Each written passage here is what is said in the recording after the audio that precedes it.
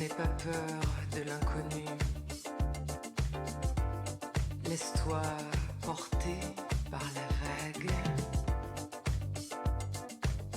Tu trouveras ce qui est bon pour toi au moment venu.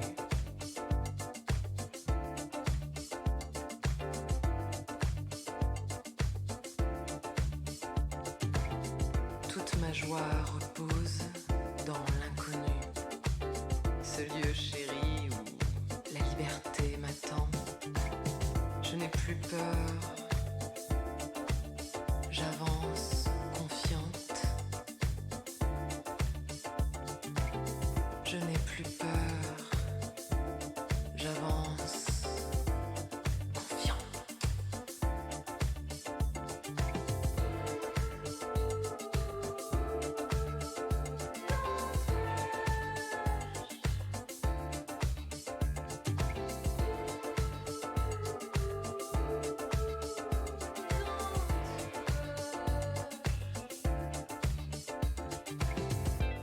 La lumière bat toujours les ténèbres.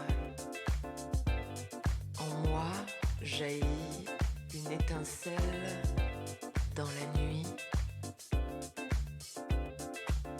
Le malheur s'envole dans les nuées.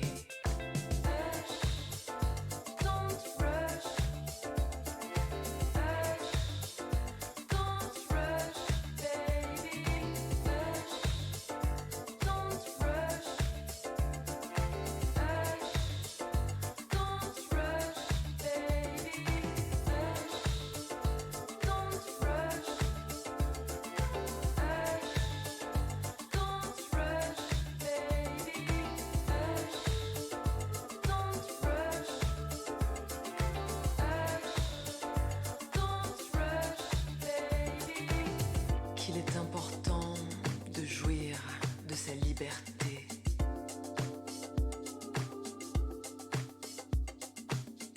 Rien ne peut m'empêcher de vivre comme je l'ai décidé.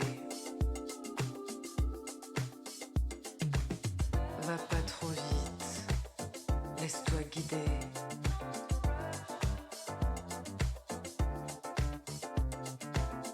La vie est faite pour s'amuser.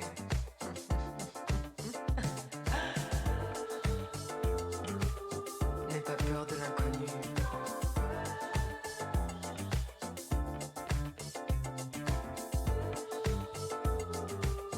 Laisse-toi porter par la vague. La tempête va se calmer.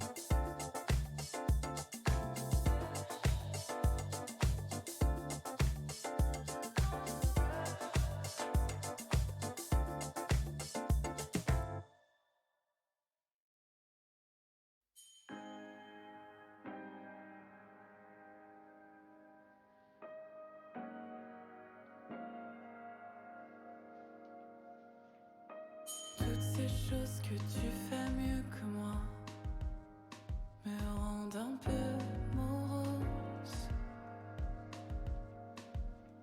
Si moi j'ose, est-ce que tu m'enverras? Même si rien nous oppose.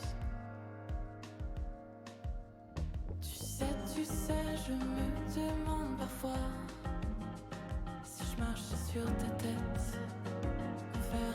La mienne peut-être. Je m'arrête et regarde le miroir. Les mâchoires serrées, le sang glacé, mon mon corps tout entier a changé. Ma raison se noie, sa vie je ne suis plus moi. Quand je l'aperçois, les faux amours rient aux éclats. L'air qui glisse en moi, ton venin me ralentit. Mon corps se retire au rythme de ma jalousie. À quel moment suis-je devenue vipère? Mes craintes ont pris le pas. Mais chaque morsure me laisse un goût amer. Je ne suis plus vraiment moi. Je le sais, toi aussi tu as peur. Le cercle est vicieux. Et toi, tu vis ce qui avec tes yeux. Échange feutré de regard revolver. On se rassure comme on peut quand le serpent mène le jeu. Ma raison se noie, sa vue je ne suis plus moi. Quand je l'aperçois, les faux amours rient aux éclats. L'air qui glisse en moi, ton venin me ralentit. Hello, everyone. We are back. Sort of.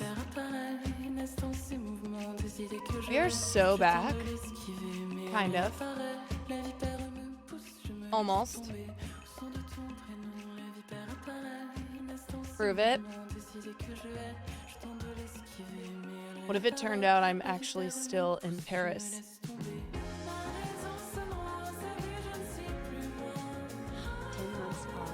Just kidding, here I am.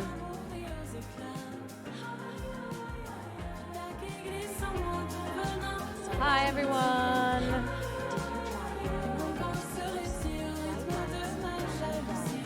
Noisy neighbors or listening to chat just once always works for me.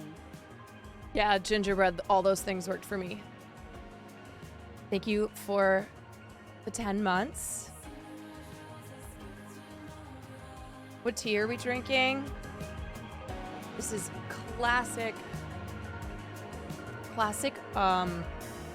throat coat tea. I actually hate the taste of it, but it does wonders. Good old throat coat. Yeah.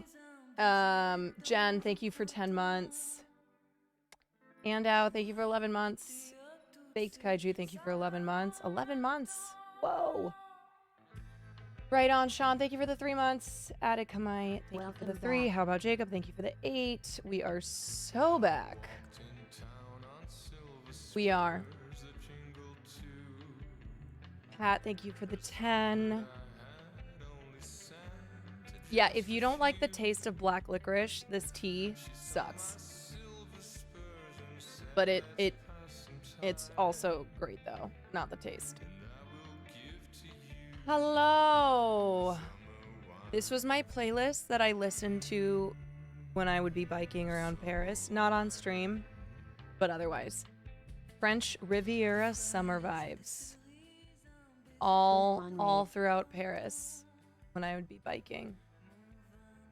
I would listen to this. Okay. How are we doing, folks? Did you guys miss the desktop stream? Let me go to here. Put a little lo-fi on. Comment ça va? Ça va bien. Listen, I've been better, I've been worse. I really left it all out there. I really left it all in Paris. So I don't know when I'll be getting it all back, but that's okay. I don't need it all. Let's go.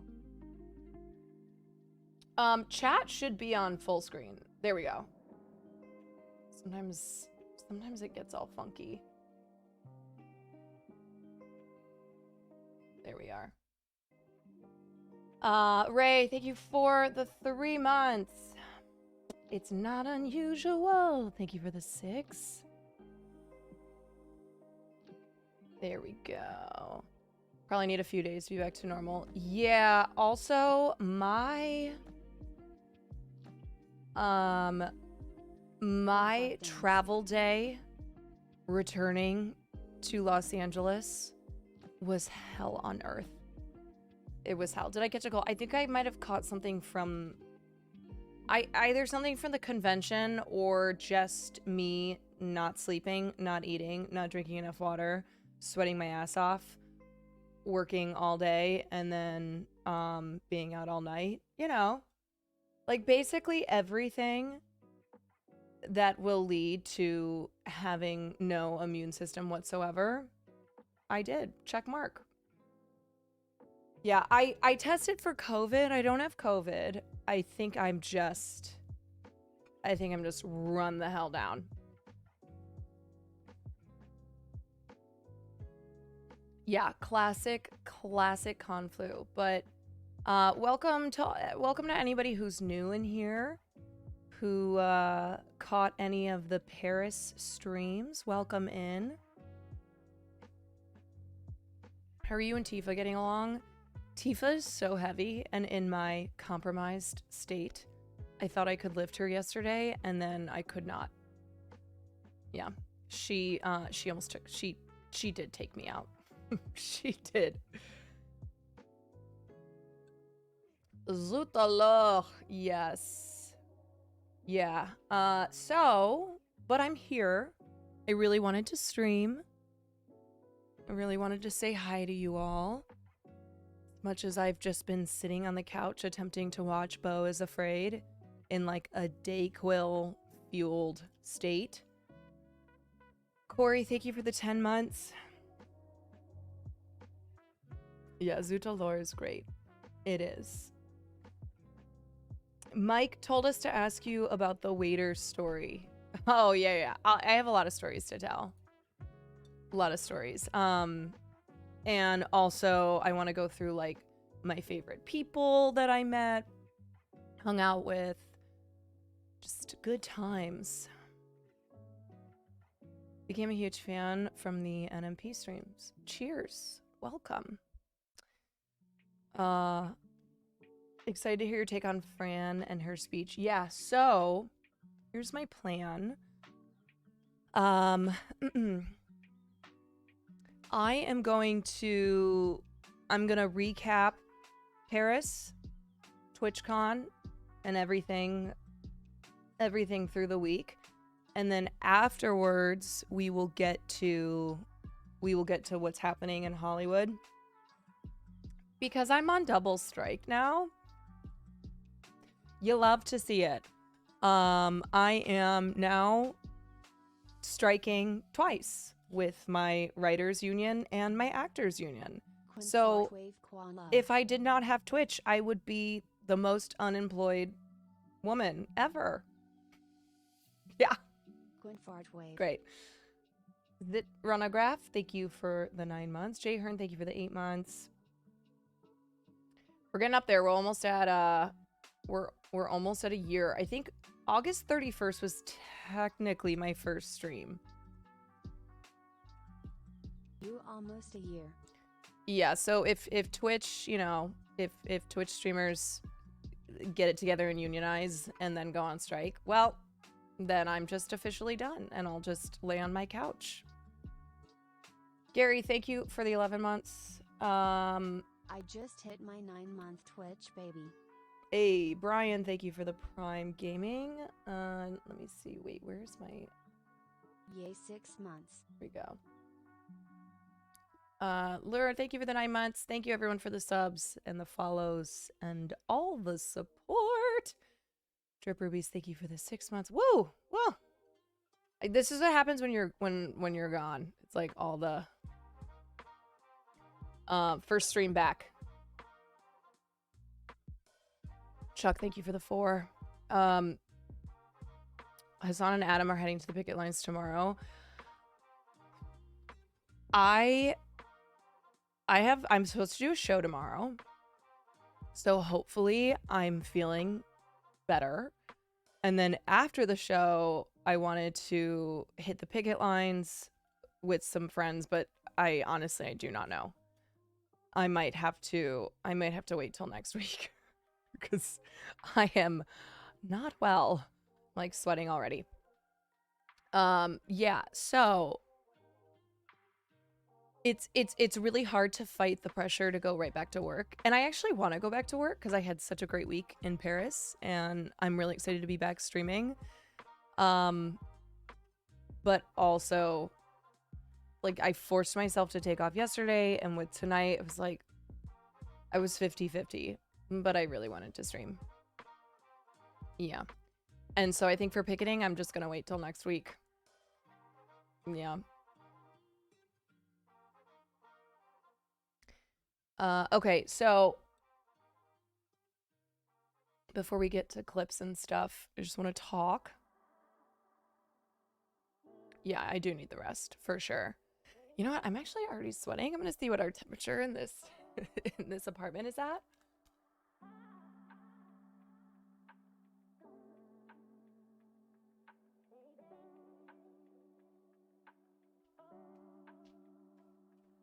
Okay. Cool. It was at 78 degrees. Love that. I was like, am I just sick or is it really hot in here? Eva, thank you for the 100 bits. All right. So again, oh, I know, I need to cover, I missed so much. Paris was amazing. I'm so glad I went, but there was also a lot that happened. And I wasn't on my desktop to do news coverage. Like, we have updates from that crazy missing man story, Jonah Hill, the strike. So there's a lot going on. I'm gonna try to do as much as I can, but my priorities for today's stream are to do Paris coverage, recapage, and then SAG AFTRA. Those are my two priorities. You feel the tiredness from here? Yeah, my voice. Cutie texted me and asked if I wanted to do the concert, which of course I do. She was texting me yesterday though. I was like, I'm gonna say yes. Oh shit. Skeletor, thank you for the 5. Appreciate you, buddy. Thank you. Thank you kindly. Yeah, so she texted and asked if I want to do the concert, and I said I have no voice, but I'm gonna say yes. And hopefully by next, what is it already, like, I think it's next Thursday already. I'll be fine. So yeah, I'm gonna be in the concert now. There is Cutie, if you saw the Christmas concert that she did, she's doing a summer concert. It's like love song themed, I think. Yeah. Yeah. Okay. So yes, priorities tonight, Paris, SAG AFTRA, and then I'll see what else I have left in the tank, but I also really want to rest up because I have to do this show tomorrow.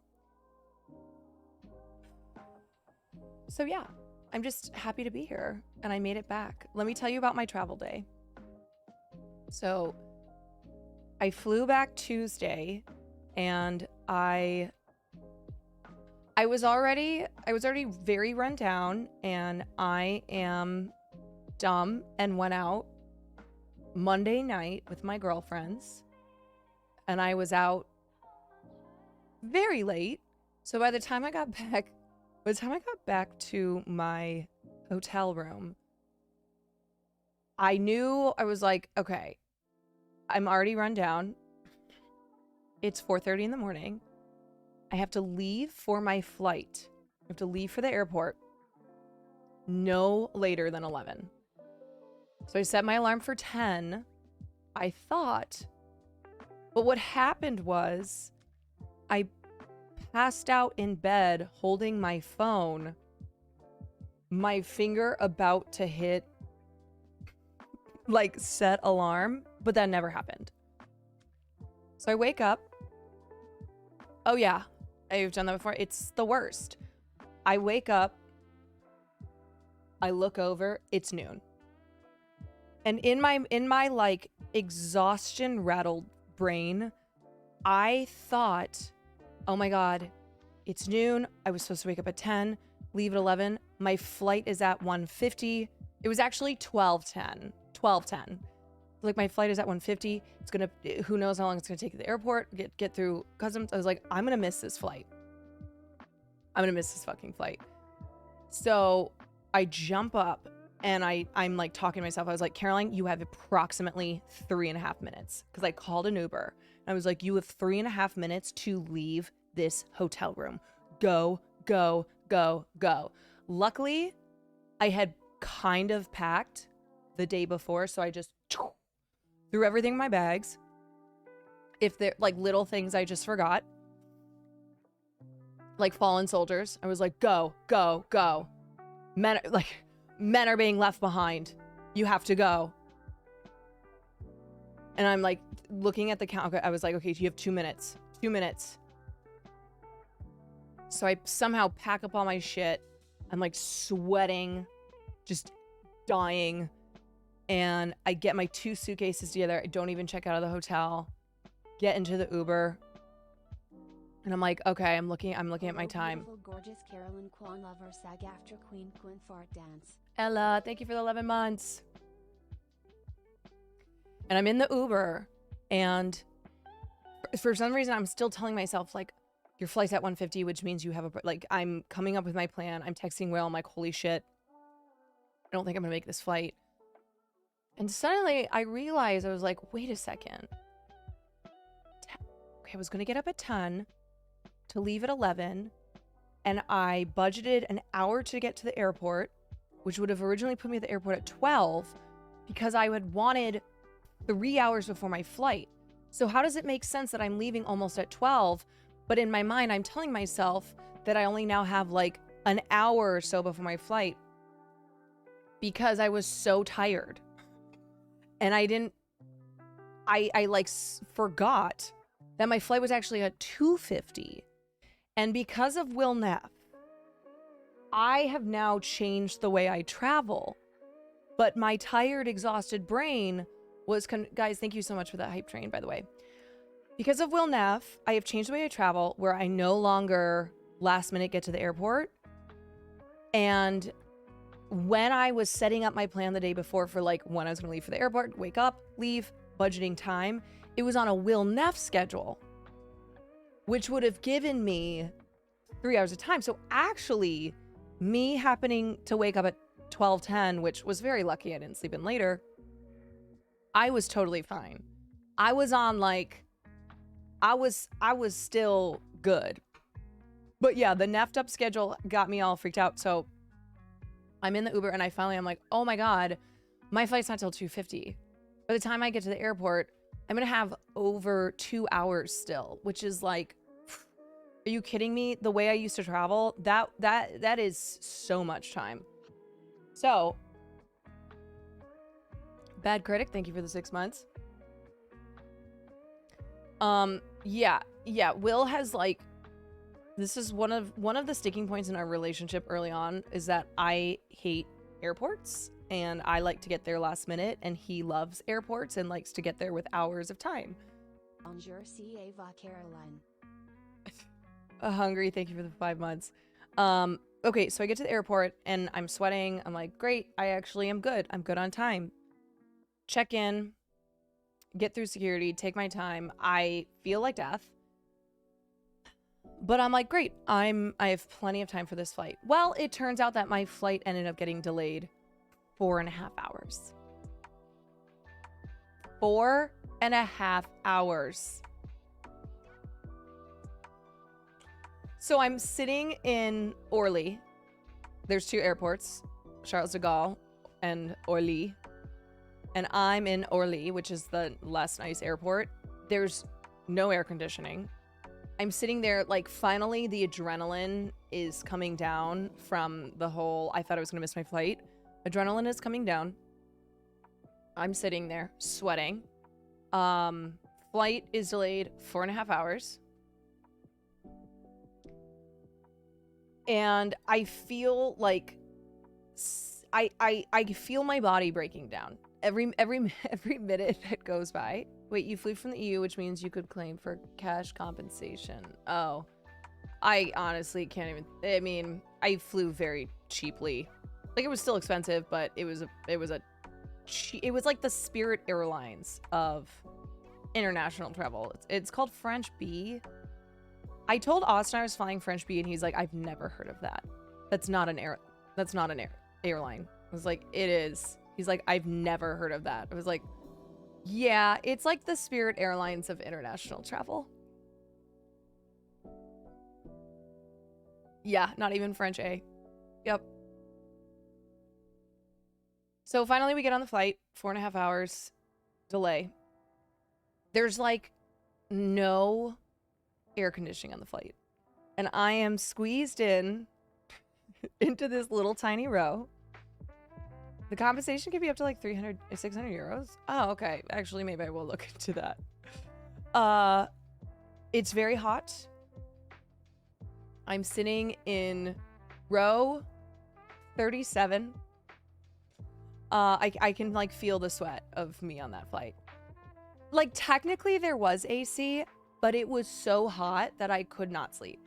Like, it was so hot that there were so many moments that I tried to convince myself, which I've said this whole week, that sweating is a state of mind. I was like, sweating is a state of mind. Caroline, you are not hot. You are, I like envisioned that I was in Antarctica. It didn't work. I was like, you are in, there is snow. There is snow around you. No air circulation, perfect incubator for viral infections. Straight up. Yeah. People were like hacking and sneezing and yeah. It was basically one of those where I was like, oh my God, get me off this flight. And the flight hadn't even started. I recognize you from a couple of underground boxing meetups. Are you still active in the fighting scene? First rule, we don't talk about it. Yeah, and then the other thing, I had a migraine that started the second, like before the flight even took off. So migraine the whole flight, just the feelings of flu from the week, and flight with no AC. So hot.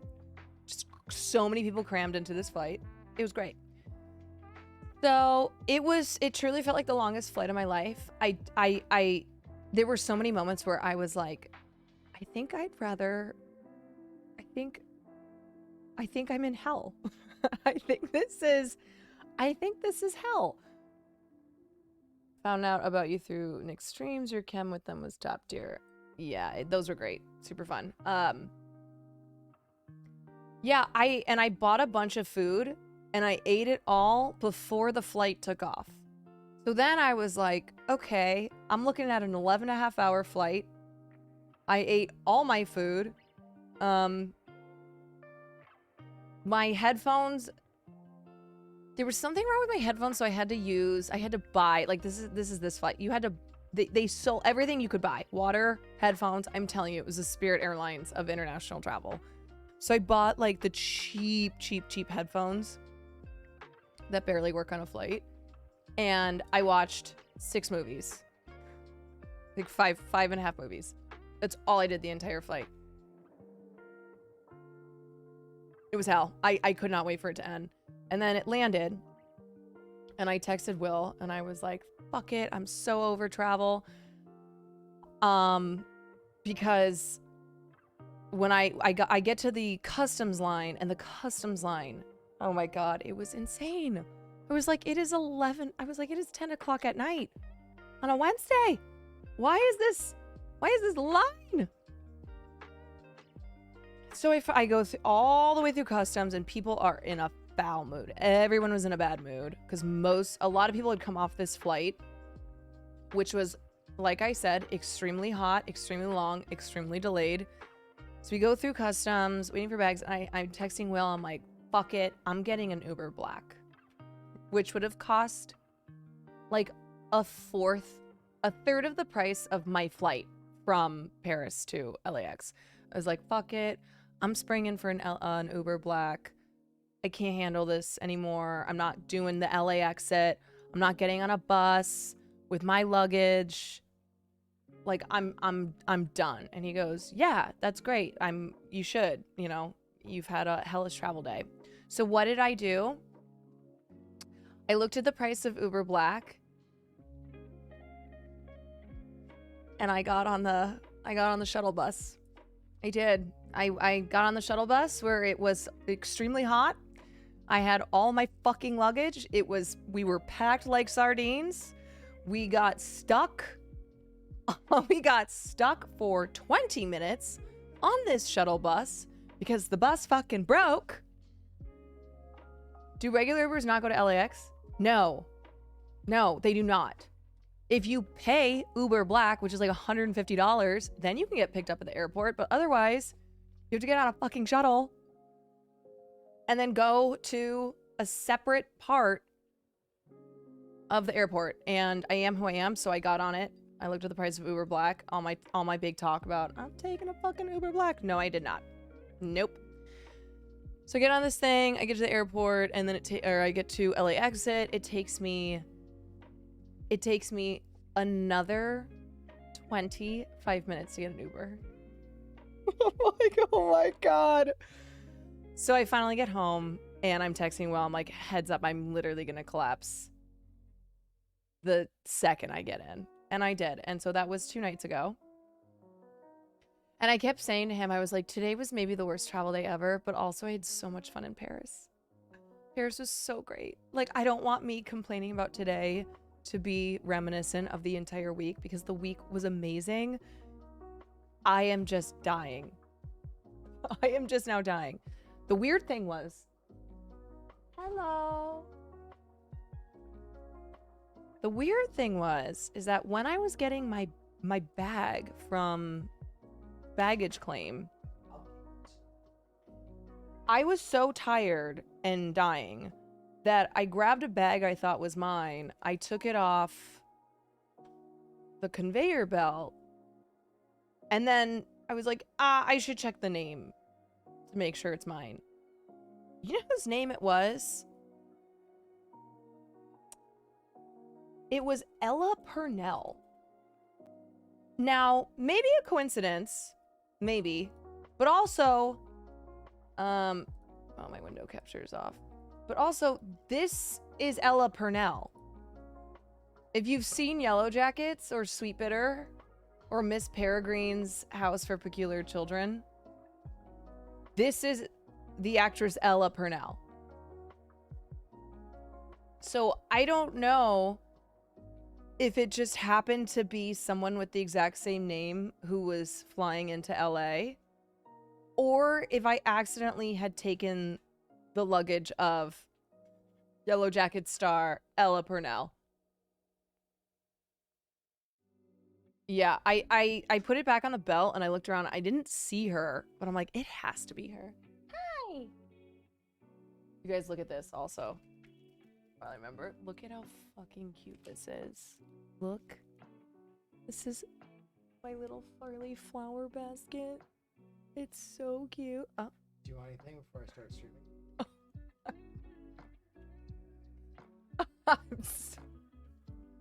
Wait, could you come back here? Could you come back? I just need you to come back. What? Sorry, what were you saying? Do you want anything before I start streaming? Oh, no, you were... Oh. Yeah, I couldn't hear you without that. Oh, sorry. Yeah, I couldn't hear you without that. Cool. Cool.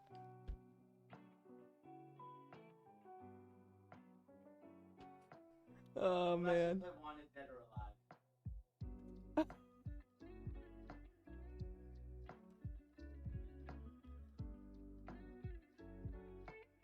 If you walk in and out by the airport, they pick you up from there. It's not horrible. Also, there's a shuttle that you can sneak on to get. Did last time. You walk to the in and out. Oh, if you walk to the in and out. Oh, I was not reading that correctly. Yeah, I need to sign up for a global entry pass. So anyway, that was my return trip. That was my return trip. It sucked. It did. And I am a combination of being run down from the week and that travel day, am operating at like a 30% right now. But let's talk about the week. Let's talk about the week, the good stuff. Okay? The week that I was in Paris, streaming in and around Paris. In and around what? No, streaming in Paris and at TwitchCon. Nessawa, sweet cat. Wait, how the hell are you not VIP?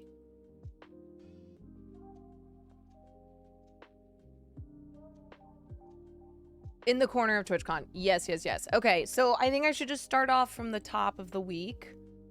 When I got into Paris,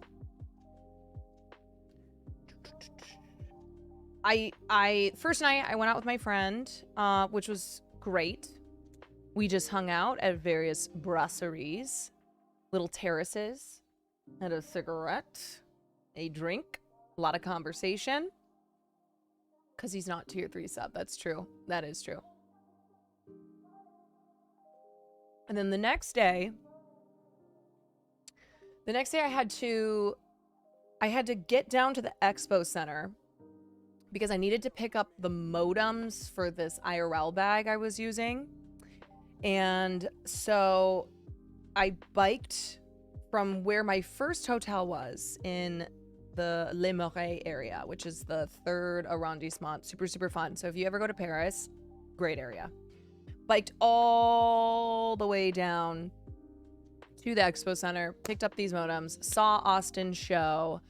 Austin, who had been there for 3 days and told me that the only food he had eaten was cheap pizza. I was like, you've been here for 3 days and you've only eaten cheap cheese pizza? Why? That kind of seemed to be a theme of the week, where people would be like, I haven't had French food. I have not had a good meal yet. Like, all I have eaten is shitty food around the convention center. I was like, oh my God. Yeah, so I meet up with Austin and what did we end up eating? Cheap pizza. I didn't. I waited because then I was going to go do a stream where I went to that grocery store and then did my picnic. So yeah. That's day 2. And so that was when I tried to do my first IRL. And then let me pull up. I think things were kind of falling apart. But the best was when I finally sat down and did my little picnic. And shout out to Bean Crafts for truly the cutest fucking art I've ever seen. This is my picnic when all the little creatures showed up. We had the rat, we had the bees, we had the ants. Everyone was there. It was a party. This is so cute. I'm obsessed. Okay, here's the baguette. Oh my God, this was so funny.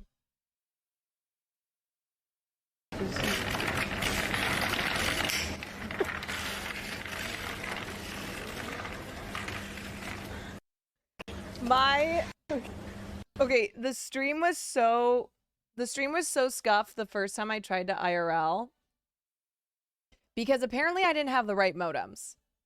So, it worked for like 2 seconds in this grocery store. And basically the only clip was me carrying the baguette around. The baguette that touched every part of Paris.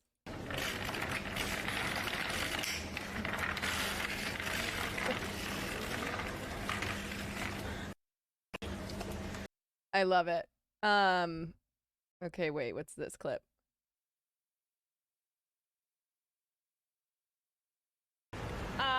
So I'm just gonna have to wear this like this. Oh yeah, okay, because the other thing that happened is the backpack broke. My streamer backpack broke. The other thing that happened is when my friend Brittany fixed it, but when I was leaving my hotel room in a rush on Tuesday, because I thought I woke up late and was gonna miss my flight, what broke again? The backpack. This backpack was out to get me this week. It was like, how can I make things are so much harder for her than they are already trying to figure this IRL equipment out? I'm just gonna go ahead and completely break. Actually, let me see if I can try to fix the zipper. I'm so afraid of this camera dying. Oh, and it almost did. Yeah. Japan's all about optimizing. My boy love card, that'll stay. Also, the Will Neff clips. Every time the stream would F, and it would just play like the most classic Will clip every time because it's his backpack. And I have not fixed it. I haven't figured out how to put my clips in. So it's just set to Will's clips. So every time the stream Fs, which is constantly, it'll just be like, I feel like, Will, every time you would tune in to the IRL, it would have just F'd and it would be you. And you'd be like, wait, that's me. Jack, thank you for the 9 months. HMG, thank you for the 2 months.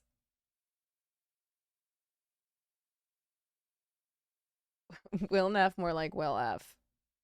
Yeah. Okay, wait. I wanted to see. The clip was so funny when meeting Austin. Oh, is this a TwitchCon clip? Yeah. There's a lot of great TwitchCon clips. Okay, wait. I'll get to this one in a second.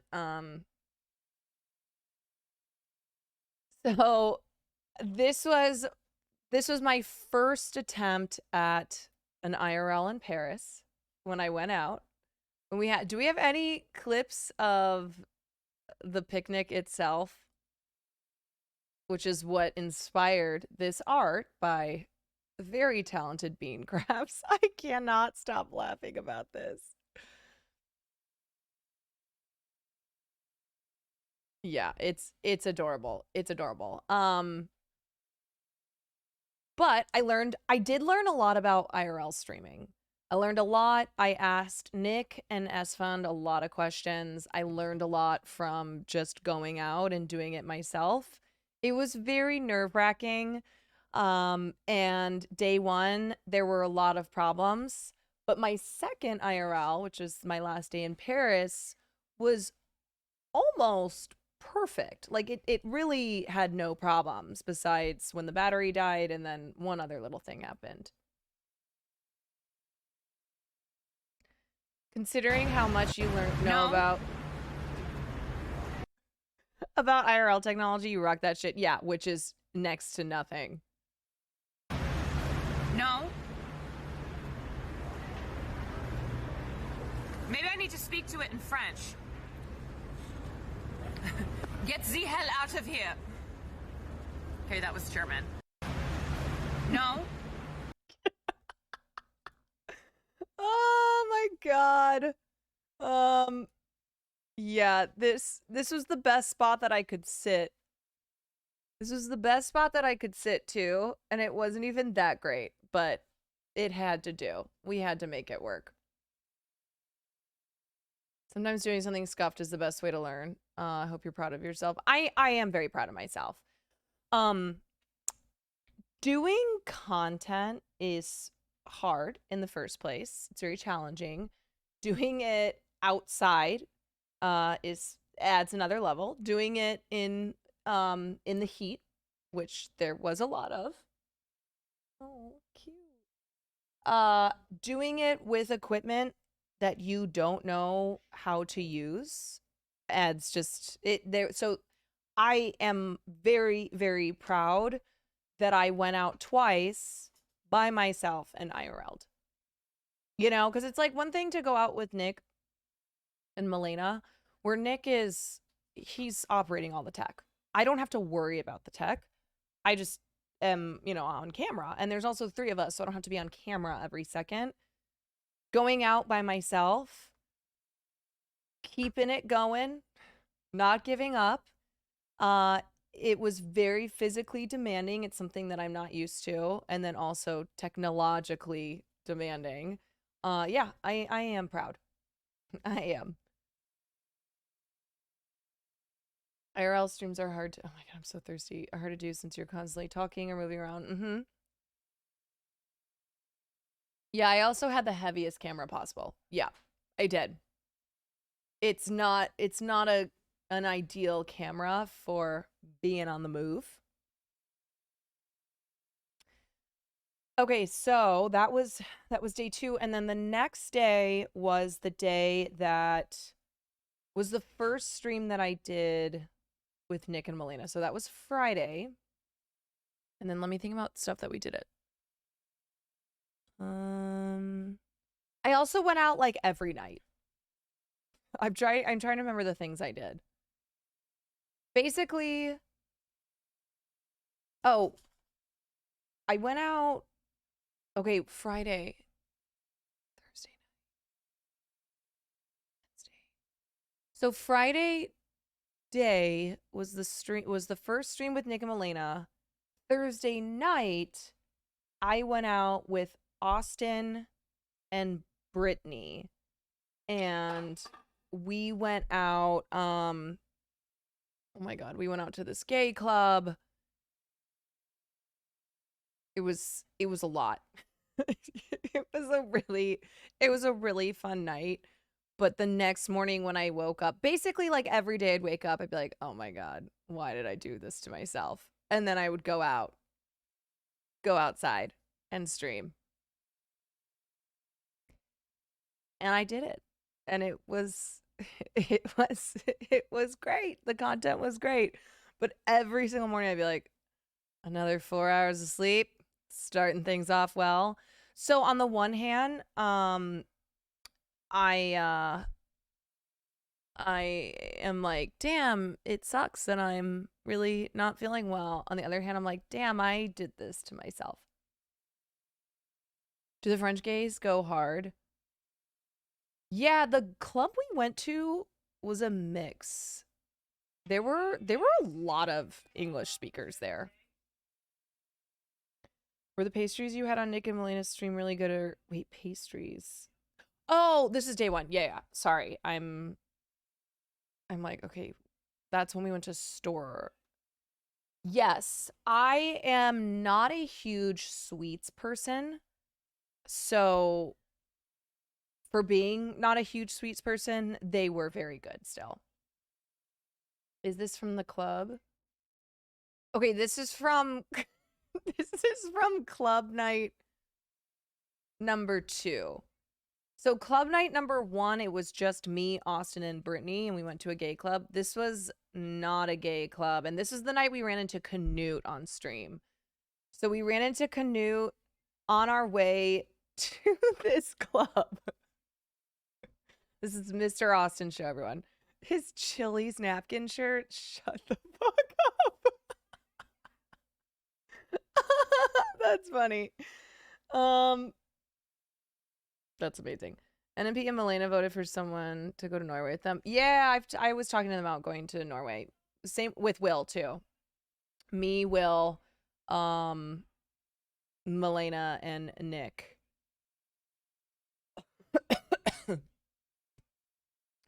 Okay, let me continue. So I went to the gay club. The next day was stream number 1 with Nick and Milena. So if anybody has clips from that stream, we can play those clips.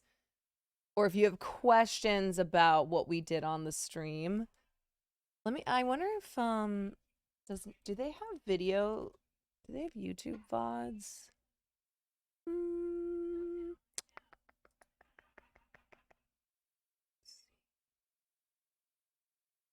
Day.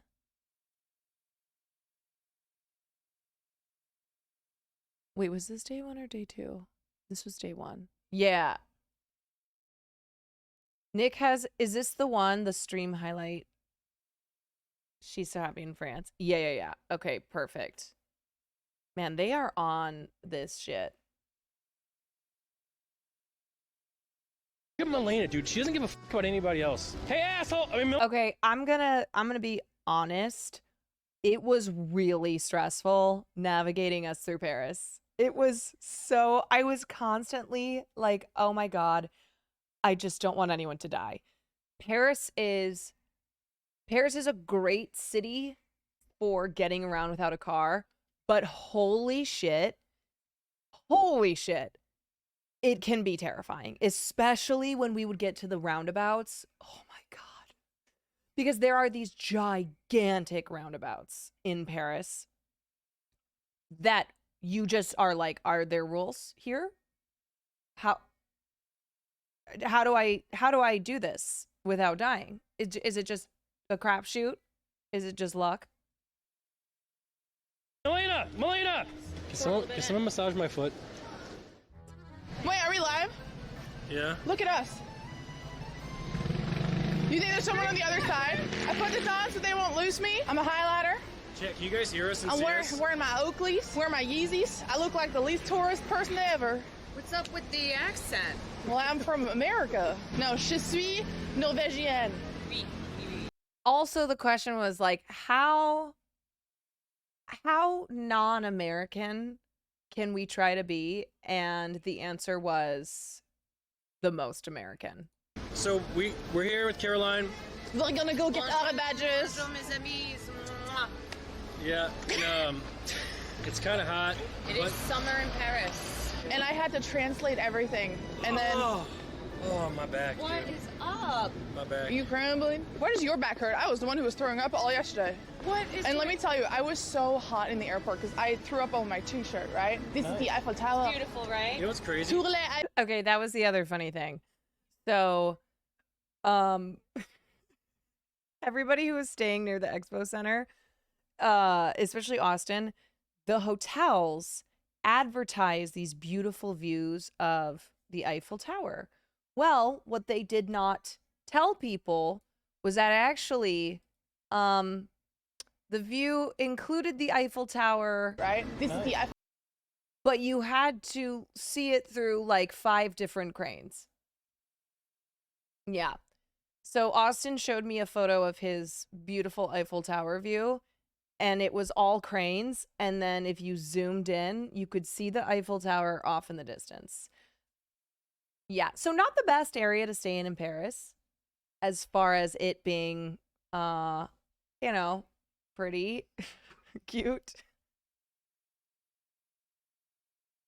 A beautiful view of cranes. Eiffel Tower. Beautiful, right? You know what's crazy? Sur les Eiffel. It's like we're in the city of love, you know? Like Paris, me and Milena. She doesn't even give me any kisses. He woke me up today grumpy as f***. Why would I want to give you kisses, man? Well, you didn't give me kisses last night. So The where's Eiffel today Tower after basically looks yesterday? like a crane did. troop. I kissed myself to sleep. We're just best friends Let me at this see you point. kiss yourself. What? No, stop. Yeah. Not on stream. Look at this. Ah, Nick, you're in this art. Look. Milena, there's a little small penis on They there. can't see that. You call me a snake? You're a Oh, snake. Darton, thank you for the 10 Slippery months. snake. I'm just amazed that you can't, like, there's infrastructure to where you can walk around here. It's insane. Bro, there's no way, Caroline, you're pointing at a wheelchair and saying, look, Milena. Can anyone rent Holy fuck. I was saying for all of us. Oh my god, there's danger afoot. Oh, shit. What's up, this guy? Look at Knut's fucking shorts, man. His little tiny shorts and his Birkenstocks.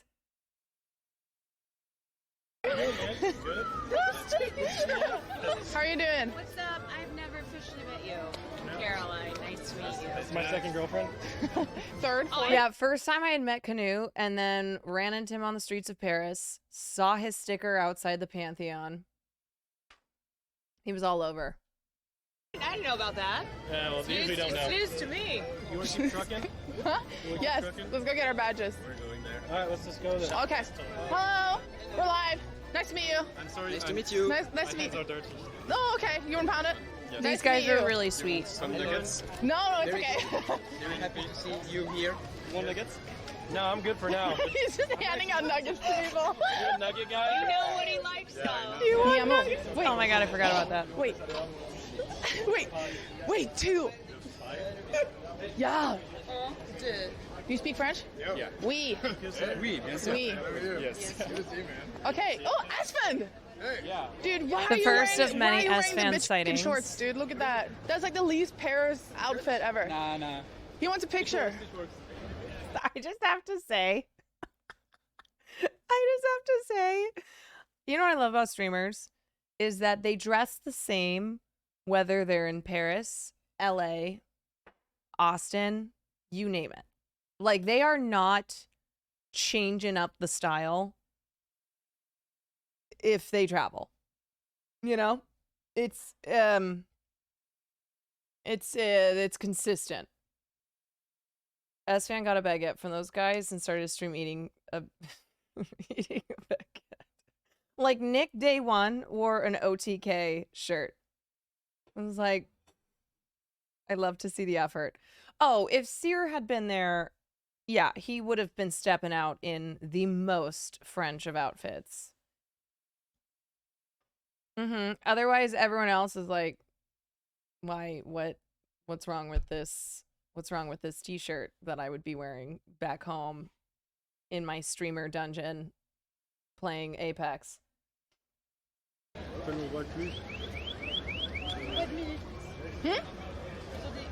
English? What minutes? Okay, sorry. Chat, she was throwing up on the airplane. If you think you're stinky, I'm stinky. Listen, wait, give me that pit first. I'm just kidding. Take a napkin, give me a swipe. Oh, Sear and Peach would have killed I'm outfits. just kidding. Continue to out-nastify yourself. I'm kidding. I'm kidding. I have a girlfriend. Not for long. Okay. Or did you? It died? Oh. And you really should treat her with more love and care. Why are you coming through Canute's TTS? It's cheaper, so I can send it there instead. Jesus Christ, chat. Pay the fee, chat. So today is actually not TwitchCon, chat. TwitchCon starts tomorrow. Wait, where's S-Fan? Wait, hey, we're leaving S-Fan. Yeah, because he's so f***ing small. Hey, don't swear in France. Oh shit, this cannot be real. I'm next to cars, brother. This is not right. This is not... Am I supposed to be here? Oh god, what are we doing? Why am I so slow? Is it because I'm fat? Wait, S-Man, you're going faster than me! Yo, Just I got the screaming slow in one. Paris. Okay. Why do I always get the slowest everything? I don't know if this is what we're supposed to be doing. I swear I feel like we're in the wrong lane. He kept but saying we can't his be on was the the sidewalk slowest, because but there's they go people the there, so this same has to be exact right. I hope I don't get hit by a car. speed. Dude, that guy's called me E-Rob. The guy said there goes E-Rob and S-Fan. Yes. Dude, I knew Britt had a crush on me. Oh my god, we're getting into the city, dude. There's just, guys, this is too much going on. There's just too much shit going on. Oh my god, I is it just dead? cannot believe we made it Just keep through. fingering it. Look at Milena, dude. She doesn't give a fuck about anybody else. Hey, asshole! I mean, Milena! I Milena, cannot believe wait up! we did this twice on Milena! stream for hours biking through Stop Paris. going so far ahead, man. Man, there's cops around here. I almost said, hey, asshole. You think you're getting arrested in Paris for calling someone an asshole? Stop going so fucking far in front of us, man. Okay, isn't this illegal to standing in Streamers in Paris. Stop going so far. My nerves are on absolute peak right now, chat. So if I'm a little bit ornery, I'm sorry. Couple things, ladies. Ladies, get in here. Remember, we are a team. We are a unit. Can you wear this? Hey. Let's not get too far ahead of each other. Yeah. Let's take our time and be safe and courteous to other people on the road. And then we would just this zoom is a off. fucking madhouse, bro. I don't know what's going on. I don't know the rules. Dude, bikes, like, do we not care? Do we not listen to the rules of the road? Everyone's just going through. Bikers don't give a f. This guy's in the middle of the street. Chat is calling me soy. I'm soy. Chat, can you guys not see how this is a wee bit overwhelming for a young boy like me? You guys have seen my life for the last 10 years. Do I ever go outside? Do I ever get to experience things like this? No. But I'm not complaining. I'm just explaining to you my feelings. I'm having a great time. This is fun. This city's beautiful. Wait, my scooter's faster. I'm catching up to these bitches. I mean, Yeah, people. young boy. Can these cops shut up? Like, I'm trying to stream. Holy shit, dude. Oh shit, sorry, let me fix the quality. I'm kidding, shit. Oh shit. They're not honking at me, right? What is I this? think Nick is older than me. Is this for the king and queen? Oh my God, this is where Mbappe lives. Wow, what a whoa. What? This is gorgeous. What is happening? This is so pretty. Can we stop? Yeah, they think it's like so 50. Pretty. I want to look. Oh my God, I feel like I'm in a fucking movie, mate. This is crazy. I want to stop. This fucking cobblestones are hurting my asshole. This is a movie. Look at this. This does kind of seem like a movie. I kind of feel like I'm not even here. The number of times they kept saying, this is a movie. And like some of what they do, obviously they play up for content on stream, and then other times they're like straight up serious. Just everything we would pass. This looks like a movie.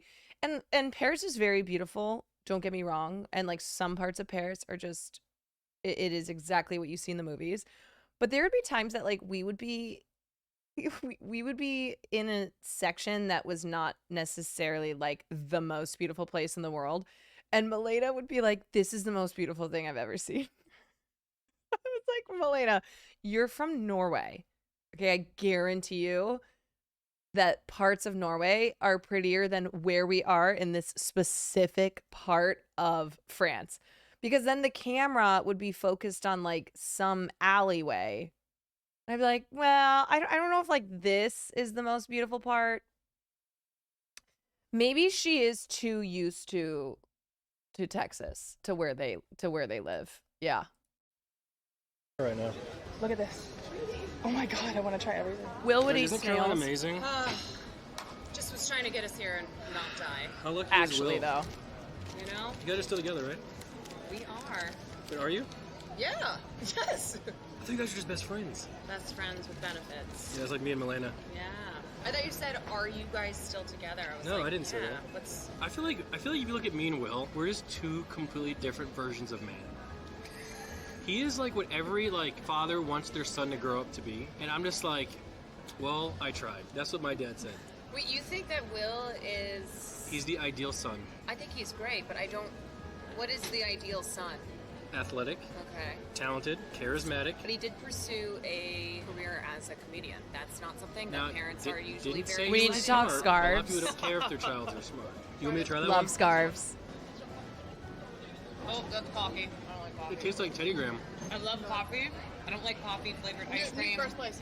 Okay, is anybody else like this where you love coffee, but coffee flavored foods? No bueno. Hot Sardine, thank you for the 9 months. Yeah, I don't know. It does not make any sense. It does not make sense at all. It's not meant to be eaten. Yes, I agree. I completely agree. I need to know the sizes to wear. I'm actually not sure on the sizes. I could figure that out. Yeah, coffee flavored ice cream? No. No. There are many people who are exactly the opposite of that. Yeah, it doesn't make any sense one way or the other. I like feet, but I don't like feet flavored macaroons. New first place. Do you think that there are people who like feet-flavored macaroons? Yeah, I know there are. Oh, you know. This one is best. This one was the least best. Third, fourth, fifth. No, caramel one was second. This is a beautiful city that you guys got here, by the way, France. You guys? Is everyone in chat? Well, chat's rich, they know. You guys really do. What is that? Appreciate it. Oh, more. Did you bring in a gift? Thank you. Your own? Are you from around here? I'm giving Paris money. Oh, cool. That's awesome. What do you think of his scarf? He looks French, right? He looks French? It's too high up for the... Oh, you're too... Oh, it's too fancy. much. Too classy. Yeah, Too classy. That's usually his problem. Well, he loves too free classy. stuff. He loves free stuff, yes. So he's gonna be so happy about that. Well, thank you so much. That's so nice of Thank you. Thank you so much. Yeah, and then he dropped them all on the table. Oh, we gotta do the eclairs, man. Come on. Oh my God, look at that. Look at that. Those are fancy. Whoa, beautiful. Nick. There are so many times I genuinely don't know if he does something on purpose or on complete accident. I don't know. So like my reactions are always genuine because I never know. I'm just reacting to I'm reacting to the shit that he does. Miz, thank you for the 11 months.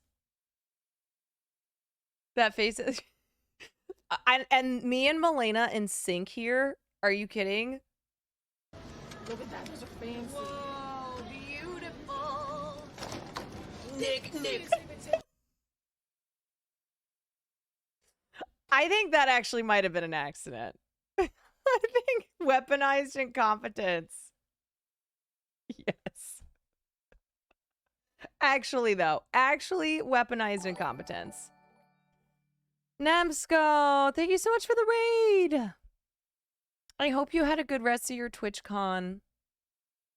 It was good to see you. I hope you survived the heat, especially at TwitchCon. Oh my lord. I told my chat that I was walking around spraying deodorizer because it was so stinky in there. Y'all, if you do not follow Nemsco, throw her a follow. She is fabulous. She's a chess streamer and also just a cool lady. The con itself was very mid. I agree. It was my first TwitchCon and I'm like, is this how it goes? Like, is this how TwitchCon goes? People kept telling me, no. This is probably one of the milder TwitchCons. Las Vegas is going to be super fun. Really excited for that. Yeah. The US ones are, but true. Also, there were more streamers. God, my voice. There were more streamers at TwitchCon Paris than I thought would be, but still not that many because it's TwitchCon Paris. Like, there's gonna be way more people in Vegas. Yeah. Anyway, welcome into the Raiders. I'm Caroline, and I am currently going through my Paris TwitchCon week recap. And then afterwards, I will be covering what's happening with the actors going on strike. I am a member of SAG AFTRA, also a member of WGA, so I currently am double striking. So Twitch is the only thing I have right now that is not on strike. So we're gonna go through. We're just going through this stream right now. Oh my gosh, another raid, Domo! Thank you so much. Welcome in, everyone. Double raid. Hi, you Slade in Paris. Merci beaucoup. Yes, I'll always have Paris. What's up, Domo? Well, I just went through my little spiel, but I was saying we're gonna go through Paris and TwitchCon, recapping right now. I am currently under the weather from the week, but it was a fabulous week.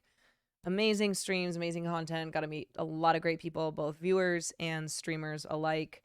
And I'm really excited to share that all with everyone. Okay, so in this stream, we biked through Paris, did not die, and then went to Stoher, which is this very famous old bakery in Paris where Milena tried to order one of everything, and I was like, whoa. Let's not order one of everything, because I was like, there's no way we're going to be able to carry this with us. We still did order a lot to taste a lot of things. But yeah, when she said, let's order one of everything, I'm like, there's a lot of things. There's a lot of things in there. You're eating them still. No. Yes, you are. No. Did you have to? No. Wait, am I being cringe? Am I being hateable? But chat, you guys did see how much I was sweating, right? Look at this one, chat. Nick, more than any streamer, I think embraces his chat calling him cringe. He knows what the answer is going to be. He'll always say to his chat, come on, am I being soy? Am I being cringe? Oh, come on. Hi, Mike from PA said you're cool. So, oh, I fucking love Mike. I'm going in order right now of each day streams and then hang out with people. But so I'll get to Mike because I saw him my second to last night in Paris.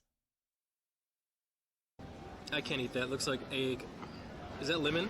Yeah, it's lemon. That's lemon, isn't it? I fucking knew it, you lemon-eating fucks. You lemon-eating fucks. All you fucks just keep doing is eating lemon. Fresh, thank you for the 10 months. What happened? Are you gonna spit up? Are you gonna throw up? No, I think that's her. This is so good. What happened? No, I think she's It's not happy. good? I think she's happy. It's not good. No? Swallow Is it. that bad? Swallow it, swallow it. You Wait, I don't Hot I've sardine, seen thank you for the swallow 9 worse months. Stuff, trust me. Just swallow it. She was not happy.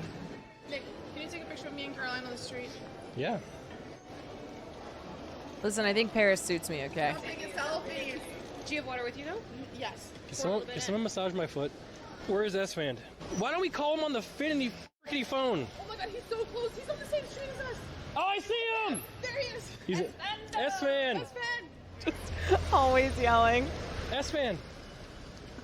Does Paris have a beach? S-Fan? He left. I've been manually pushing Classic a scooter for, I'm S-Fan. not joking, 30 Doesn't stop. basically. Why? Because it wasn't you're in a no scoot zone? No, I ran out of battery. Oh, no. I ran out of battery on the other one. This one I was running through a no scoot zone just now. Oh. I finally found, I swapped twice, no battery. Melania, you can ride a bike.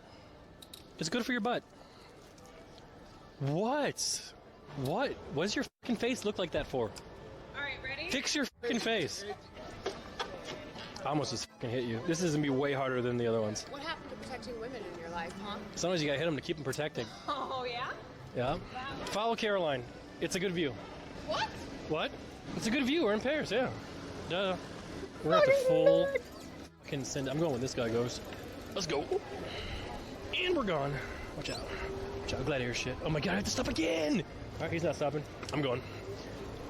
I'm following this guy. Listen, he's from. This guy looks like he's from. Okay, we're stopping. Nope. God, this old guy does not give.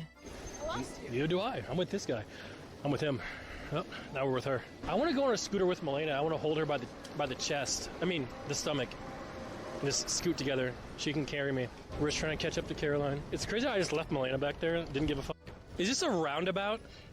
This is gorgeous, dude. Oh my god. Who's he talking to? This is so pretty. Oh, speaking of pretty, where's Melena? A viewer?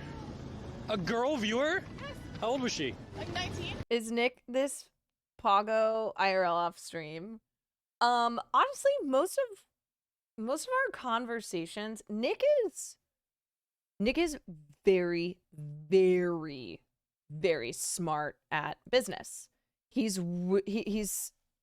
I talk to him a lot because I'm so new to Twitch, and he offers a lot of insight. He's very smart, especially when it comes to the business of Twitch.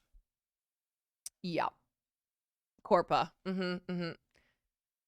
Is this just a video of Nick trying to be as cringe as possible? I mean, that's Nick, right? Nick is soy boy.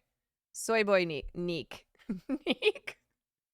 But yeah, no. Off stream, Nick, no, we have a lot of great conversations. That's his brand for sure. He is it's not like off stream Nick is eating snails and, going out and partying and stuff. We know he has a brain, he just doesn't use it on stream. Absolutely. Yeah. But Nick is really great. He has he's offered me a lot of advice and is very helpful with all things streaming related. Yeah, off stream Nick wears a suit and eats caviar. Yeah, that's Nick, yeah.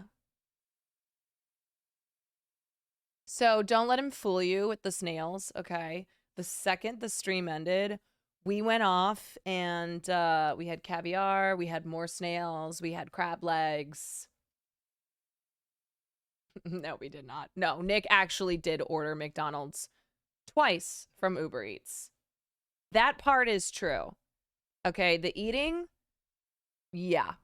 He Uber Eats McDonald's after I took everyone to a French restaurant this night, I think. So after this stream, And we were back at the hotel, and I was like, "Can we please go to a restaurant?" So I found this French restaurant. It was really good.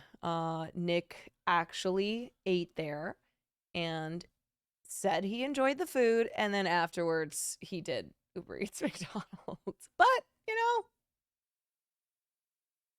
19? Who watches us? Go back and say hi. She's right I'm not gonna go back and talk to her. F that. Uber. Hassan, Abby says I'm gonna snipe. Hassan's coming? Oh god. Well, Hassan, if you can find us, man, because I don't even know where the f I am. All I know is this is some cool ass old shit. Bro, this roundabout in particular, I was like, I don't know how I'm gonna do this. I don't know how I'm gonna get everyone around this and survive. I wish I could stop and check it out, but I want to give Milena a kiss at the Eiffel Tower. I want to kiss her right on the lips. Maybe grab her butt or some shit. Consensually, we're dating. I can do that. I have permission. That's normal when you're in a relationship. Chad, don't be weird. You're being weird. I'm not even looking at you, but I know how you're being. Hello, my love. Now I know what the Pago shit See, I is. told you, Chad. Oh my God, look at that. Look at the buildings from here. I know, this is good. Yo, what's good? How we doing? Are you going to TwitchCon?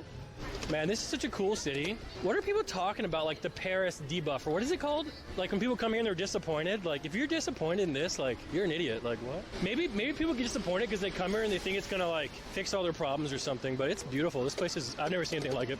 Wow, look how cute. I know it's a bit windy, mate, because we're going over a bridge, mate. But it's fucking beautiful. Can we stop here and look at it? Look at the size of that thing right there. Let's stop here. Let's stop here. Bro, why do I look like one of those things from Inception? Hey, that's what you look like. You gotta deal with it. Let's keep going. I'm touching this thing. Look at S-Fan over here just talking to someone. Dude, he kept thinking he could touch the Eiffel Tower. God. I've been here for 10 minutes. I was cooking, dude. What is wrong with you? I'm like drenched because I was like...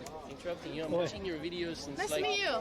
Like the beginning of times, but I'm actually from France, so it's that's quite really surprising cool. seeing you here. Bonjour. Cool. Bonjour, oui, bienvenue. I mean, I'm close enough to it. I don't really need to touch it. Hey Nick, how much would I have to give you to walk up all the stairs? So he's not soy off stream. Oh, no. I didn't say that. I didn't say that. I just said that a lot of our conversations are like very smart, helpful, businessy conversations. The Eiffel Tower. So it's not how. It's you pay extra for the elevator, but see how people are walking. Well, obviously I'd pay It's extra. like the experience of walking. $1 million non-exclusive. Okay, one XQC. So I would go up there for free because I'm not afraid of heights. What would it take you to walk up the stairs and do the I'm full physically not experience? able to do You're that. Physically, okay. Money. I would attempt it. For how much? I would attempt it just for the fun of it. Oh no, just no money necessary. Well, if I can't make it, then I have to sit up there until I can heal and get back down. But It's true. Or heal and get back up. the problem is I just have so much money already. You're so rich. Yeah, like I don't. Hello. Hello, I'm Nick. How you doing? Hey Nick. Are you French? Nah, but I recognize you guys. Oh shit. Wait, Are you from Nick, America? Nick talking about how he's rich and then Nick talking about how he's poor is so funny. Because he'll either he'll either talk about how poor he is or then he'll talk about how rich he is. And I'm like, wow, I've never known someone to be rich but also poor. The duality of man. What's Milena like off stream? I love Milena. Her and I get along really, really well. Yeah, I think like most streamers, when they're off stream, they're chill, but it's also because, when you're on stream, like you're doing content, you're on, right? And especially when you just finish streaming, like you're usually pretty tired. And so we would finish stream and just chill, like have a drink, hang, talk about the day. Milena genuinely loved Paris so much. She loved Paris. She's a fellow shield maiden. Yeah. Milena is really one of the most thoughtful, generous people I have met, not just in this industry, but outside of it too. She will always have your back. She's just she's a gal who's gotcha.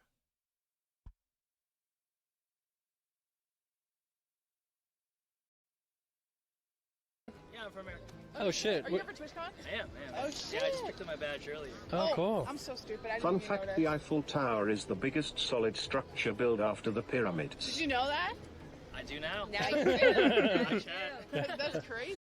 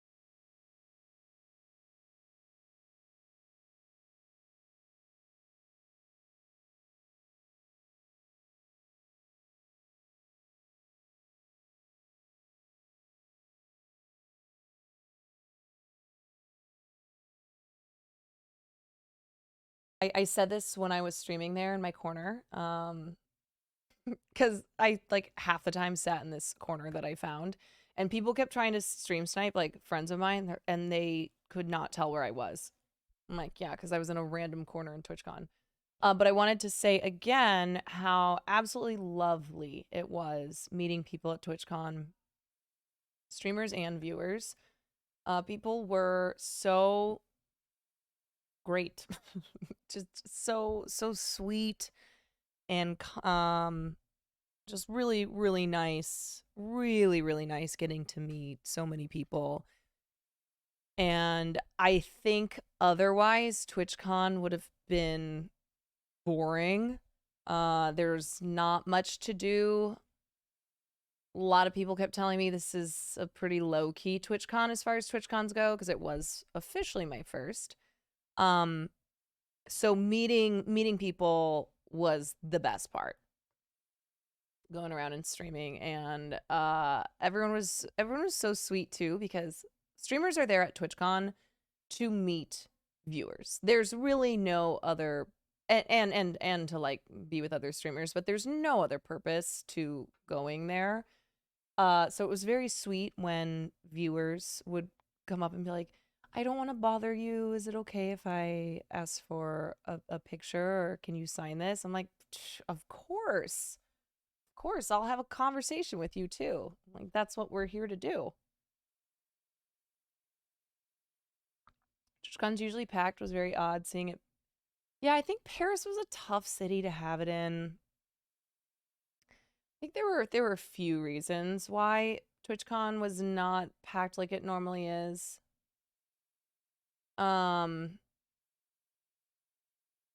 You're so sweet. Well, I genuinely I think one of the best parts of streaming is getting to meet people who watch my streams. I love that. I love like I love like seeing the actual humans, right? So it's just not just names in chat. Hoping to do a TwitchCon eventually. You should. It was absolutely worth going out there to get to do my first TwitchCon, to get to meet people, to get to really feel like a streamer. Sorry.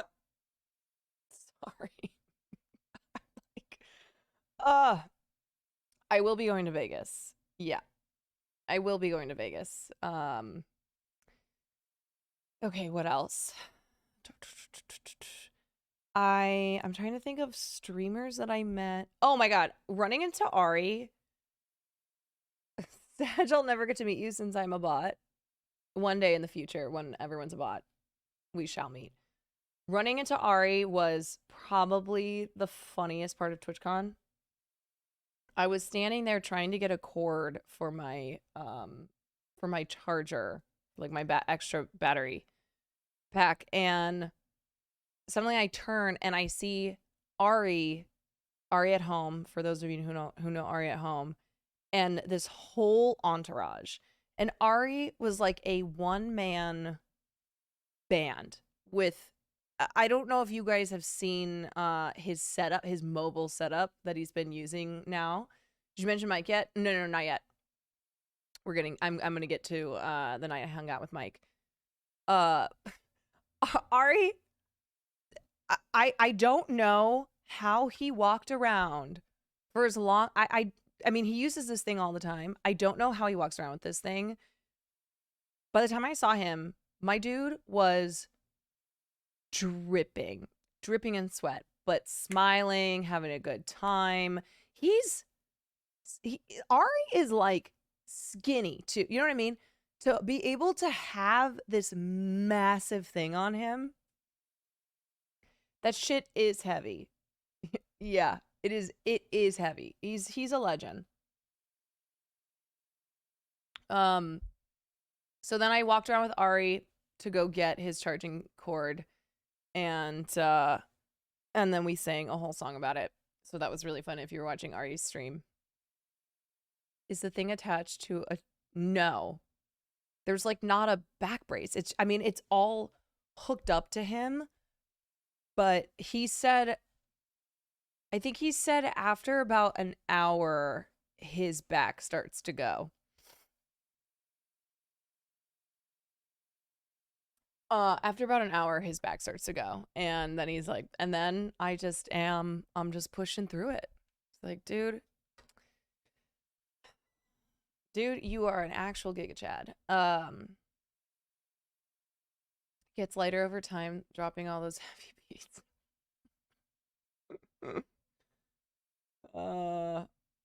Yeah.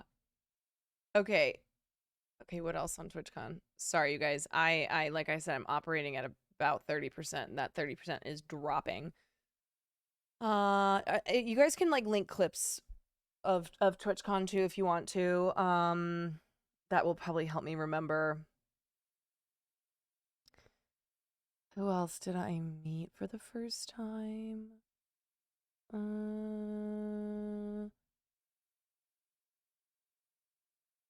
Oh, great. Here we go. Oh my god, yeah, now I remember this.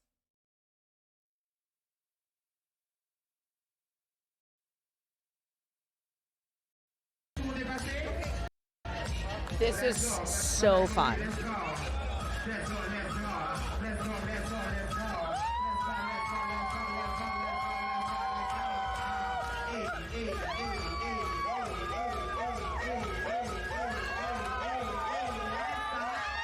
I just have to say again, these pants, I love these pants, but I got them at a thrift store. So the zipper doesn't work. Like half the time my zipper would just be down and my pants would be unclasped. So I had to constantly be checking and making sure that my pants weren't open.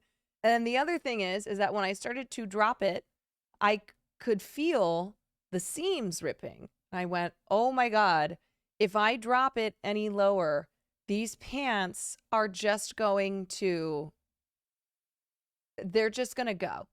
They're just gonna, these pants will no longer be on me. The zipper was grabbing on. It was, yeah, these pants were holding on for dear life.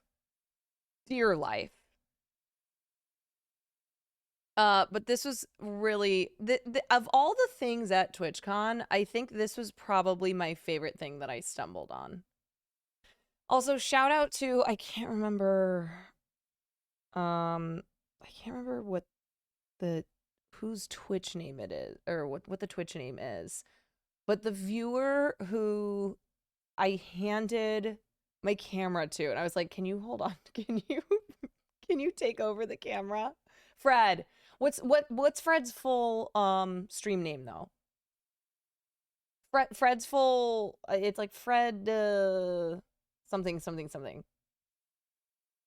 Anyway, Fred, good nickname Fred.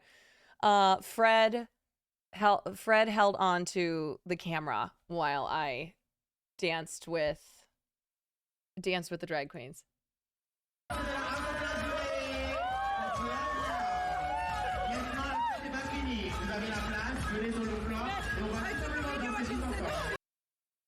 So fun.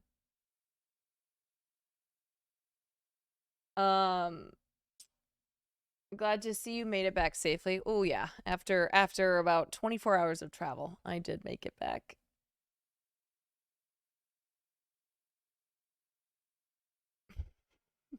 This fucking photo of me in Austin. Oh, okay, now we can play this clip. Here we go. So I find out,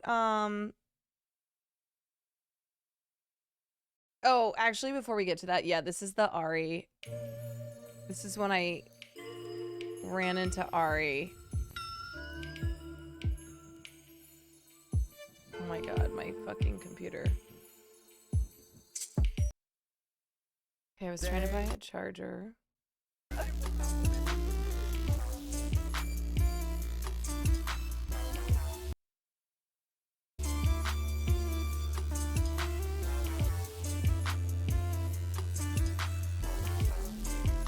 Who is that photo? It was Austin.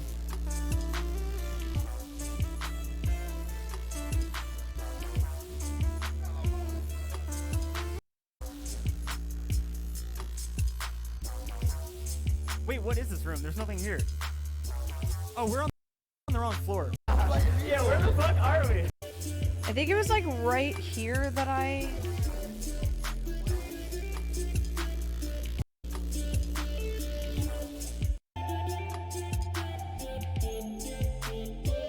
Yeah, this is Ari.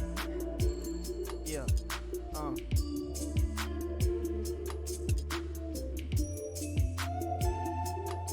Wait, one sec.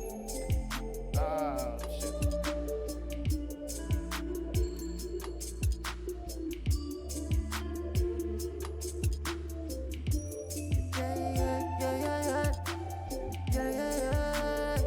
I'm trying to,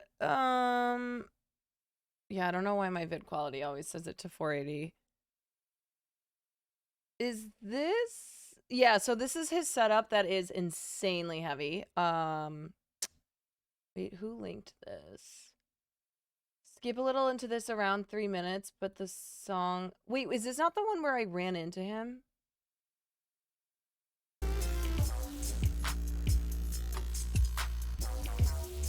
Wait, what is this room? There's nothing here.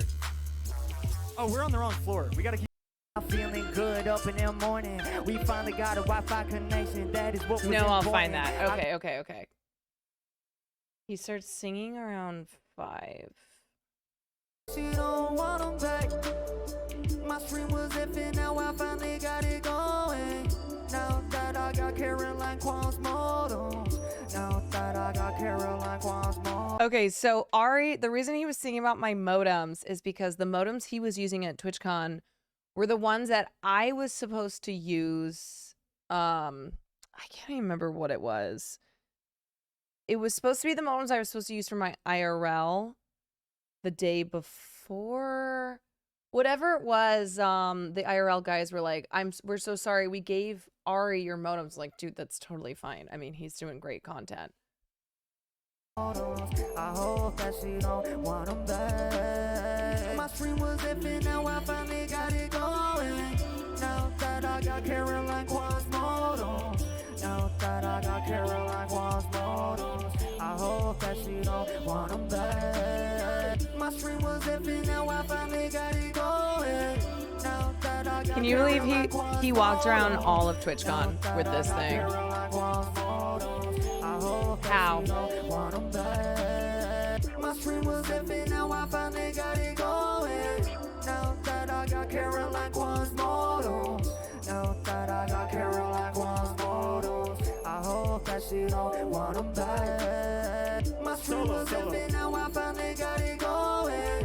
Now that I got Caroline Quasimodo. Wait, I didn't realize what he was saying. Yeah, he's saying now that I have Caroline Quan's modems. Ari is the fucking best, man. I love him. This is when you meet. Okay. This is when we ran into each other. Oh, y'all. Did you record it? I think so. That's Ginny. I met Ginny this week.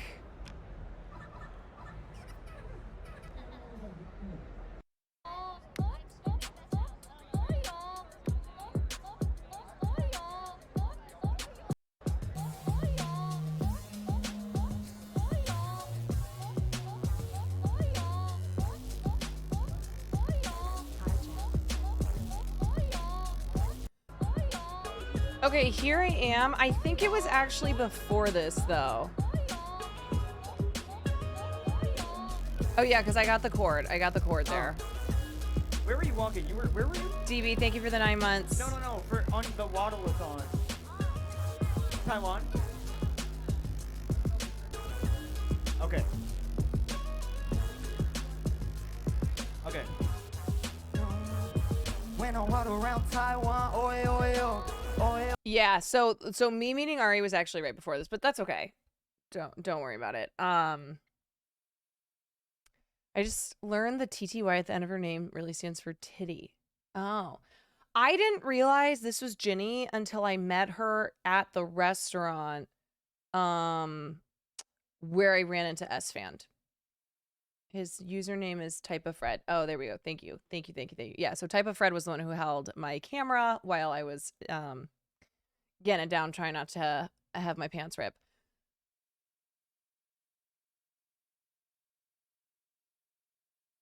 Yeah, so that's the setup. That is Ari's setup that he walked around. You can't see, but he is dripping in sweat. Is this from TwitchCon?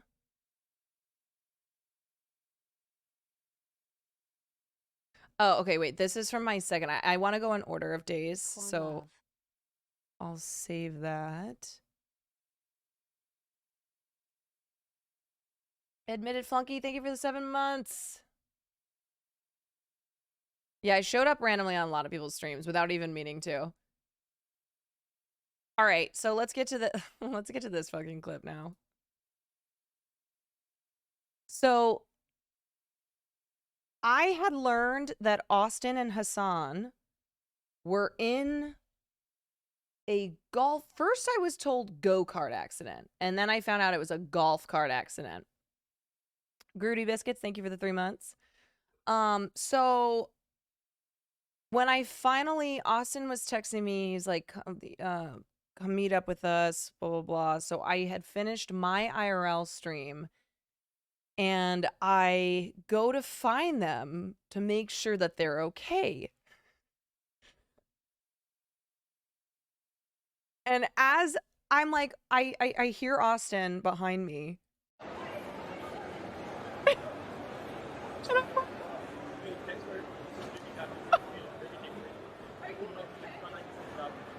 Now I'm better. I'm seeing you. Wow. Yeah, no, I fell off a golf cart. Fucking drink. I'm like, what's happening? I heard he had his fingers crushed. Hassan had a broken rib. I was like, yo, are you guys okay?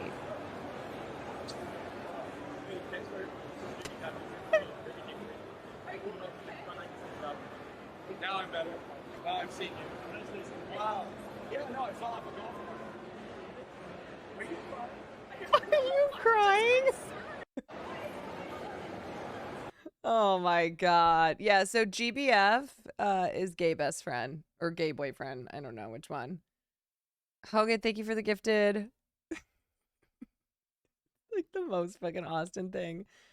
11 months, let's go. Obscure Leftist, thank you for the 11 months. Yeah, and then when I saw, it's usually gay best friend. When I saw Hassan, I was like, bro, you do not seem like you're well. You seem like you're in bad shape. He's like, yeah, I mean, I just can't breathe. I was like, oh my God. Well, maybe you shouldn't be here because it's really hot in here. It's already, important and relevant. Is this actually relevant to today? Fuck? Why do you have TTY in your name? Because, Did you like mean to say like Twitch TV, but it was Twitch TE? Like you? No. It's Ginny Titties. Jenny Titties. I wish I had actually gotten to spend more time with Jenny Titties. Jenny Titties. I know, so many 11 months. Okay, I'm trying to stay focused. Her original name was Jenny Pretty. Yeah, she strikes me as a jokester.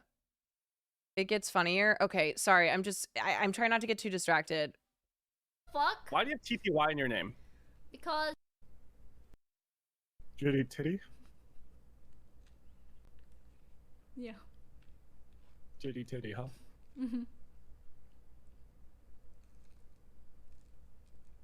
Yep. TD.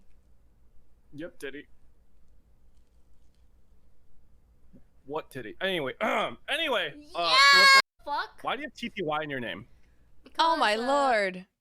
You wanted her and Esteban to fall in love. Yeah, TwitchCon meet cute. Okay, so we left off on Hassan's rib. Yeah, so by the time I saw Hassan and he was an hour into stream, my dude was hurting. My dude was hurting bad. And he said he couldn't breathe. And I was like, dude, you should probably not be streaming. Like, you should probably be resting. And I know, and he's like, but I have to stream. I came all the way to Paris. Like, I have to stream. I go, I get it. I totally get it. But if you're saying you can't breathe and you're clearly not having a good time here, and he also kept commenting on how there weren't that many people at TwitchCon. It's like, you're really not missing out on much. I think it'd be better if you rested and then you can go do a fun stream in Paris, maybe when you're feeling better. Wasn't Rambo literally on crutches? I don't know. I know Rambo was taken off to medical services. He's so addicted, I swear he's gonna die on stream. Yeah, I was trying not to be like annoying when I saw him, but it was more so as a friend being like, my man, this is, you are in bad shape.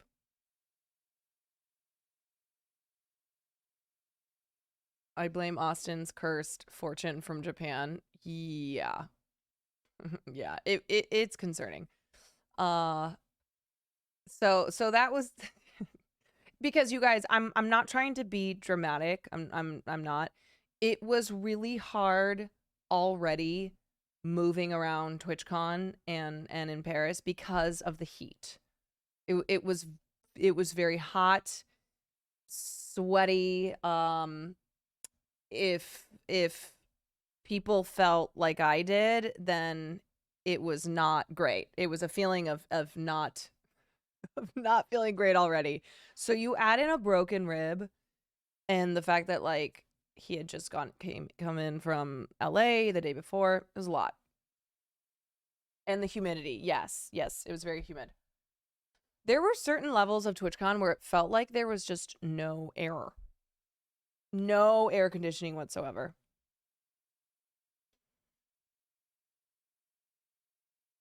AC didn't fucking exist and no iced coffee. Bro, that's what I'm saying. It would be so hot and humid and you're sitting there drinking the hottest coffee that you've ever had. Also, what's up, Jorg? Jorg. I read Jorgen. Jorg.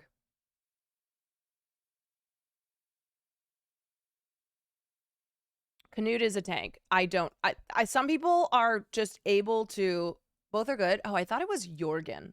But anyway. Good to see you, buddy. You guys, that night I think was the night we went to the club. Was it the Saturday of TwitchCon that we all went to the club? That was what that one photo of Austin and I was from. Club night was the sweatiest, but also most fun night. Yeah. It was seriously, when we walked into the club, I was like, we're just all gonna sweat, and that's okay. That's how it's gonna be. Okay, so let me finish up TwitchCon day 1, because that was the only day I went. I did not go to day 2, so I just went on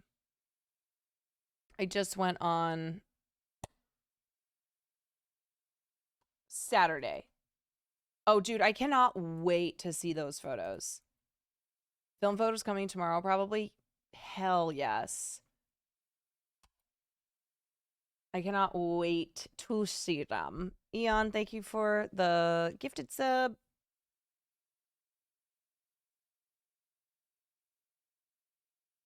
Yeah, Jorg got a lot of great photos.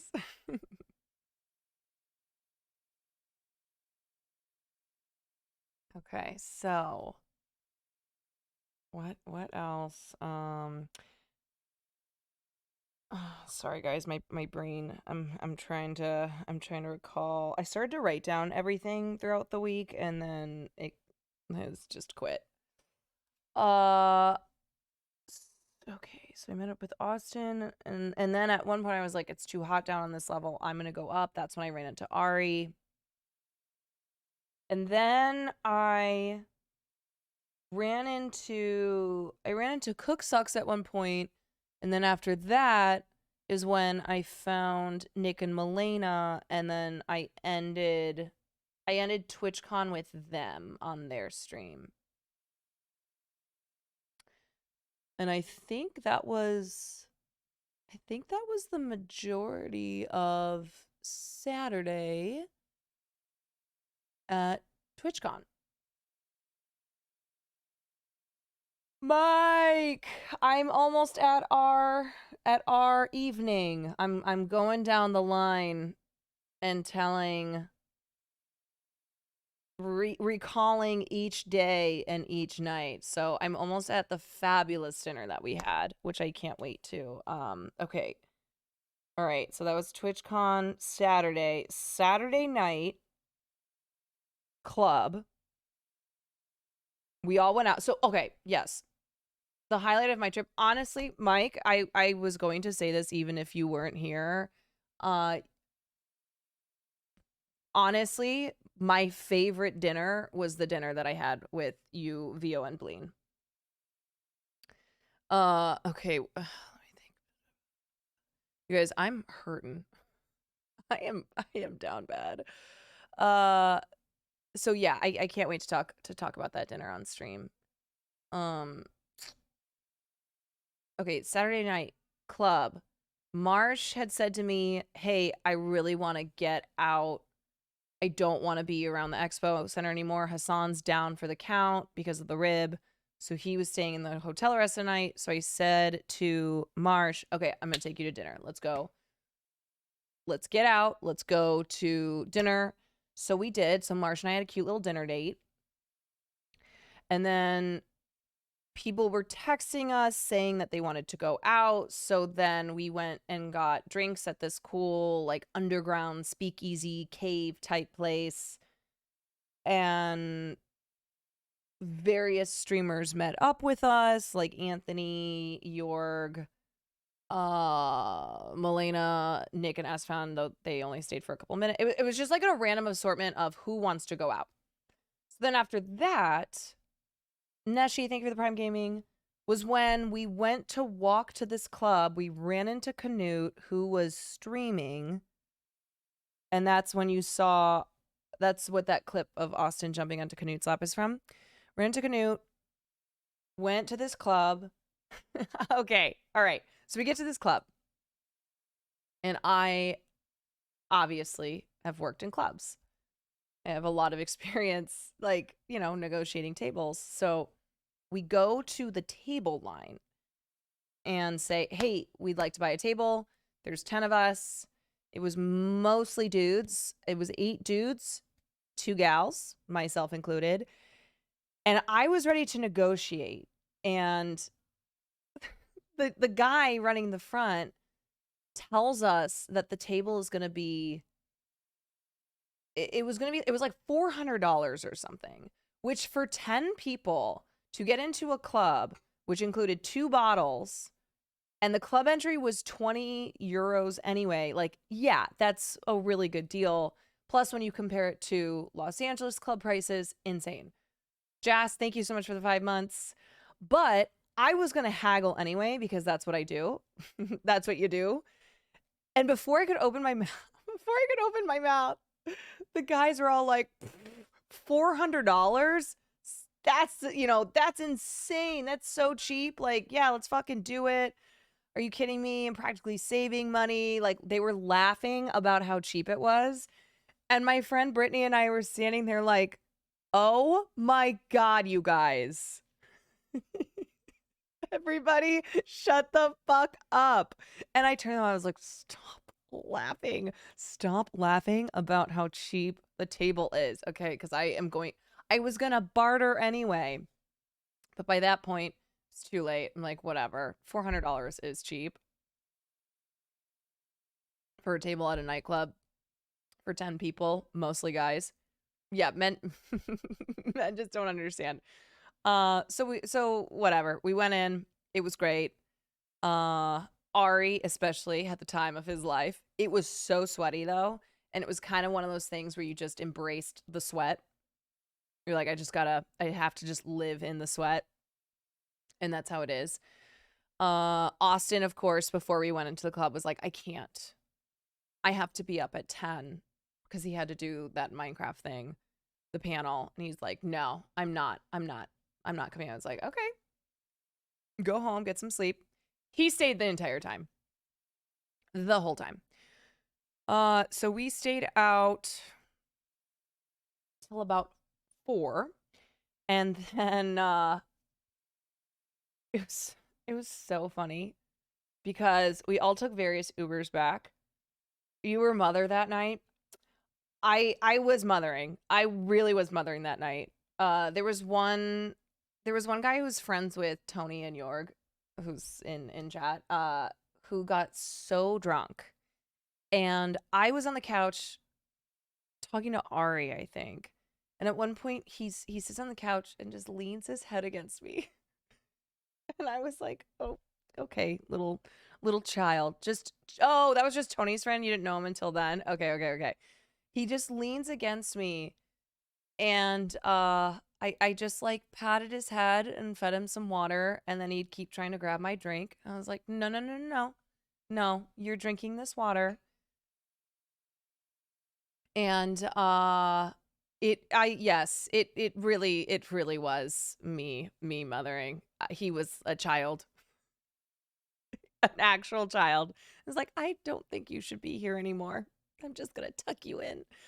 And then the next day, and then the other thing that I was in the Uber with Tony, and he was just asking me for advice. We were talking about women and dating, and he was asking for advice.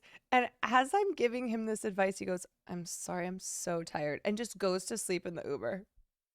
And the Uber driver started laughing, and he turns to me and we were just chatting. And speaking a little bit of French, So fucking classic, so fucking classic. Like, here's Tony. He's like talking to me about these girls, asking me for advice. And as I'm in the middle of giving advice, he just goes to sleep. I was like, okay. Okay, little baby. Okay. And then I had to like wake him up and tell him we are outside your hotel. You can go to bed now. You fell asleep in your... Was everybody falling asleep in their Uber? I was buzzing. I was awake. I got home and I don't think I even went to sleep for another 2 hours. Homie had to wake me up. Oh my God. Your Uber driver had to wake you up. That's really funny.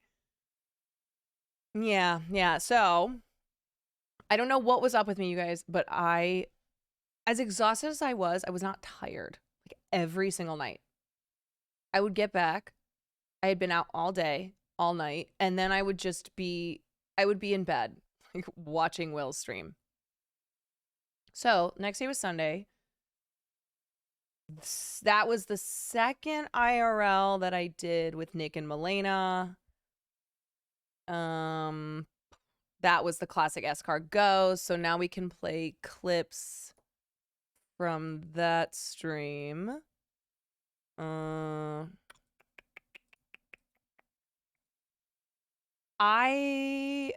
Okay, what's so funny to me too is that the escargot was their idea. When we were going to stream, when we did our first stream together, what was on the menu was escargot. Like, we were supposed to try escargot that day. And then we didn't. So me pushing us to go to this cafe and eat escargot was because I thought they wanted to. Did you have the same experience as my group where it was fucking impossible to get Ubers? Oh, I biked everywhere. I think I Ubered to and from the airport and then like maybe 2 other times.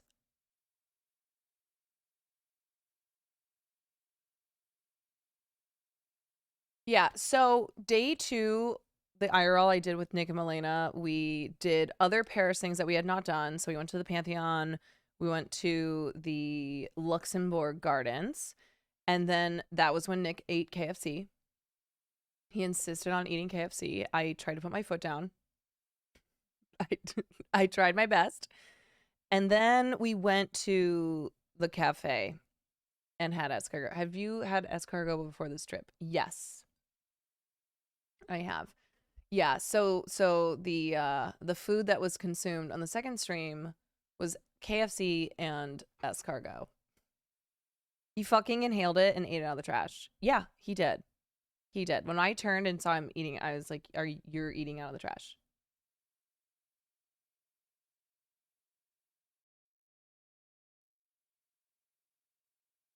Come visit next, Milena. Who do you think? Here? Yeah. Oh, is this them in Norway? Caroline? Yeah.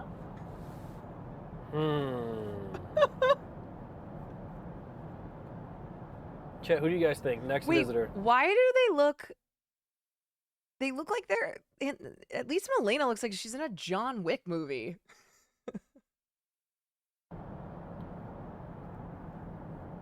Russell? Yeah, Nick is over me. I would love to do see Russell's stuff. opinion on things. Sierra would be good too. Come visit next, Milena. Who do you think? Here? Yeah. Caroline? Caroline? He's scared. Yep.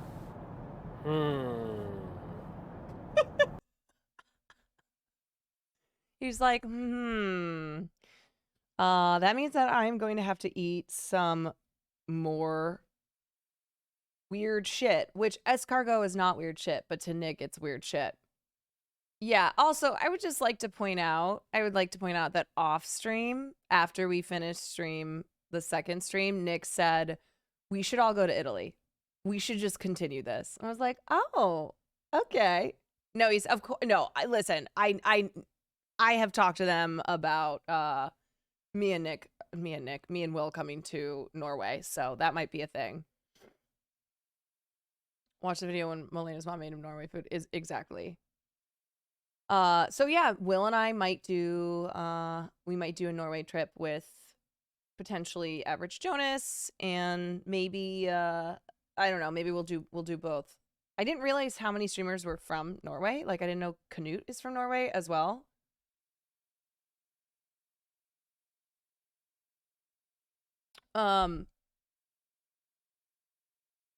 Okay, wait. Link clips from this. I know this clip. This is from day one. But we missed this one. God, thank God for Caroline, huh, Chad? We'd be lost without her ass. I mean, without her. Jesus Christ. That one actually wasn't meant to be Pogo. That one actually was not meant to be. That was not meant to be Pogo. Not at all.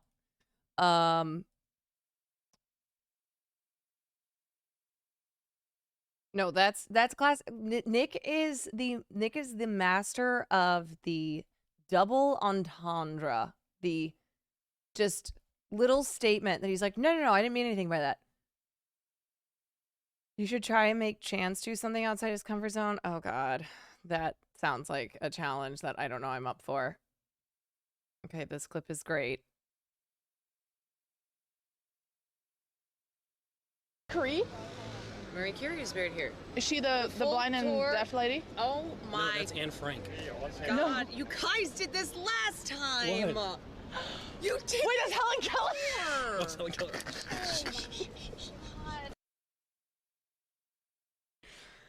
I am still figuring out when people are being serious and when they're not, but I mean it 100%. Every time I react to something, I am just taking the position that they are serious. My reaction is based off of me thinking that they are actually serious.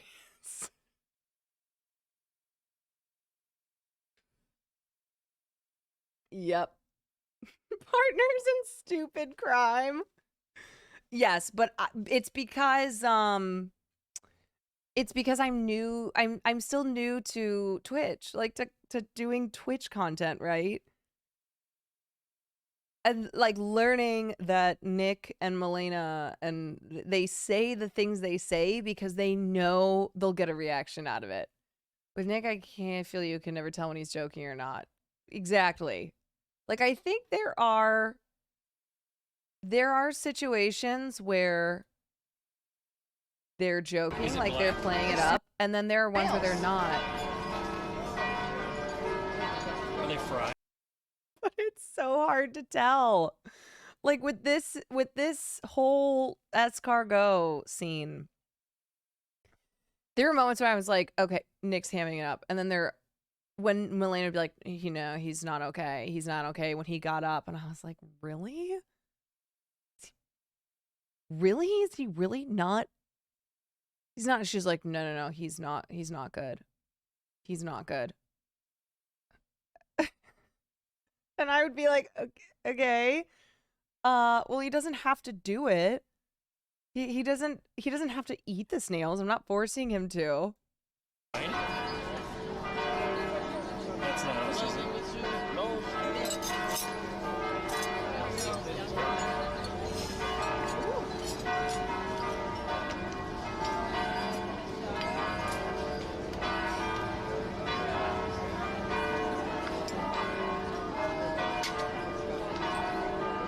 The goddamn bells. The bells are so funny. There they are. Oh, sorry. I'm like ruining everything. There you go. Thank you. Thank you. Merci.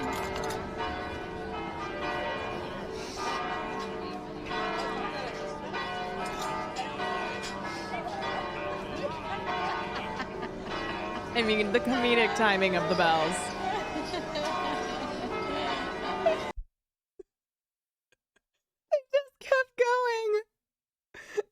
Just kept fucking going. I mean, you can't write that stuff. Aiden, thank you for the Prime Gaming. God. there really are there really are some moments on stream that truly is some of the funniest shit I've seen. Like I get why people love watching live streaming. So like that whole moment there where obviously you can't plan for the bells. They're just nonstop. The loudest bells you've ever heard. Arachno, thank you for the tier 1. Hogan, thank you for the gifted. Yeah. Okay, here's him eating. Here's him actually eating the snails. Did Melaine eat the snails? Yes. I think there's a. I think she ate them for for the YouTube vlog.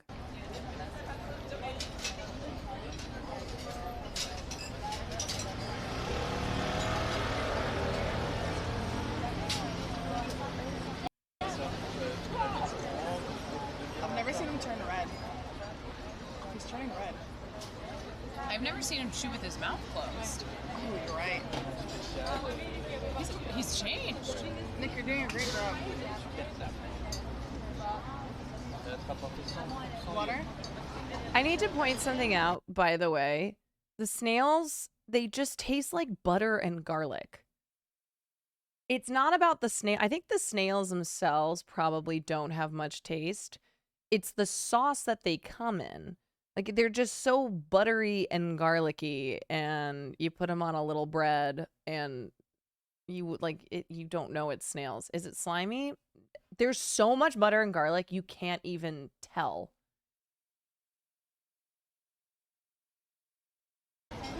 He's melding. Maybe eat some more bread. Eat some more bread. Eat some more bread. Let him have. Did you want more drinks? This goes on for another 2 minutes.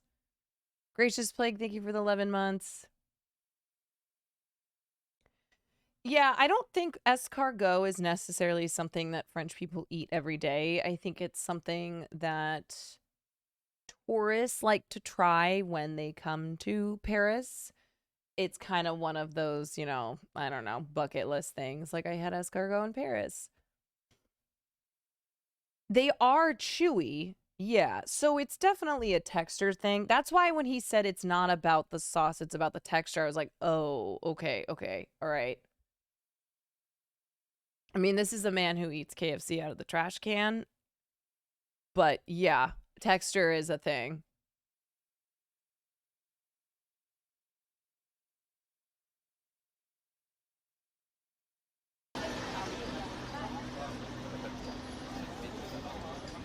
That took everything from me not to throw that up. Good job, Nick. And there was a moment of panic when I kept chewing it, and it was still there. You were chewing it a long time. That I thought that it was over. But That was a long chew.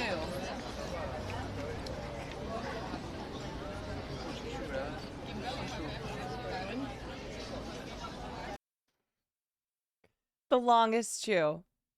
I have issues with food texture. Right. So that's why I didn't know what was real and what was not. And then when Milena was like, "Oh yeah, no, he'll puke. He'll puke. I was like, "Okay, well, like," because my brain doesn't think content. I was like, "Well, he doesn't need to eat the snails. Please don't eat the snails and puke everywhere." Did you have any frog legs in Paris? No, I did not.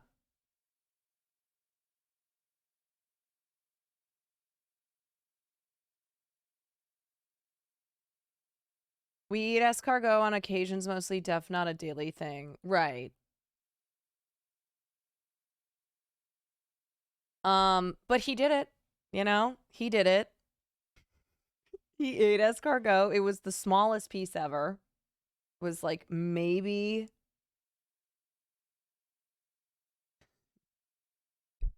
this big, but he still did it. An American hero. Want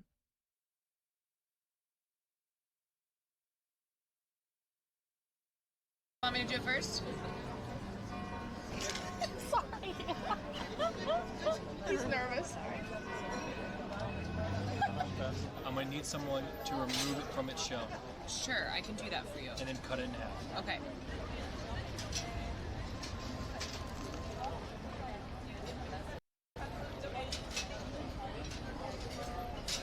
I've never seen him chew with his mouth closed. The edits on their YouTube videos. So good. That took everything from me not to throw that up. Good job, Nick. And there was a moment of panic when I kept chewing it, and it was still there. You were chewing it a long time. That I thought that it was over. It probably was the worst thing I've ever had. In taste and texture. When I was chewing it, the bread absorbed. Probably the worst thing he's ever had because he doesn't eat anything. He doesn't eat anything other than fast food, which I tried to make the comment about chicken nuggets, where I was like, I've had a chicken nugget that is the most suspect thing I've ever eaten. I like chicken nuggets. I eat chicken nuggets, but I have bitten into a chicken nugget before and been like, oh my God, that is the most sus thing that I have ever bitten into. Pepe, thank you for the 11 months.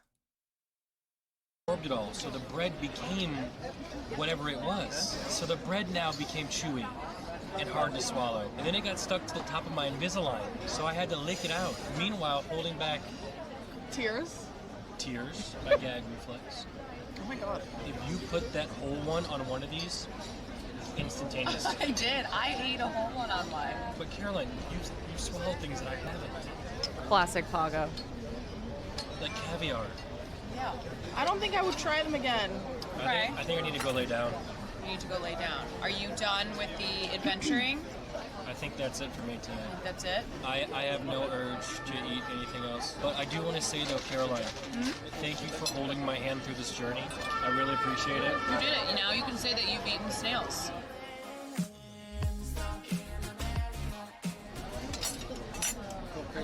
What happened? I saw it. Oh.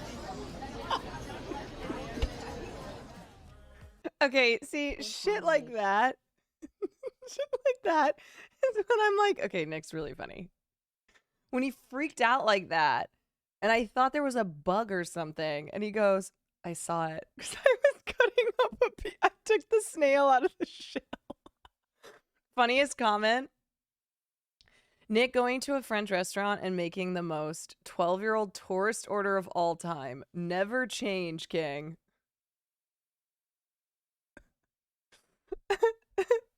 This man eats with his Invisalign on. I know, dude. I can't.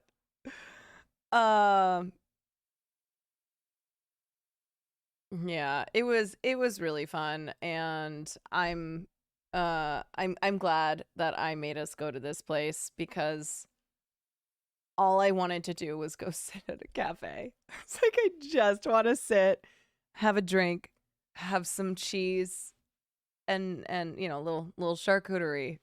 I just want to sit down. All right, so. Oh my God. Oof. You got this. You got this. You know what it is? I feel all this shit draining. I'm gonna go take some Dayquil.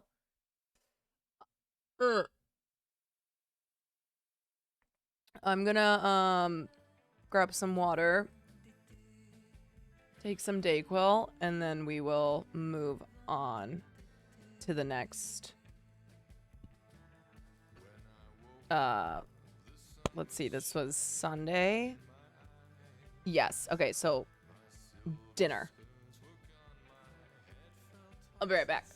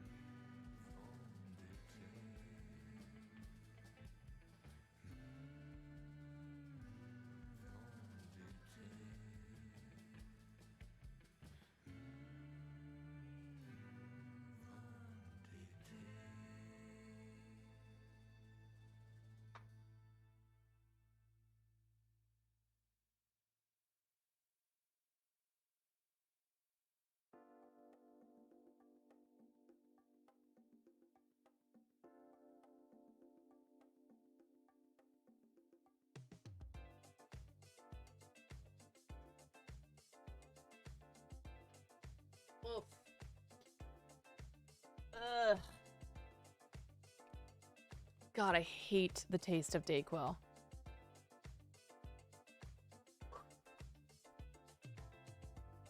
N'aie pas peur de l'inconnu. Laisse-toi porter par la vague. So gross. Tu trouveras Pizza, Julie, thank you for the 3 months. Oof. Dayquil at night, because by the time I can't take NyQuil, or else I'm gonna like on stream pass out. So I've been taking Dayquil every 4 hours, and then I'll take my NyQuil and sleep like a baby. You're the reason those IRL streams are. Oh, thank you. Thanks for being the adult of the group. It's funny as I figure out my stream personality, it's really just me. But when you compare it to how other streamers are, like my stream personality is that I'm the adult. I guess that's what it is. Which is great. I'm like, great. I'll just keep being myself.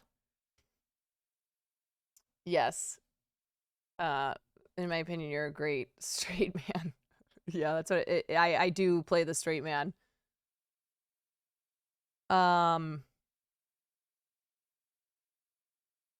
Yeah. Sorry, and guys, I'm so sorry. My brain is really oof.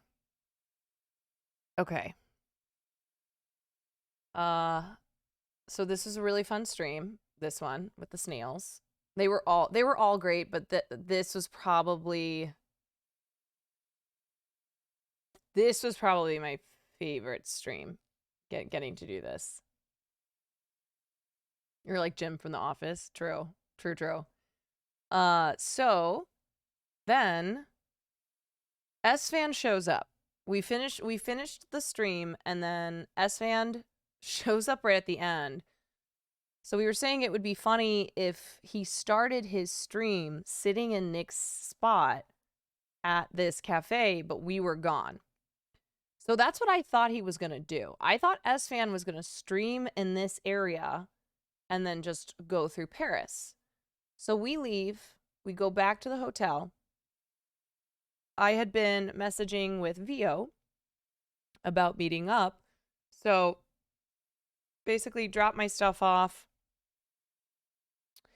and sat with Nick and Melena for a little bit. And then Mike, Vio, and their friend Bleen came to my hotel, and we were going to walk somewhere to go get dinner. So this is why running into S-Fan was one of the funniest things, because the last time I had left him was at this cafe like an hour earlier, and I thought he was going to stream here. So I meet up with Nick, Vio, and Bleen, and we truly pick a random restaurant. Vio's looking on our Google Maps.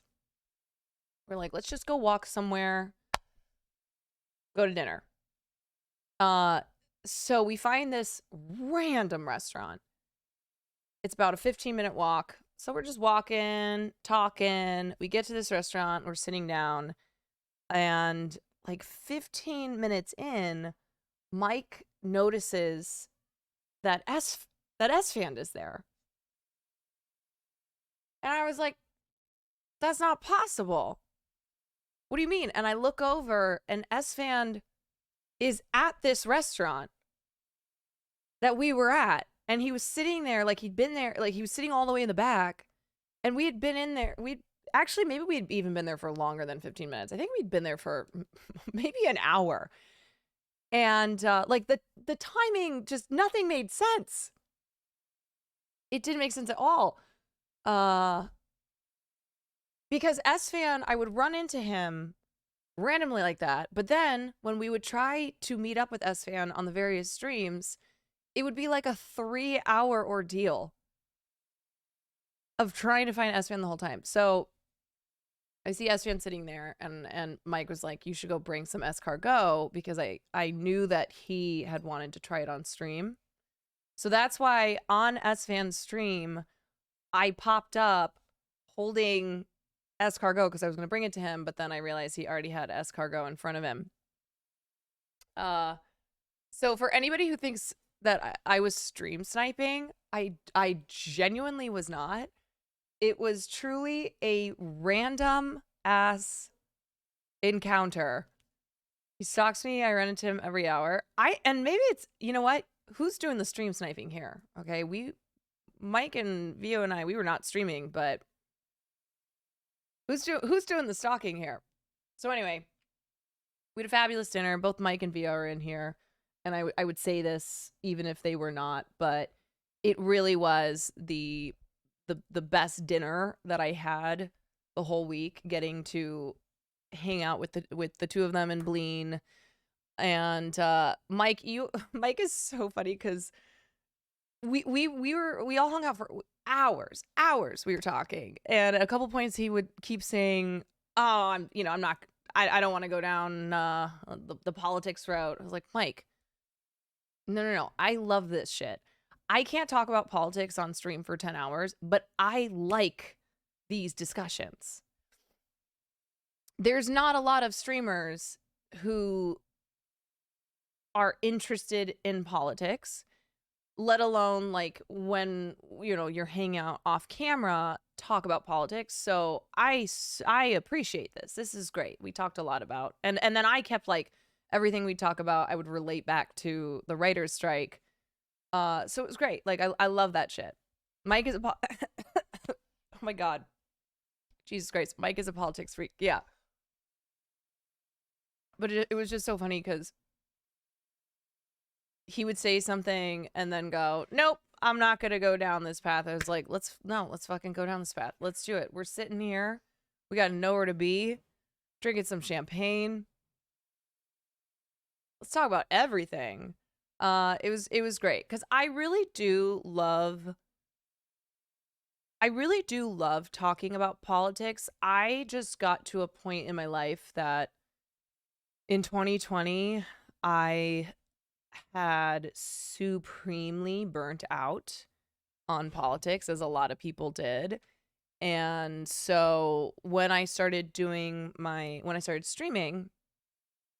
and kind of figuring out like what content do I want to do, I think if I had started streaming like 4 years ago, I would have done way more politics. But at this point in my life, I was like, I do not think I could only do politics for stream content. I think I would I think I would not like it. But I still love talking about politics with friends. That'll just always just be a part of who I am. So it was really such a great night. It was it's really fun getting to meet streamers who I already consider myself friends with, but I realize I've never met IRL. Because I've met a lot of streamers now, but I don't connect with everyone. And that's not in a bad way. That says nothing about like them not being cool, great people. I just don't connect with every streamer that I've met. And Mike and Vio, I just really feel as if we connected with on a lot of levels. Oh my God. I'm waiting for that Dayquil to kick in. Yeah, Mike is AKA Central Committee. You're one of my favorite people. I really mean this sincerely. Like I would say this if you guys weren't here.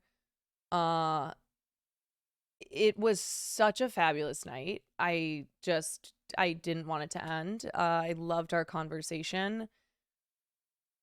This is why, like, in Paris, I would be out all day. But then at night, I'd get to spend time with various people who were also there. And it was the best. I was like, oh, I will sleep when I'll sleep when I'm home. I don't want to sleep while I'm here. I just want to like hang out and have conversation okay, so let me tell the waiter story now. This was so funny. Okay. So whenever I'm in Europe, whenever I'm in a city like Paris, I like to smoke cigarettes. All right. I don't smoke cigarettes when I'm at home. You don't need to be like, Caroline, cigarettes are bad for you. But when I'm in a city like Paris and I'm sitting there and I'm having long hours worth of conversation, having a drink, I like to have a smoke. But I had lost my cigarettes at the gay bar, at the gay club that I took Austin to a few nights previously. So I'm sitting there at dinner and I turn to those guys. I'm like, fuck. Really wish I had a cigarette right now. Just like the vibe that's happening here, the talks, the champagne. I want a cigarette. So I asked the woman who was the sweetest woman, who I think this was a family-owned restaurant. We were like, do you know where we could get cigarettes? And listen, you're in Paris, it'd be a crime not to melt a dart. Totally. So one of the young waiters comes out and he's instructing me on where, like he has it pulled up on Google Maps. He's like, okay, this is a place. It's the only place around that's still open. You have approximately 8 minutes until it closes. So it's this distance away. You have to book it to get there. I'm like, damn, this guy's like really helping me out here. But also in a, there's no time to waste. You need to go. You need to be walking at a very fast pace or else you're gonna not get there on time. This is how much cigarettes cost, blah, blah, blah. So I go, oh, okay, great. I probably better leave right now then and get it moving. And then he goes, okay, he hands me 11 euros. He goes, can you get me a pack of cigarettes? And then he tells me which ones he wants. And I go, oh, okay, now I understand the urgency here. He wanted, his mom was that his mom? I'm assuming that was his mom. Because she had said to me earlier, she was like, I think, I don't remember what his name was, but she's like, I think he would have cigarettes. So when he came out and he didn't have cigarettes, but was like, here's where you can go to get cigarettes, but you need to hurry. And showed me on the map and was like, you have 8 minutes, but they might close a little early. So you should probably try to get there in 5. And he's basically telling me like, you need to run. And I was like, damn, okay, I really want a cigarette, but like not that badly. And that's why, because he wanted a pack of cigarettes.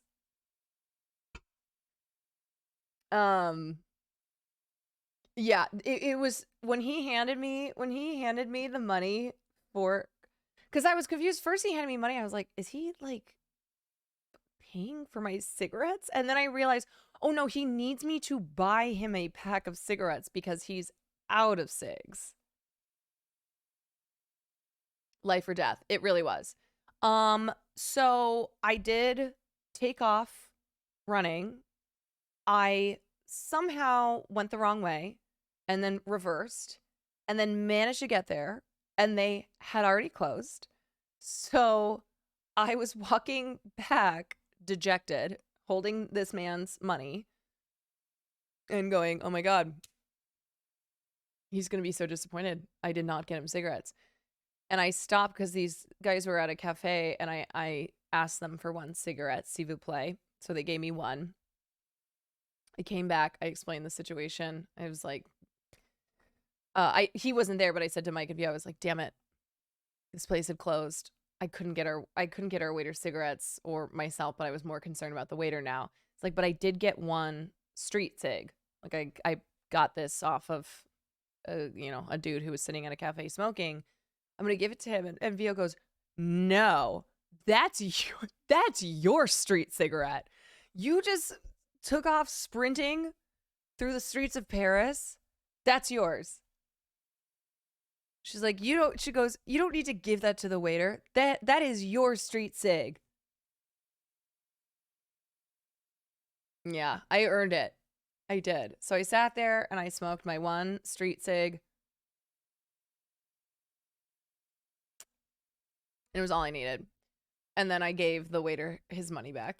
It's like, I'm so sorry, my dude. Here you go.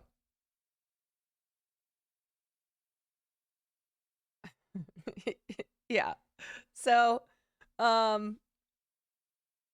you didn't smoke it. I don't know if he was like watching me from inside the restaurant smoke this cigarette and go, wow, she got a street cig and did not share it with me.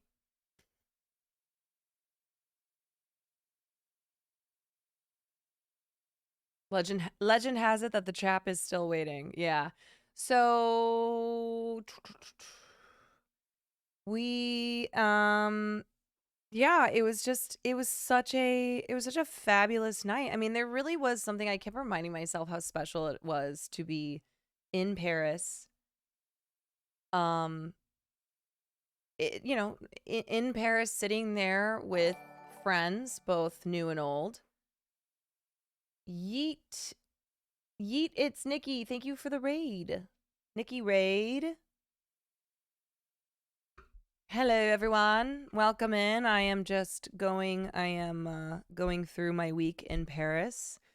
I am very run down from the week where I went there for TwitchCon. So forgive me for my brain not firing on most cylinders right now, but I am doing my best to recall everything that happened throughout the week, all the people that I met, all the things that I did. So I was just talking about a fabulous dinner that I had with some friends Sunday night. It's Ye Tits? Ye Tits Nikki. Ye Tits Nikki. My apologies. My apologies for mispronouncing. I said yeet. It's Nikki. No, it's yeet. What? Are you guys gaslighting me? Oh, I can't be gaslit right now. Can't handle it. You could gaslight me into anything right now, honestly.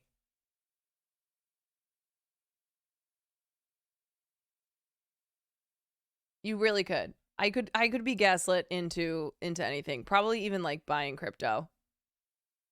I could be like crypto scammed by Logan Paul right now. That's how weak I am. Don't listen to them.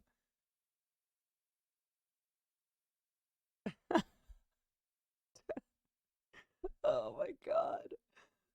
You know what? I'm trying to like describe how I feel right now. It's like there's nothing happening up here. So me trying to say words is not coming from up here in my brain. So I feel like random words are just coming out of my mouth right now. There's no connection. The neurons are not firing. Yeah. And I am doing a poor job of explaining this week in Paris. But maybe you can understand why I am so fucking run down right now. Plus the 24-hour travel day was hell. Okay, we're almost done. Keep it going.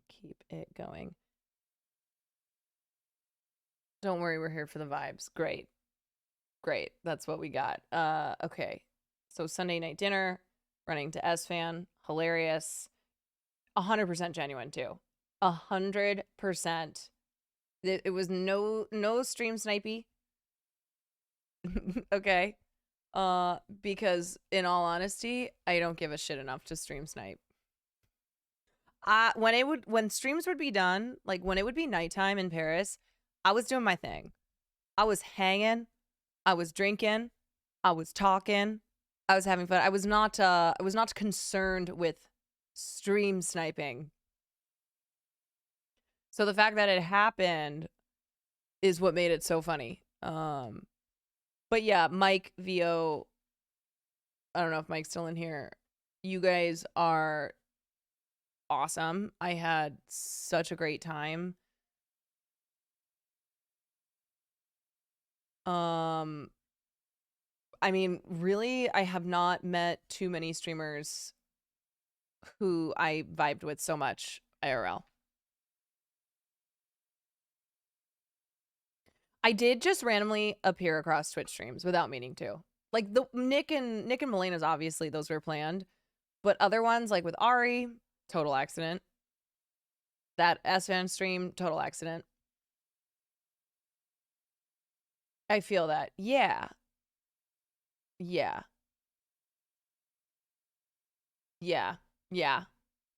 It really it is a rarity to meet streamers after you like before I started streaming, I knew streamers before, like I knew them in person before I knew them as streamers, but now that I'm streaming, I'm meeting streamers in person after I know them as streamers.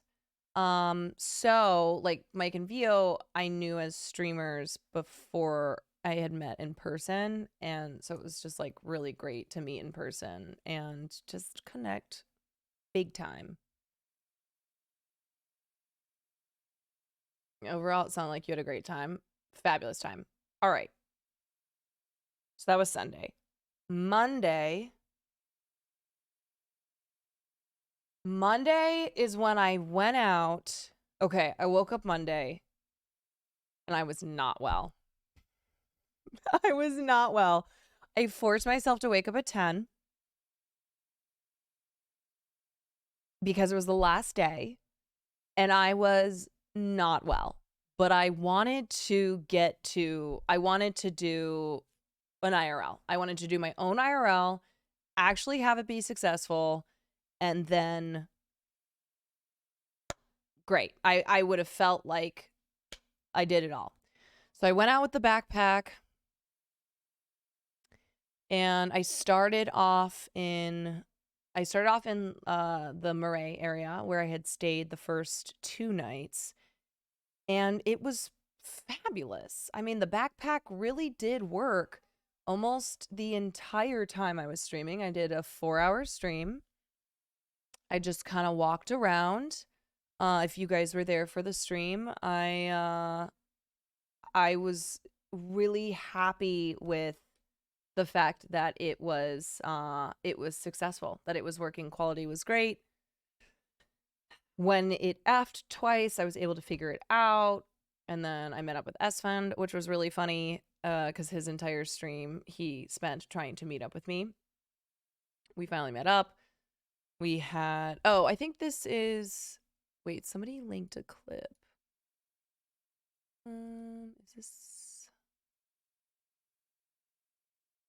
This is from, okay, Donut Wall. S-Fund! Oh.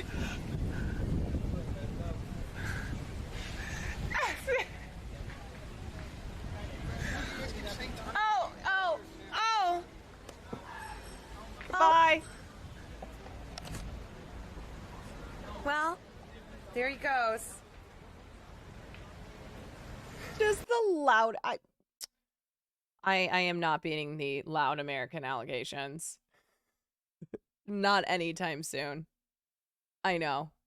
Most of the time I was good. I think it's just ingrained in us. Whenever you describe something as fabulous, you remind me of my grandma because she says everything she has ever enjoyed is fabulous. I love that word. It's fabulous. So fabulous. Darling, you're fabulous. I made Mike embarrassed of being American because of how American I acted. Bro, even when I would actively try not to be American, it's still American. It's a part of who we are. You know, we can try our best, and we can only hope to succeed a little bit. Are you sick? Yeah. Oh yeah. Oh yeah. But it was worth it. I mean it. Vio is an American. She basically is. She basically is. S-Fan's title for stream the whole time was looking for Caroline. Yeah. Searching for Godot. No, I don't have COVID. Just extremely run down from the whole week. And then I had a really hellish travel day coming back. So are you doing reacts tonight? We're almost done with the recap. So what I said tonight was there's so much news that I missed that I need to cover, but my two priorities were recapping Paris and TwitchCon and then getting to SAG AFTRA stuff, which is yeah, I need to get to that soon before my brain fully is kaput. Were you allowed American when you studied in France? I want to say no. I probably was. With again, it's just that's part of who we are. We're American.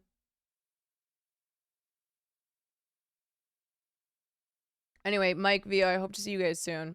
That really was so fun. Also, friendos in chat, if you don't follow Mike, if you don't follow Vio, please go ahead and do so. And especially if you are a political junkie, you just gotta get that fix. You can tune in to Mike's streams in the morning and get that fix. I want to try to find the clip that you were playing from Ari's stream. The first thing I see when I click on a random spot in the video is someone streaming Caroline and you just unintentionally stream sniping. That's what I mean. All the stream sniping was completely unintentional. Okay. And then the final thing, Monday night, after I streamed with S-Fan for a little bit, is I met up with my girlfriends who had been in Paris. We went out to a very fancy dinner on a rooftop. And then I went to a club again. And I was at this club. And at 3 o'clock in the morning, I was holding a shot of tequila. And I turned and there was like a mirror in this club on the back wall. I turned. I'm holding this shot that I'm too exhausted to even drink. And I just go, you need to go. I was like, it's time to call it a night. It's okay. Like, you did everything. No FOMO. All right. You did it all. But you need to go because you're leaving in the morning. Thought you were going to say, and there was S-Fan. That would have been. That actually would have. I would have thought I was hallucinating at that point. If I saw S-Fan at this club at 3 in the morning, I would have been like, and now you're hallucinating. So that's really not good. But yeah, I had a moment where I turn, I'm looking at this mirror, and I was like was not moving. I was just holding this shot and my friends were all dancing around. And I was just holding a shot. I'm like, it's time to go. That's it. We're calling it a wrap on Paris. Okay? You did it all and then some. You went out all day and you worked, and then at night you did some more.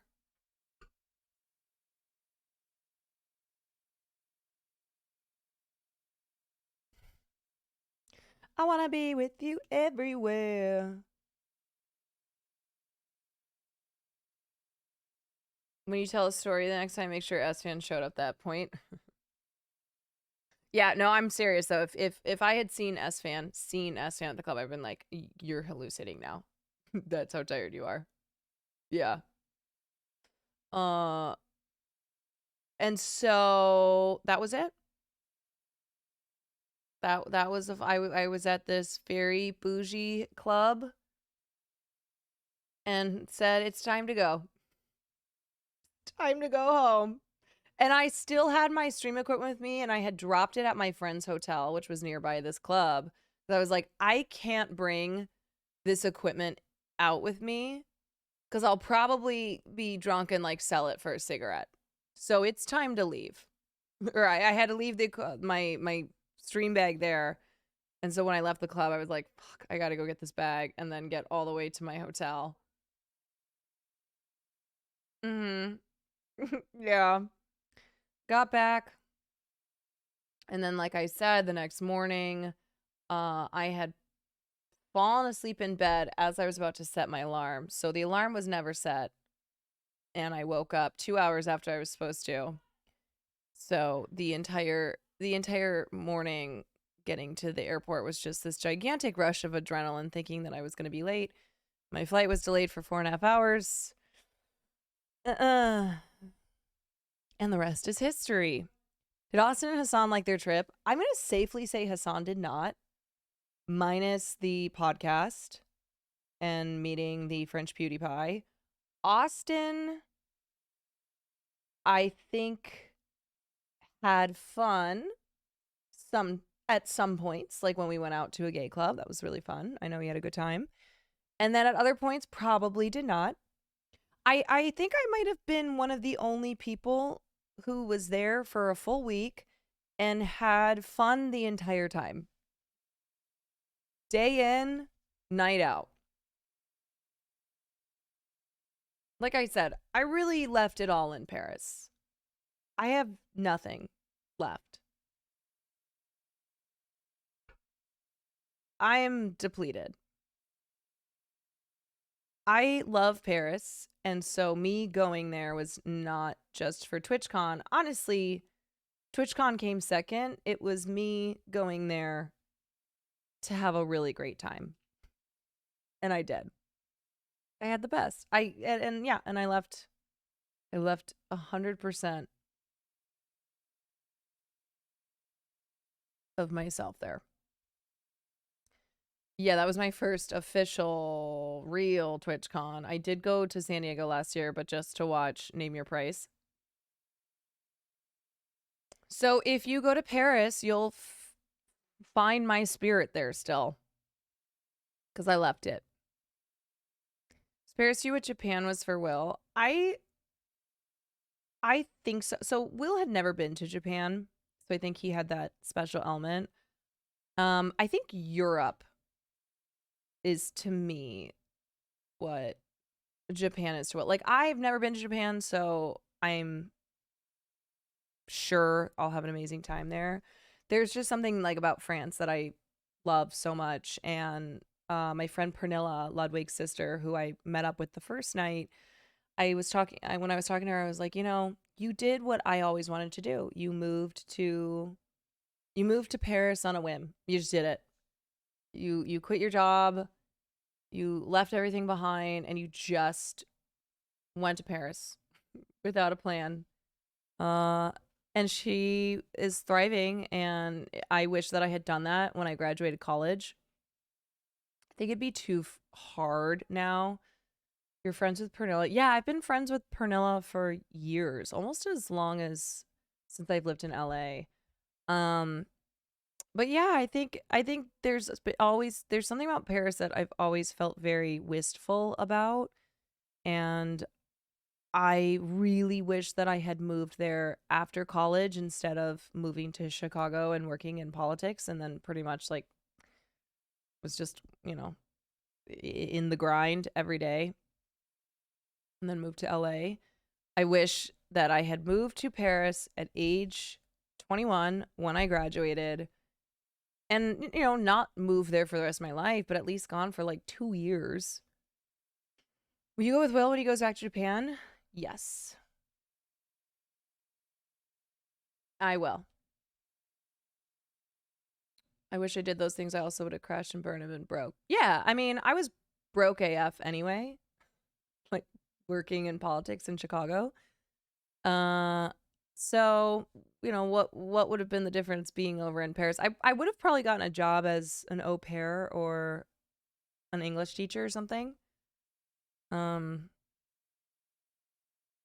so I don't know. Will does not like France, or he doesn't like Paris, so I can't see him wanting to move there. Oh, here we go. Okay, here's the freestyle, and then we'll move on to SAG AFTRA stuff. Oh my god, my vocals. Lessons I taught you. It's your verse. Oh It's my your time to god, shine. dude. Ari was like, freestyle, use the lessons I taught you. I'm like, no. Caroline Kwan, here she goes. She's gonna sing right now.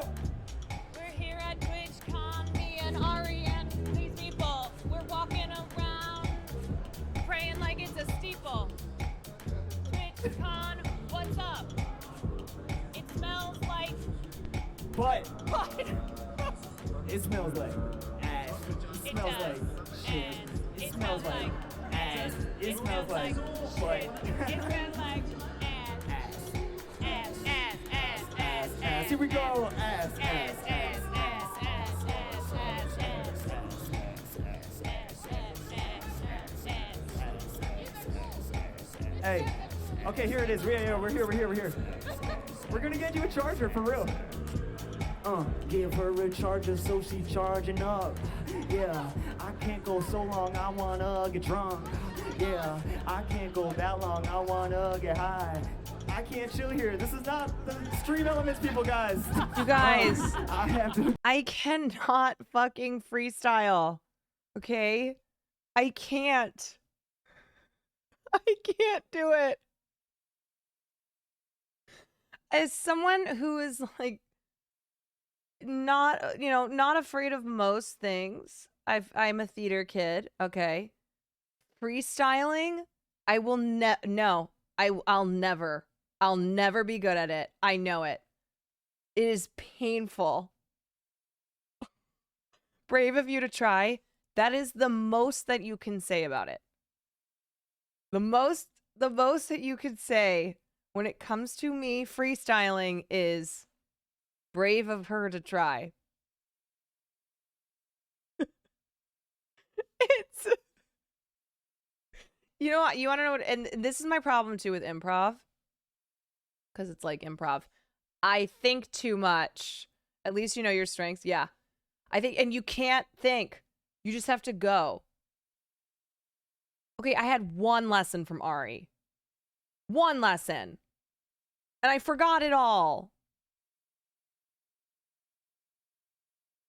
Go over here right now. Yeah, I feel it. We just made it. You're wow. Yeah, it's this way. Gotta find where is my bag. Hope nobody stole that shit, or I'm fucked up from my ass. Hey, I think it's here. Do you see a duffel? If you don't see one, then we're in serious trouble. Cause I have no way to get this shit home. Can I give you some tips from what I learned? Yeah, don't do it. It's live, it's right now, yeah. Everyone know it's off the dome. We started out. Alright, do you see one? It should be. It's my bag. We gotta find Caroline, Quanta Charger. We gotta find Caroline, Quanta Charger. I already stole her modems. It's the least that I could do. Maybe here? Now we're going harder. This is it though, right? Or no? Oh no, it's this. This is Stream Elements. We gotta find Caroline, Quanta Charger. I already stole her modems. It's the least that I could do. Okay, I think we're here. Do we see a duffel? Yo. Oh, thank you.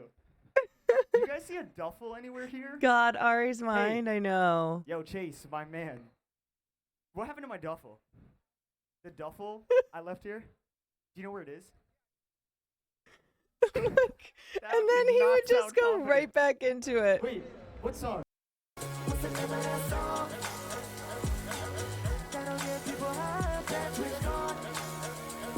Oh man, yeah.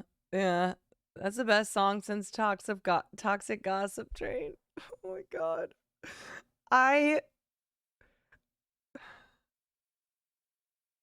Listen, know your strengths, okay? And I know mine, and it will never be freestyling. I hate it. I hate it so much. When Ari turned to me and said, "Use what I've taught you," I was like, "No, I'm probably worse than before I took a lesson with you." But yeah, his setup is insane. Ari is insane. Like in, you know, in a great way. Did you see that Tifa physically threatened you? No, what did that bitch say? Okay, actually, before I get to this clip. Will I know? Before I get to Tifa. All right, I think that's it. Did I miss anything? I mean, probably, but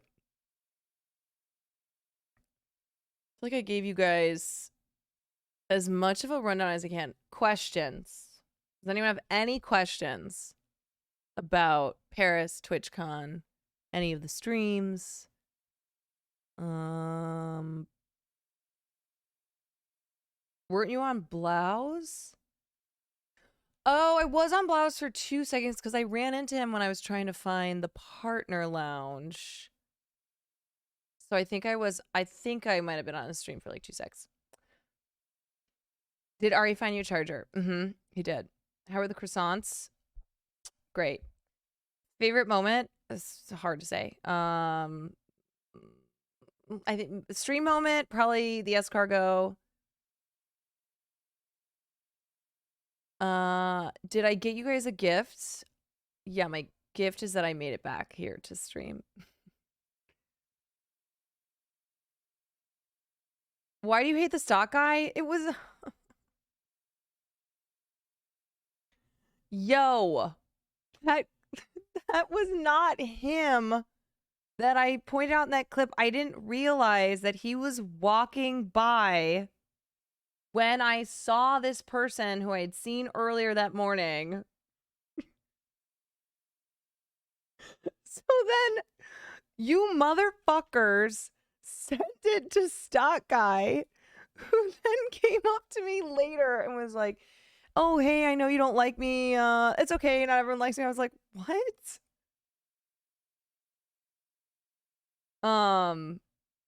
He's like, I don't know you. I'm sorry. Yeah. He goes, no, it's fine. I'm not everyone's cup of tea. I was like, oh my God. Okay, no. It wasn't about you. But now it looks like I'm copiuming, compensating. Yeah, he comes up to me and says, oh, hey, I heard you don't like me. Oh my God. Like, no, it wasn't you. I didn't even know that you were walking by. I'm not watching the clip. No. I'm so uncomfortable. He's like, no, it's okay. Not everyone likes me. I was like, yeah, no, but I wouldn't have been some jerk. Like saying that on stream about another streamer. No, the person I saw was not a streamer. At least I didn't think that they were. Like, you couldn't see them on stream when I made that comment. I was like, oh, I don't like that person. Okay, I'm done. Anyway. Okay, any other question? Blau talked about other platforms in front of the CEO. That's really funny. That's hilarious. Did you remember more French than you thought you would? Nah. I wasn't there long enough, and I also did not attempt to use French enough to, like, have it come back. Any scary, sketchy moments?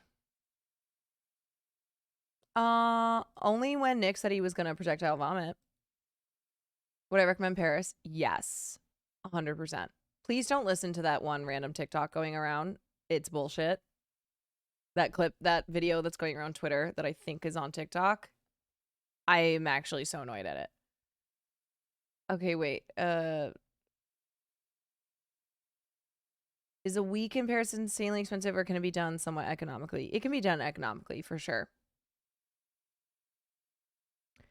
Listen, like with any other city, there's ways to do it up real bougie, spend a lot of money. And then there's ways to be reasonable about it.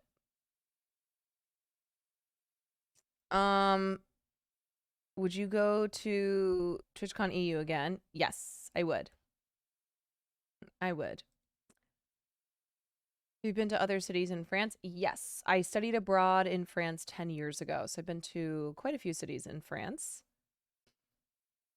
If it's the same clip I'm thinking of, I think that guy does it in satire. Okay, well, it didn't come across as satire. Maybe I'm just bozo, but people who were watching it also did not think it was satire. The one where they say it's like the Middle East. Yeah. Yeah.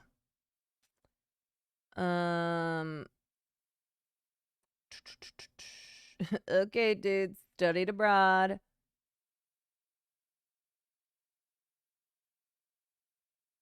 Sorry, I was reading one. Does traveling ever feel overwhelming and draining? The most. Yes. Absolutely. I mean, I'm sitting here right now like,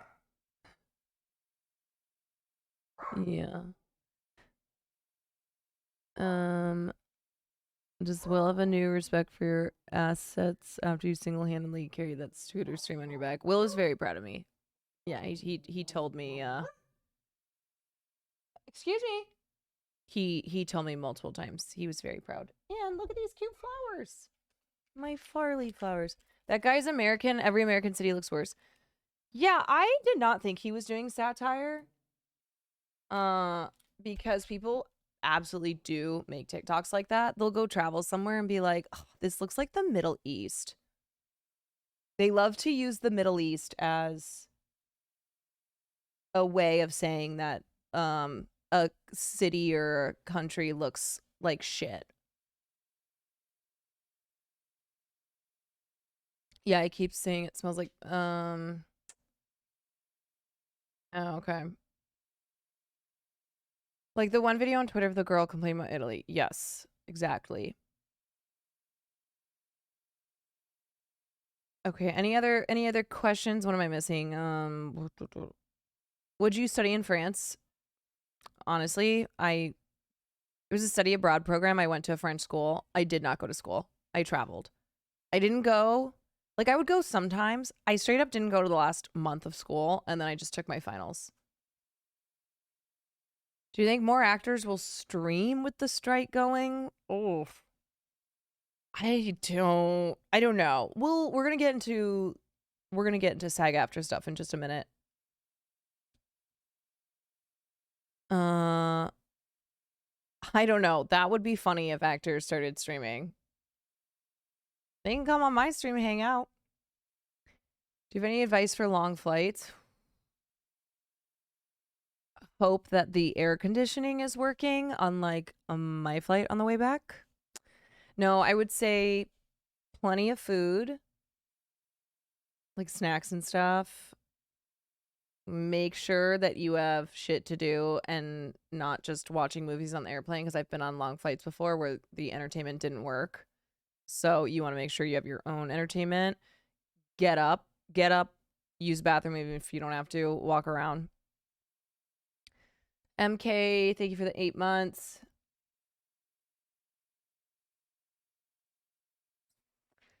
Edible. I don't know about that. I've taken an edible on a flight before. It was not great. Do I prefer to travel solo or with Will and friends? I mean, I prefer to travel with Will because I want to experience that with him, but I'm also fine traveling alone. But yeah, I like experiencing new places. I like traveling with people because I like to share those experiences. The booking tip you had was, wait, what booking tip? Since the backpack is working so flawlessly, will we see a thrift store stream soon? Yeah, I think I might try to do a flea market stream now that I've got the backpack up and working. Jonah Hill live on Twitch. God.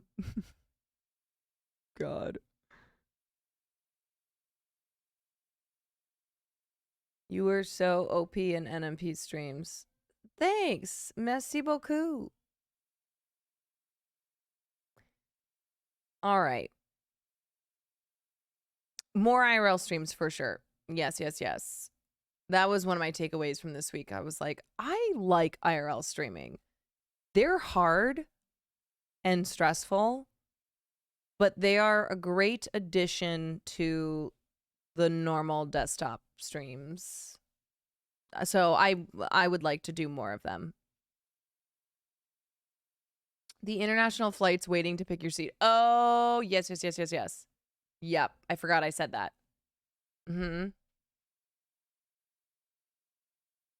More IRL, let's go. Exactly. Okay.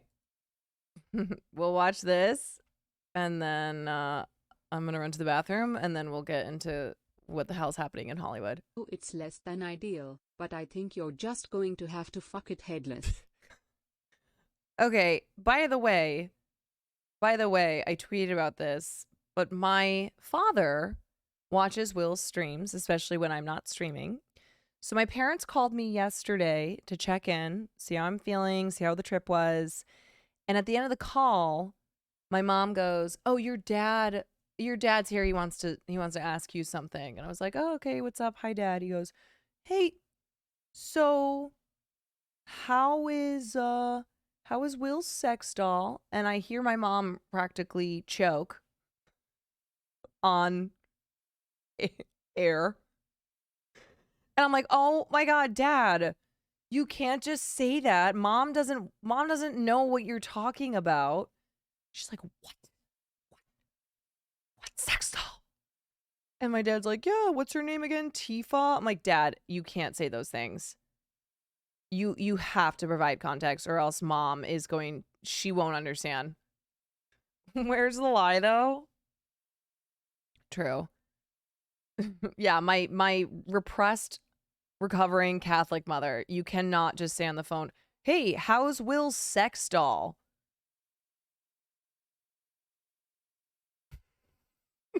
I was like, "Dad." So then I had to quickly explain, but then I also wasn't able to explain it in a way that like really made sense. Like I was explaining Barnaby and Tifa. I'm like, my mom's never gonna get this. This is an art doll. This is an art doll. Here it comes. No, Tifa, don't encourage them. Don't encourage them. God damn it. You are an art doll.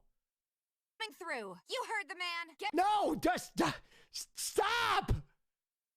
Don't say you heard the man. Do you know what they want? Get ready for it. No, you're not ready for it.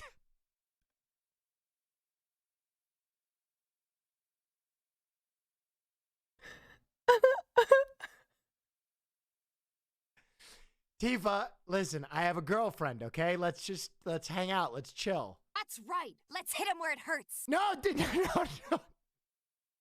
Tifa! Well, I know it's less than ideal. What? Oh, I thought it was going to be like girl power up in this house. I thought we were finally going to outnumber the boys. Well, not anymore, actually. There's Barnaby, Will, and Farley. I thought I was going to have another lady. I thought I was going to have another female to counter the male energy in this house. And she said there can only be one. Tifa, unfortunately, is a pick-me. Unfortunately. Ruh-roh, that clip didn't work. Maybe Barnaby is male. Or female. No. There's no way. You think Barnaby's non-binary? I don't know. The energy he was giving me off was dude.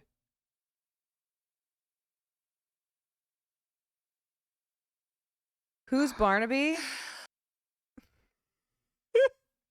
Barnaby is the taxidermied raccoon with the finger guns in the background.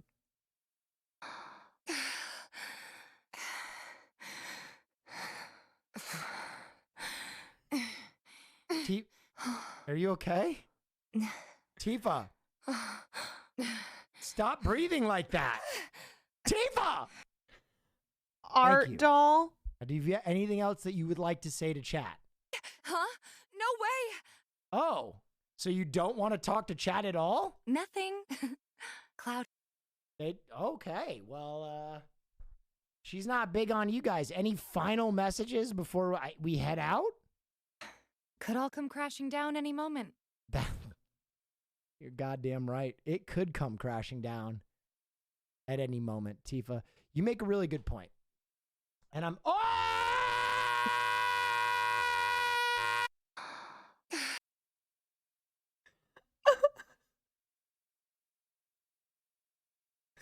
Tifa is just headless. When I saw her last night, first of all, I didn't realize how squishy she is.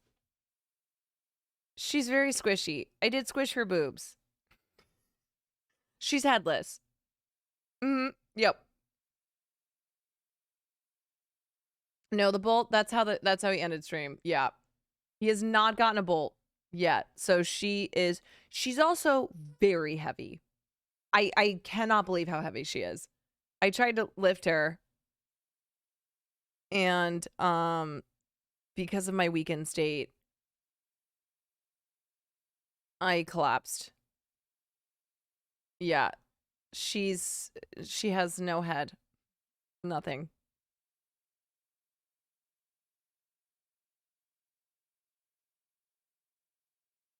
Wow, we're fat shaming her now. You know what? I'm gonna do. Now that I know that she's threatened my life, that she has come into this household, okay, where I have been here. I was here first, and she's coming for me. As much as I want to support all women, okay, some of you bitches are dumb. So I cannot support all women. Yeah, I'm like living the real life Quibi show that we watched. Yeah.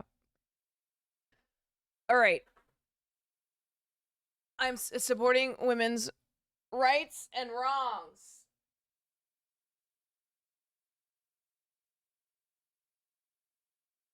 Okay.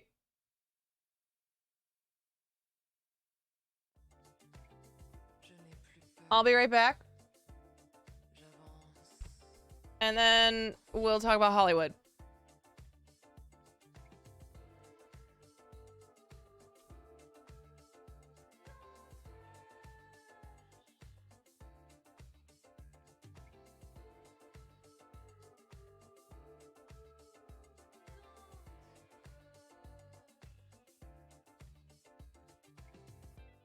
La lumière bat toujours les ténèbres. En moi jaillit une étincelle dans la nuit. Le malheur s'envole dans les nuées.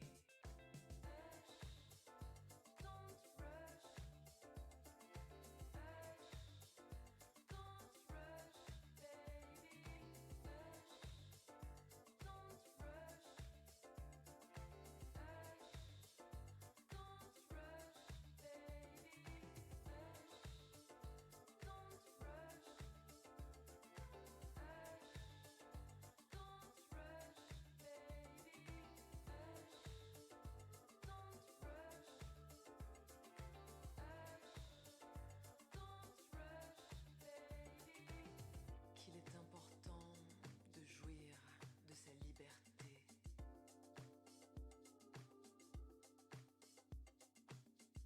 Rien ne peut m'empêcher de vivre comme je l'ai décidé. Va pas trop vite, laisse-toi guider.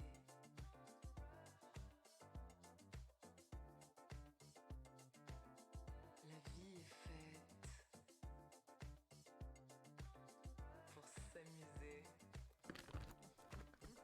Oh. N'aie pas peur de l'inconnu. Laisse-toi porter par la vague.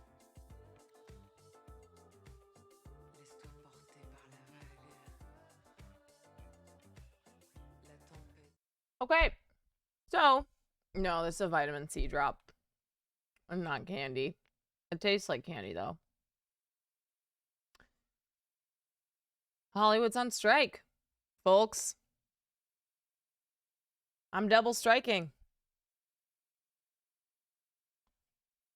This is it. I am not okay, I'm excited, but I'm not excited because striking is fun. Striking is not fun. Nobody likes to strike.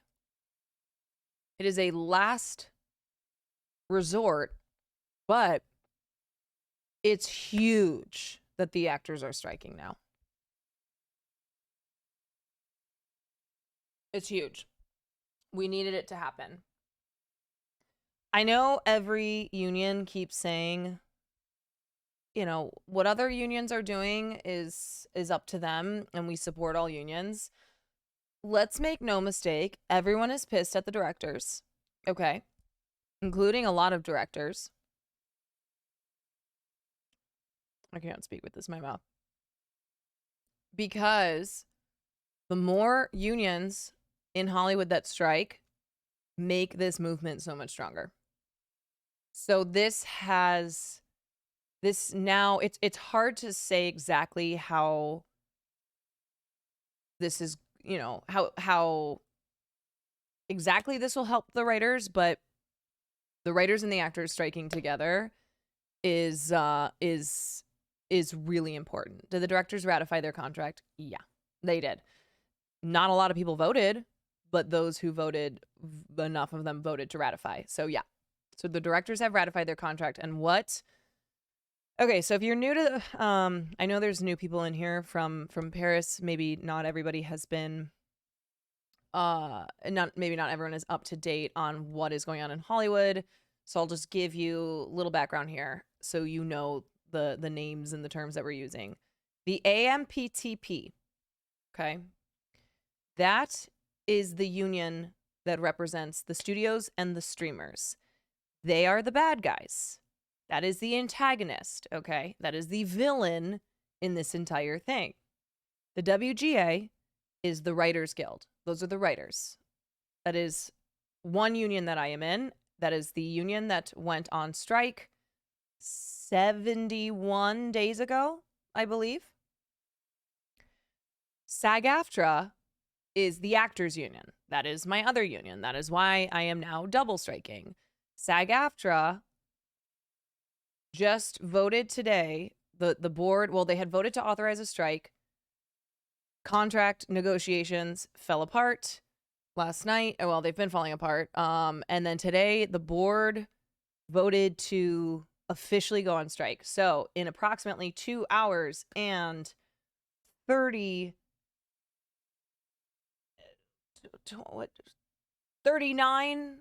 minutes? What the hell? 40 minutes? 2 hours and 40 minutes. SAG will officially be on strike. So 41. Yeah. Come tomorrow, even though a lot of SAG-AFTRA members have already been out on the picket lines, they will officially be joining the writers on the picket lines, striking against the greed of the AMPTP. Question, could SAG have started striking alongside WGA long? Like I said, a lot of those members already have, because some of them are also in the WGA and some of them just know how what's going on is just bullshit. So they've been out. A lot of SAG members have been out there already, but they are officially on strike now too. So let me tell you what's going on. To the best of my abilities. Long story short, the landscape of the industry has completely changed as it has in the past due to technology. So the way that things run now is that film and television operates on a streaming model. So that's what I mean when I say like things have changed due to technology. So streaming runs Hollywood, but our contracts are still based on the old way of doing things. And the old way was network television, okay? And that's just not the way things work anymore. And so over the last 10 years, and then in particular the last 5 years, writers have been getting squeezed and squeezed and squeezed more and more, to the point now that most writers cannot afford to just have screenwriting as a career that is, you know, one that they can live off of and afford to live in cities like LA and New York, which are incredibly expensive with, you know, rising inflation, cost of living, et cetera, et cetera. So even though writers and the people who are creating this content for these streaming platforms have been generating billions in profit over the last decade, they are seeing that they are making less and less money. And life is just has become more expensive. So it is no longer a viable career.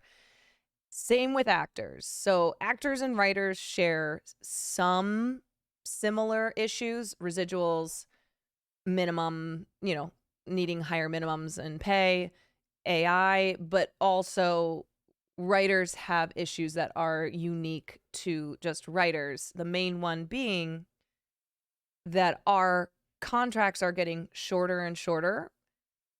So we're working less weeks, and so ultimately making less money.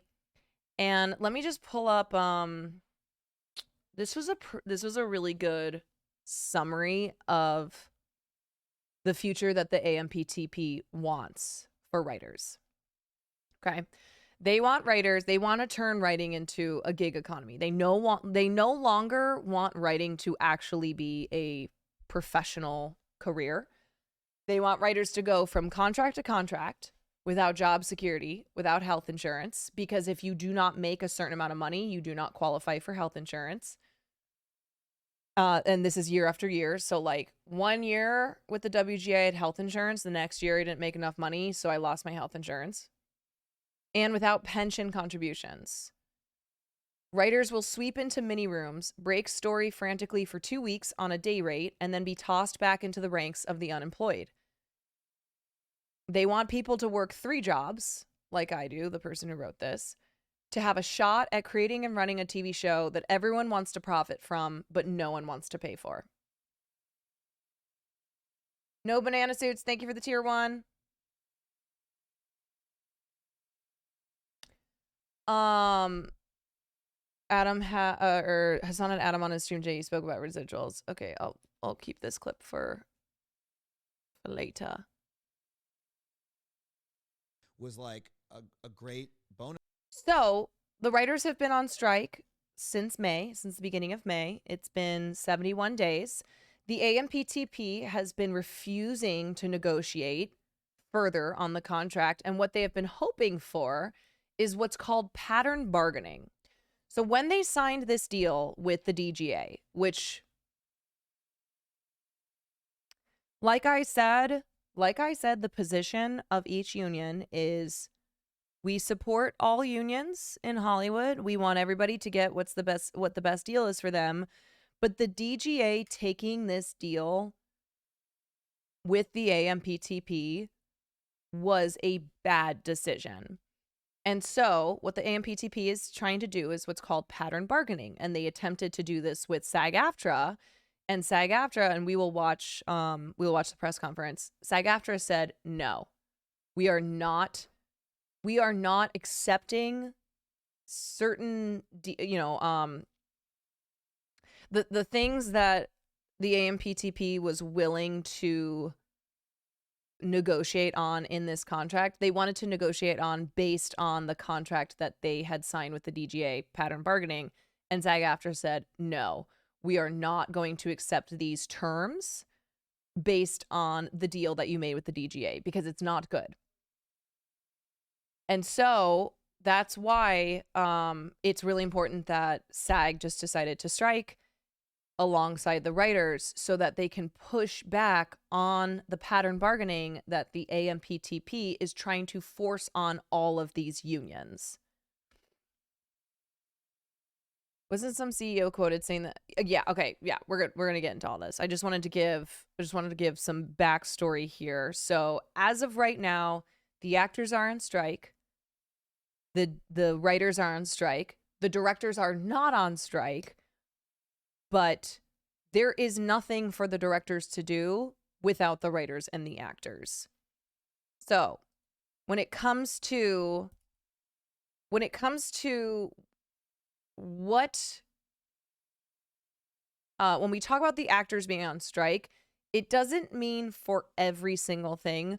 We mean for productions that are covered by the AMPTP TV and theatrical contracts. So when it comes to reality TV, daytime soap operas, let me think of other stuff that doesn't necessarily fall under these contracts. Anyway, not everything that involves SAG, AFTRA union members is now forbidden, but pretty much when you think of, most TV shows and movies, all of that production and work, that surrounds the, TV and film projects like marketing, premieres, everything that you're seeing right now with Barbie and Oppenheimer, that is all coming to an end. That's done. So actors are not allowed to participate in any production covered by the AMPTP TV and theatrical contract. This means no on-camera work for film and TV, and then also no ADR to replace dialogue, narration for trailers, voice acting. They can't do background work. They can't promote projects made under the contract. So interviews, red carpets, promotional social media, premieres, and fan conventions, and any pre-production work, which includes auditions, wardrobe fittings, camera tests, and more. So like from this point on until the strike ends, I can't even do an audition.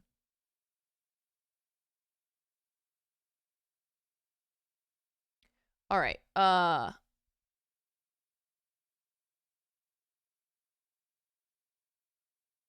So what happens if they violate those rules? If you are a union member and you scab, okay, so you violate any of these rules, you cross the picket lines, you will be kicked out of the union. You will be blacklisted.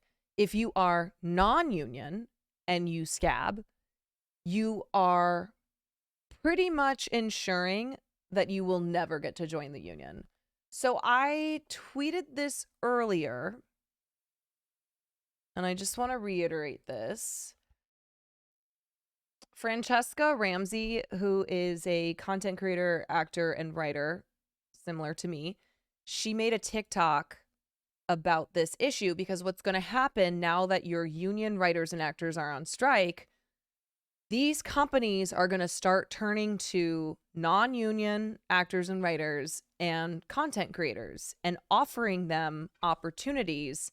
And if you are in a position like this where you're offered an opportunity, you need to say no. Fully understand that this strike, this possible SAG strike, impacts us too. Hi, I'm WGA and SAG, and I've been a content creator for nearing 2 decades, so I wanted to weigh in on this. So now that a SAG strike is almost 100% inevitable, the board's So she, I think she made this morning. So the strike is happening. Actually meeting this morning to call it, and the WGA has been on strike for 11 weeks. The studios are going to start reaching out to content creators in order to fill those content gaps. So if you are a content creator or influencer with any aspirations to become an actor or a writer in the future, now is not the time to take a job because the rest of us are on strike. Taking an acting job or a writing job right now is considered scabbing, and it will hurt your career in the future and make it difficult for you to potentially join the union. By the way, there are websites, well, at least there's one for the WGA. I'm sure there's one for SAG-AFTRA where people submit evidence of people who are scabbing, and then their names go into a database. So if you think you're going to scab and get away with it, you're not. Like, people are keeping track of this stuff. There is a literal database with name, you know, here's the project that they did, here's the evidence of them doing so. Need you to hold strong, because the reason that we are on strike is so that we can create a more equitable and fair industry for all of us, including new talent that wants to potentially join the union in the future. Yeah, and it sounds intense, but like it's absolutely necessary, because she's right. The reason that we're on strike is not so that people who are non-union members can have these opportunities. It's so that we can create a more equitable and fair industry for everyone. So if you are someone who's going to take advantage of thousands of people who have been out there every day under the hot sun fighting for fair wages for all, and you decide to use that as your in to be an actor or writer, you're fucking yourself over. I got banned from Twitch for 2 weeks for showing a real scab list. Oh my God. Holy shit. But yeah, they exist. Scab lists exist because it's important to know who is, you know, who is like on the wrong side of things. People are still going to jump on the opportunity since it's 2023 and people don't do the right thing when personal enrichment is on the table. Exactly. And those people don't deserve to be a part of the union that fought so hard for these, for fair wages.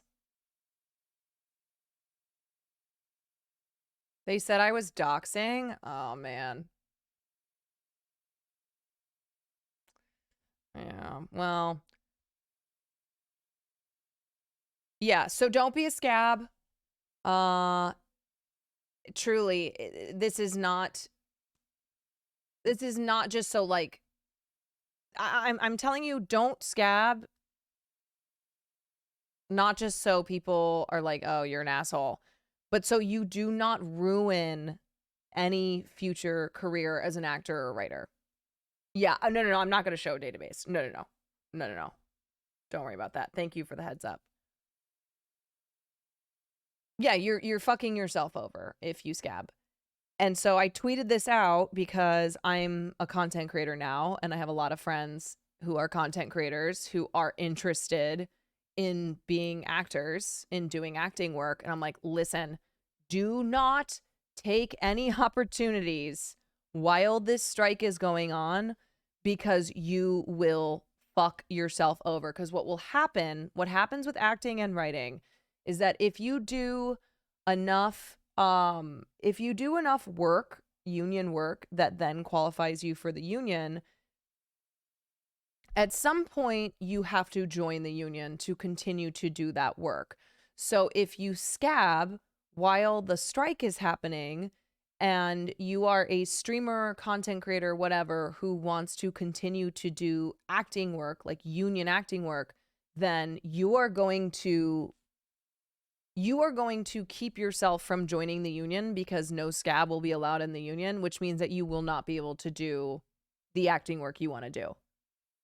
Kendall, thank you for the tier 1.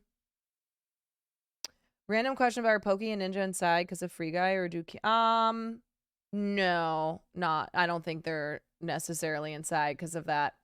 Like, I did a couple of TV spots before I was eligible to join the union. Keeks, thank you for the Prime. There's going to be a lot of young TikTok stars that have no idea what they're doing going for auditions. Right, that's what I'm talking about.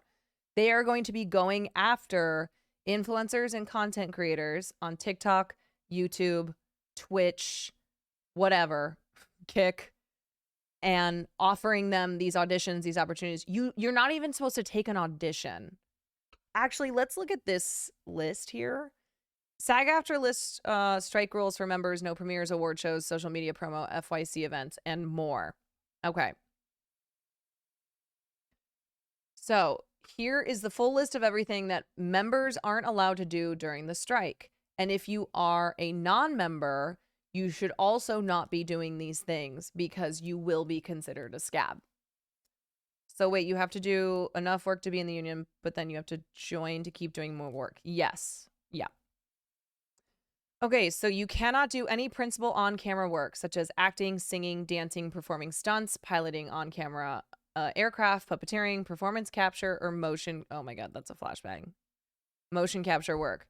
Keep in mind, again, these are with struck companies. So these are with companies that are a part of the Alliance of Motion Picture and Television Producers, the AMPTP. All right, and these have to do with the contracts that fall under theatrical and TV, okay?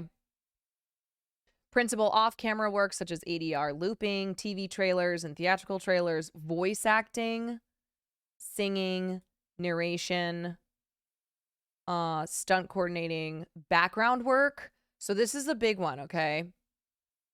There are a few ways that you can qualify for membership in SAG-AFTRA. Background work is one of them. If you do a certain amount of background work and you're able to get like I can't remember exactly what it is. It's not just like if you do background work, you can join the union, but going the background work route is one way that non-union actors can become eligible for the union. So this is a really important one. If you are non-union, do not be doing background work. Do not be doing extra work. Like as an extra. Yeah, so background work are your so you watch a movie and there's a crowd of people, okay? Those are all background actors. Those are all what are considered extras. Now, if you have a line or even a couple words, that elevates you sometimes from just being a background actor to being a co-star. Okay, also no stand-in work, no photo and or body double work, fittings, wardrobe tests, makeup tests, rehearsals and camera tests, scanning, interviews, and auditions.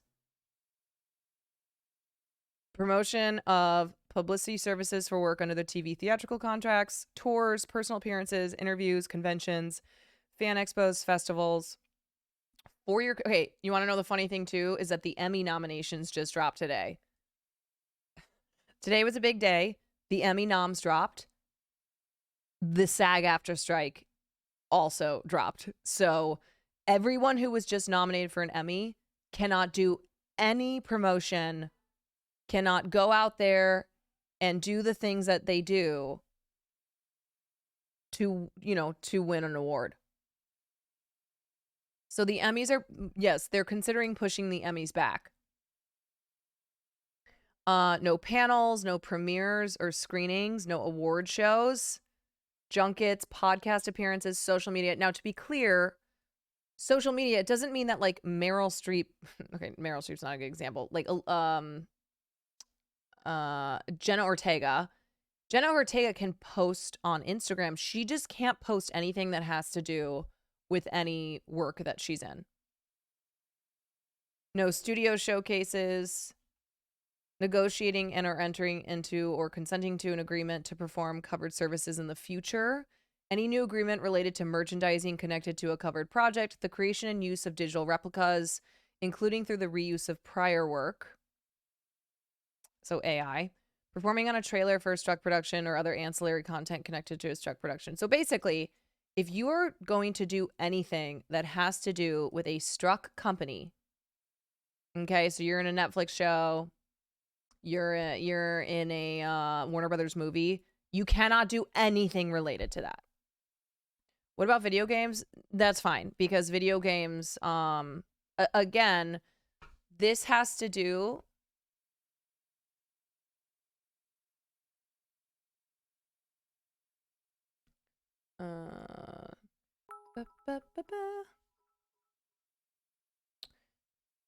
Thank you for those bits. I'll get to your question in a second. Where was the paragraph that I had pulled up? Okay, actors are not allowed to participate in any production covered by the AMPTP TV and theatrical contracts. So any contract that falls under this. So when it comes to international work, it depends. For instance, House of the Dragon. Technically, because House of the Dragon actually has a contract through BBC, they claim that they can continue to work on that show. They can continue to produce that show because their contract doesn't fall under an AMPTP TV contract. Now, San Diego Comic-Con, your faves are not going to be there. They can't. They cannot be promoting anything. So ironically, San Diego Comic-Con is just going to return to what it used to be, which was, you know, just like comic book and video game shit. But it's not going to be about the actors. It's not going to be about the big stars. They can't go.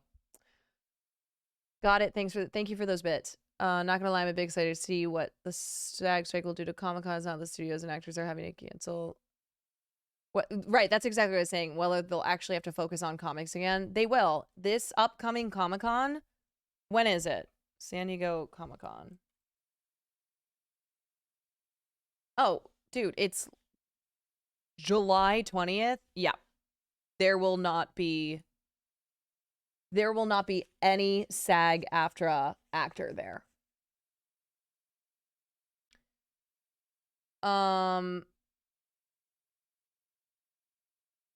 Sorry if I'm asking, what? No, you're good.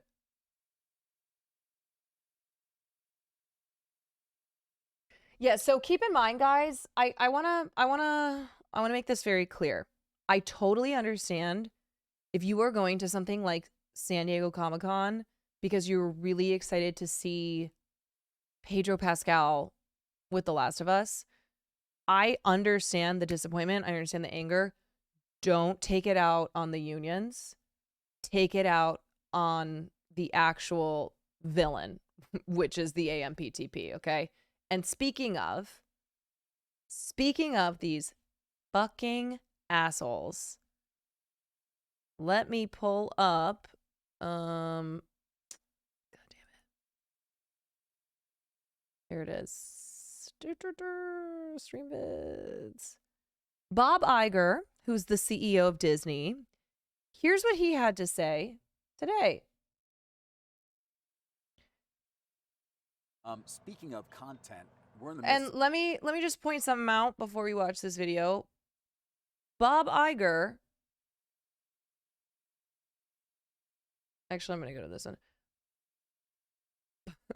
Bob Iger is giving this interview from Sun Valley, where he is currently at the Allen & Co. conference, aka Billionaire Summer Camp. And here's what he has to say about the writers and actors who are striking. Of content, we're in the midst of a writer's strike, and very likely it would seem to have a actors' strike. How is that going to impact things, and what are your expectations there? Well, I think it's very disturbing to me. We've talked about disruptive forces on this business and all the challenges that we're facing and the recovery from COVID, which is ongoing. It's not completely back. And let me just point something out, because he mentioned COVID. The writers back in 2020, so the contracts with the AMPTP only last 3 years. So in 2020, the contract from 2017 expired. And it's been a terrible contract because of the switch to streaming. So the writers wanted to go on strike back in 2020. But what happened? A pandemic. So rather than make things even harder for everyone, the WGA decided, you know what, guys? We're going to have to take an L on this. These are unprecedented times. This was a pandemic no one could have predicted. Rather than hold the AMPTP to the fire and, hey, maybe they can take the L on this, the WGA said, we're not going to fight on this one because the industry is already, it's fucking imploded because of the pandemic, like a lot of other industries have. So we're just going to wait until the next one. And we did. And that's why it's 2023. And now things are even worse. And that's why this happened.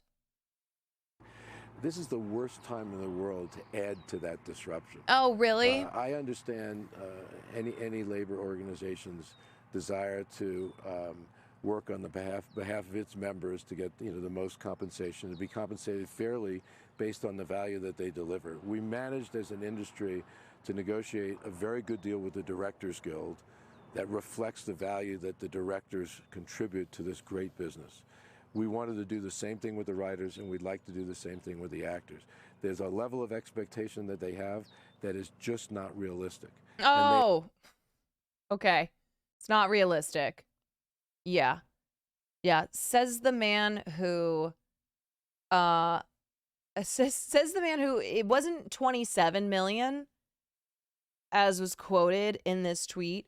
He made $45 million last year just in, from bonuses, equity, you name it. Mm-hmm.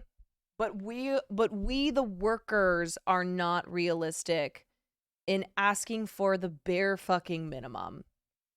And you know what? This is the same, him saying this is the worst time to be doing it. It's kind of the argument that they use with each election, where they're like, you have to vote for Joe Biden because this is the most important election of our lifetime. And with them, they're like, how could you guys be going on? How could you be doing this when this is the times are horrible? Okay. And they did this in 2020. Same shit because of the pandemic. So the WGA said, okay, yes, we're not gonna put up a fight.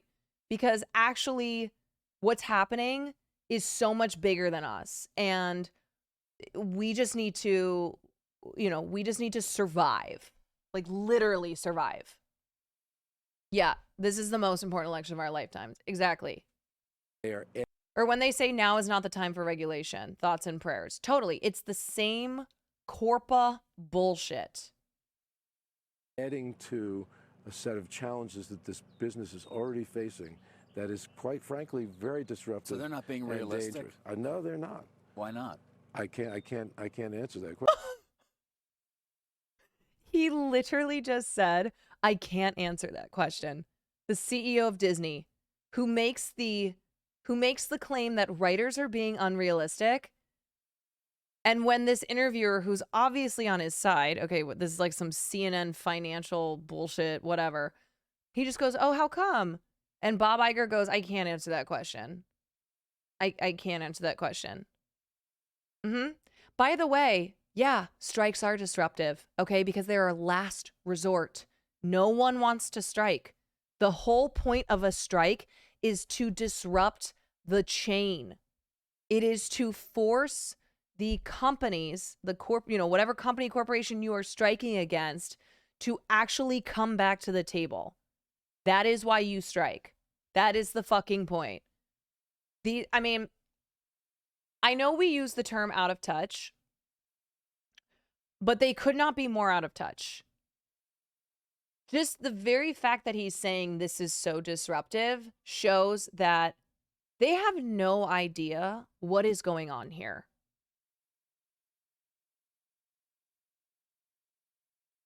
Like, yeah, buddy. Yes. That's what a strike is supposed to do. Question. I respect their right and their desire to get as much as they possibly can in compensation for their people. I completely respect that. I've been around long enough to understand that dynamic.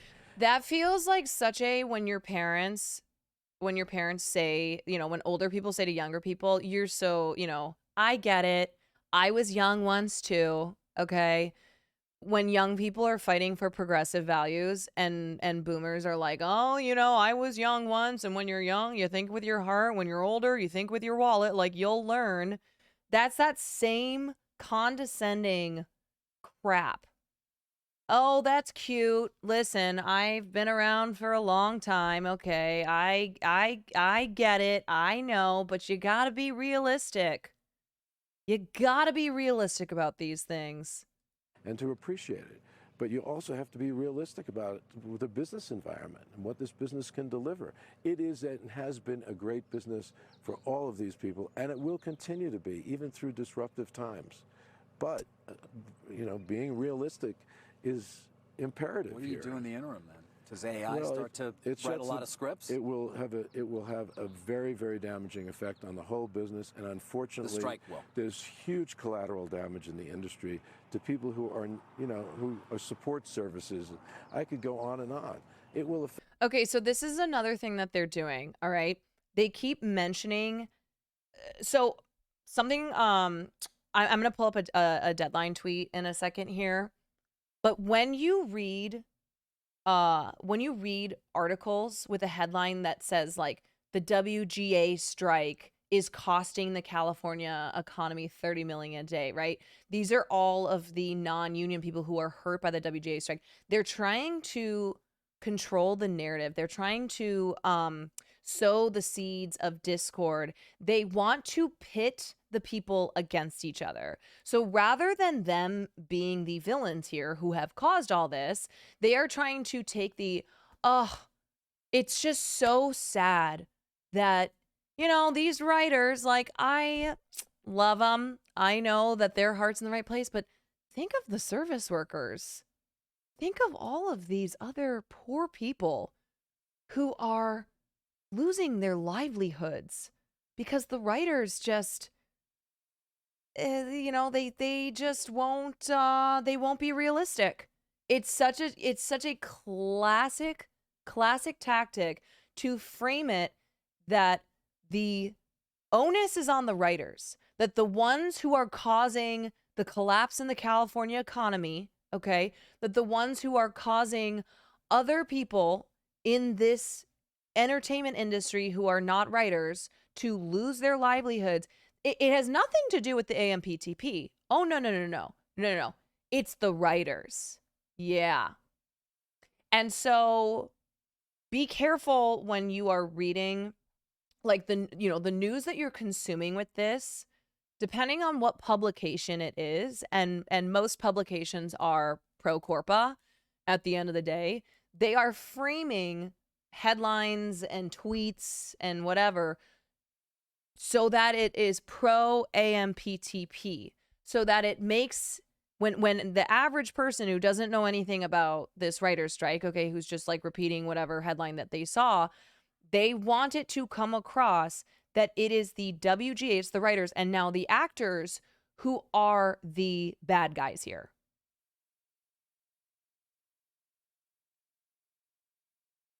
Not all unions are effective. It's mostly because of corporations. Absolutely. But they, you know, Bob Iger and the rest of these bozos are forgetting that they're going up against the WGA. They're going up against the fucking writers, okay? You know who knows how to put out a narrative? The WGA. You know who knows how to actually put out like tweets and content and whatever that accurately gets across what's happening here? Writers. Affect the economy of, different regions even because of just the sheer size of the business. It's a shame. It is really a shame. I hate this motherfucker. I hate them all. I really hate them all. I mean, just the narcissism in this little interview here. And that's all of them, right? That's David Zassoff saying writers will come back because they love writing. It's the smugness. It's the fact that these motherfuckers flew into this billionaire camp on their private jets. Okay, look at all of them. Here he is. There's Bob Iger. Okay, here's Tim Cook.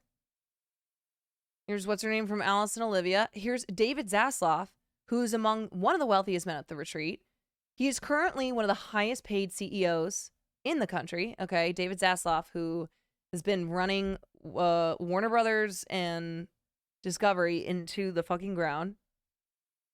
This is the place where they're saying at. This is where Bob Iger is giving this speech about how workers are being unrealistic in what they are demanding. He is giving this speech from here, from Sun Valley Lodge in Idaho. So that's why when we say the disconnect, the out of touchness, this is what we're talking about. Like,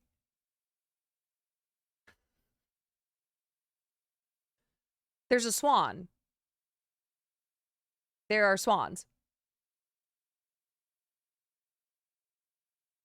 Yeah. So, okay. Also, let me just remind everyone. Were the writers responsible for this? Disney making 7,000 job cuts? Was that the writers? The writers who have been disrupting the economy? The writers who are making everyone's livelihood that much worse because they're asking for the bare minimum? Was this the writers who fired 7,000 people?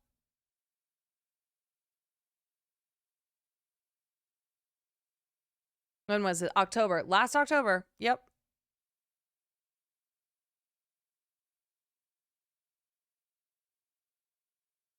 I can't tell if you're asking us. It's rhetorical. A lot of what I'm saying right now is rhetorical. Okay. I can't tell if you want me to respond. Okay, and then let me go to you also, this is how every single tweet about these fucking assholes should be written, okay? Anytime that a publication is tweeting about something that they said, they need to include their salary when they are including a quote on these insanely rich people talking about how the workers are being unrealistic. Like, this is how you do it. All right.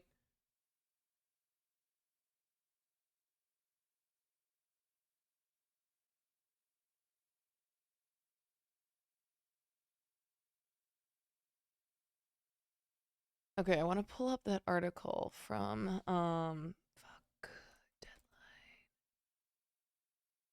I had it pulled up. I think I clicked out.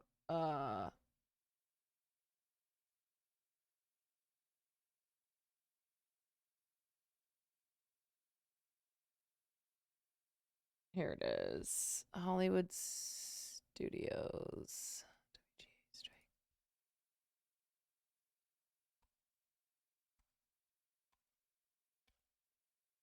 Bob Iger's network is at least 3/4 of a billion. How the fuck does he know about unreasonable? Yeah, exactly. Seed, thank you for the prime. Okay, so this was the article that dropped 2 days ago that had everybody pissed off. And the reason that they... Okay, so let me just explain what the AMPTP strategy is here. They are trying to, in everything that they do, they are trying to create a fissure. They are trying to divide the laborers because they have seen the solidarity that has been declared since the writers went on strike. Solidarity across unions. They have seen it at the events that we have thrown. The IRL that I did for that big writers solidarity event, they are scared. They see that shit and it terrifies them. So their plan in everything that they do is to split this solidarity apart. They do not want the various laborers, they do not want the various labor unions together in solidarity because they will lose, and they know that. So they're trying to divide and conquer. So this article dropped from Deadline. And make no mistake, Deadline is, at the end of the day, pro AMPTP, all right? So this article drops right before SAG-AFTRA goes into the final negotiations with the AMPTP. And the reason that they dropped this article is that they're trying to put the fear of God in the actors so that the actors then put pressure on their negotiating committee to sign a deal with the AMPTP. So the AMPTP is trying to use the WGA as their example of, you don't want to be the WGA, okay? All right? The WGA, the writers, they're fucked. Like, they're basically admitting the writers, like, they're saying the writers are fucked. You don't want to be, don't go down with this sinking ship. Get off the Titanic here, okay? And we're giving you the opportunity to do so. Look at the directors. The directors didn't go down with the ship. So neither should you. All right, so let's take a look at this. Hollywood Studios' WGA strike endgame is to let writers go broke before resuming talks in the fall. I think we're in for a long strike and they're going to let it bleed out, said one industry veteran intimate with the POV of studio CEOs. With the scribes' strike now finishing its 71st day and the actors union just 30 hours from a possible labor action of its own, the AMPTP producers, the AMPTP are planning to dig in hard this fall before even entertaining the idea of more talks with the WGA. So, the whole time that the WGA has been on strike and the AMPTP has claimed like, oh, well, they just won't come back to the table, and the WGA has been like, we've tried to resume talks. They will not. Well, now they're coming out. They're just, the AMPTP is like, yeah, no, we're not. That's not the planner. The plan is to bleed you dry. Not Halloween precisely, but late October for sure is the intention, says a top-tier producer close to the Carol Lombardini. Carol Lombardini is the head negotiator for the AMPTP. While some dismiss this as just cynical strike talk, studio and streamer sources around town confirm the strategy. And we know that. Like, the WGA knows this, and that's why we've been pushing back on the bullshit narrative that the AMPTP is like, well, the writers just won't talk. We're willing to meet, but they're just, they're just out there striking. They refuse to talk to us. It's like, no, you motherfuckers, you refuse to talk to us. They also confirm that the plan to grind down the guild has long been in the works for a labor cycle that all sides agree is a game changer one way or another for Hollywood. It's been agreed to for months, even before the WGA went out, one executive said. Nobody wanted a strike, but everybody knew this was make or break. Receiving positive feedback from Wall Street since the WGA went on strike May 2nd, Warner Brothers Discovery, Apple, Netflix, Amazon, Disney, Paramount, and others have become determined to break the WGA, as one studio exec blatantly put it. To do so, the studios and the AMPTP believe that by October, most writers will be running out of money after 5 months on the picket line and no work. So guess what? This just goes to prove what the writers have been saying, which is that we are not rich, okay? Many of us are already out of money, all right? A lot of writers have already had to, even before the strike started, get a second, third job. And then those who, those who had been able to hold out when the strike started, like, yeah, they're already working other jobs. They're already out of fucking money. Joke's on you guys. Like, this is what we've been saying. We're fucking broke already. The end game is to allow things to drag on until union members start losing their apartments and losing their houses. Well, I don't know any writers who have a house, so it would be losing an apartment. A studio executive told Deadline. Acknowledging the cold as ice approach, several other sources reiterated the statement. One insider called it a cruel but necessary evil. Capitalism, baby. A cruel but necessary evil. Or how about just unnecessary evil and absolute unbridled greed? Are writers and actors getting paid at all while this goes on? No, that's why we have strike funds, right? And people are getting, if they haven't already, like, they're getting other jobs. So as a member of the union, you are required to be out on the picket lines, but they were like, if you have like a reason why you can't be, just let us know. And for some people, like, they have to work, they've got a day job now. Strike funds are, you can apply for strike funds. I think you do have to, I can't remember how it works. I haven't applied for strike funds because I'm a streamer. I'm able to keep going as long as Twitch goes. The studio and streamers next think financially strapped writers would go to WGA leadership and demand they restart talks before what could be a very cold Christmas. So they want to break the union members so that the union members then turn on the leadership on the negotiating committee and say enough is enough. How does the SAG strike affect indie features? If it's purely an indie movie, It has nothing to do with any of these struck companies. You know, and that goes from not just the film itself, but the film being sold. Like, it, you know, let's say you have an indie movie. So for instance, my buddy's movie that I did last year, it's an indie movie, but he has been trying to sell it to an Amazon or a Hulu. He has to stop doing that now because of the strike. So if it is a pure 100% pure indie film, then it's fine. But if the filmmakers are attempting to procure a distribution deal with one of these struck companies, then they can't do that.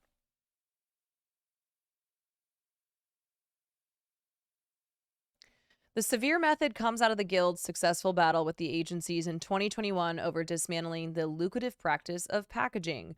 The WGA picked off one agency after another until final holdout WME backed down, a tactic seen as a warning sign. Well from Paris. Boone, thank you for the 2 months.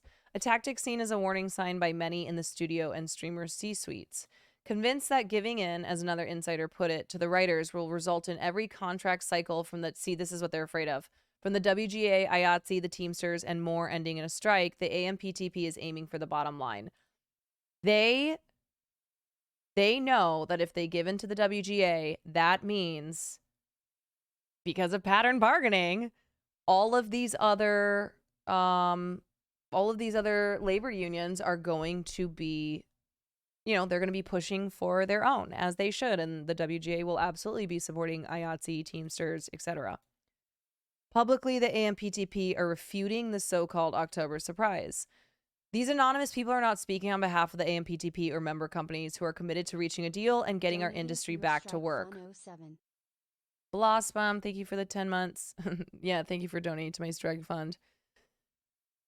Still, since the WGA called its first strike in 15 years in early May, there's been no discussion between the AMPTP and the Guild, despite persistent public Guild offers to meet.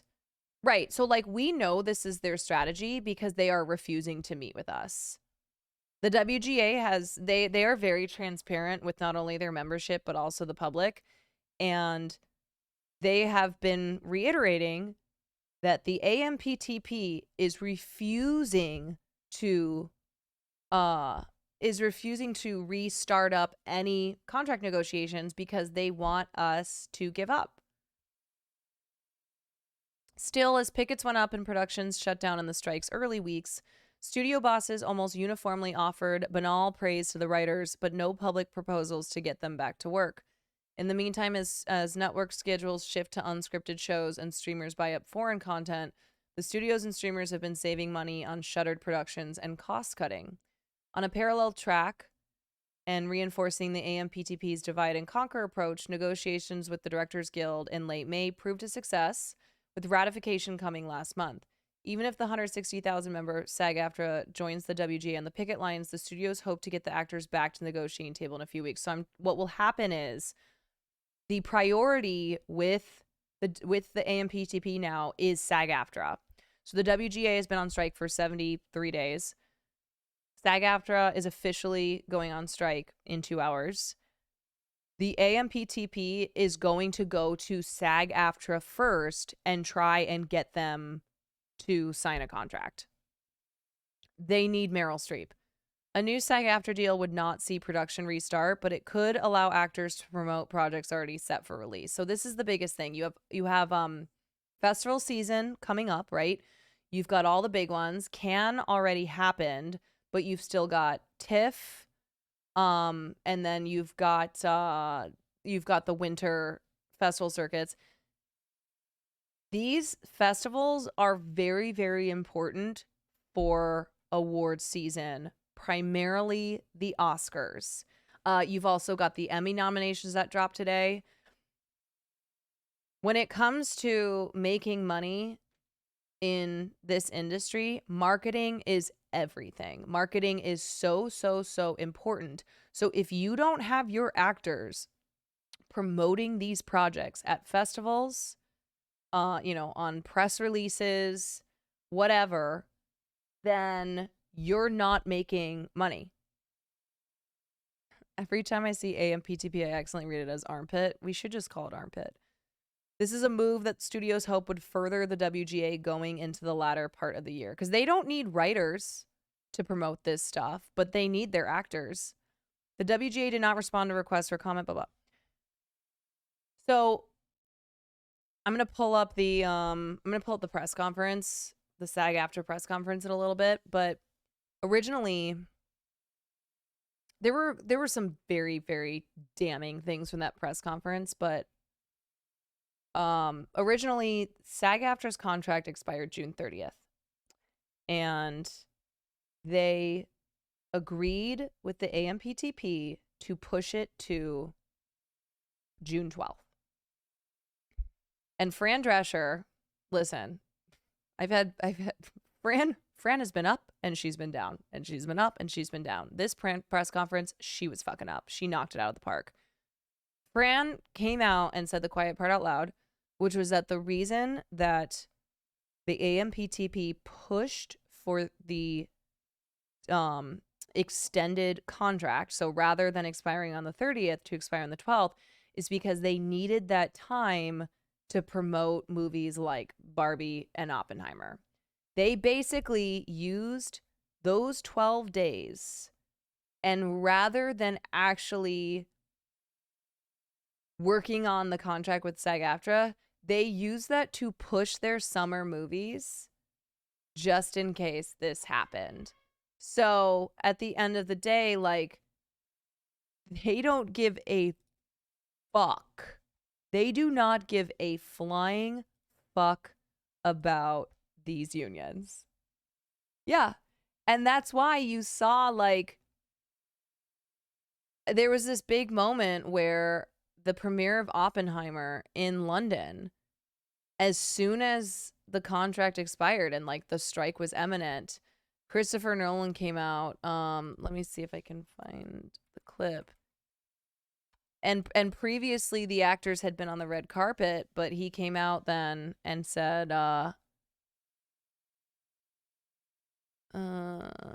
strike. They left in the middle of it. Yeah. Yeah, because the studios were trying to get as much marketing done as they could before this strike happened. Emily Blunt,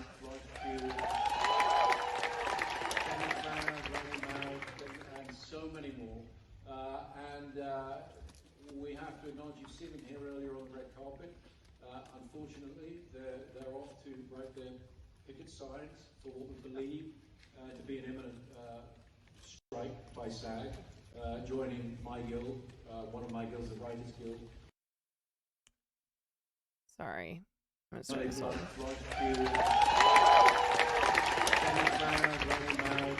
and so many more. We have to acknowledge, you've seen them here earlier on the red carpet. Unfortunately, so he's saying you saw them here earlier on the red carpet. They're off to write their picket signs. Unfortunately, they're off to write their picket signs. For what we believe to be an imminent strike. For what we believe to be an imminent strike. SAG, joining my guild, one of my guilds, the Writers Guild, in the struggle for fair wages for working members of those unions. And we support them. Just like his movies, I can't hear a thing. So fucking funny. Truly could not hear anything in Tenet.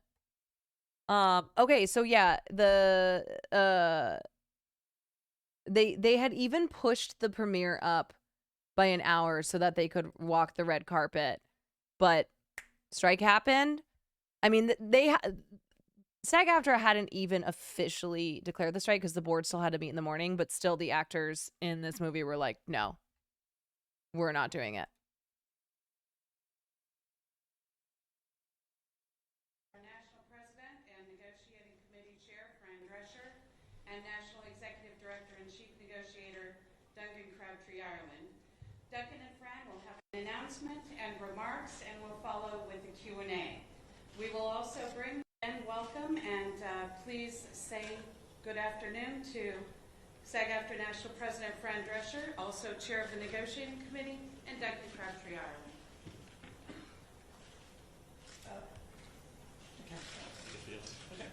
Good afternoon, everybody. I'm Duncan Crabtree-Ireland, National Executive Director and Chief Negotiator for SAG-AFTRA.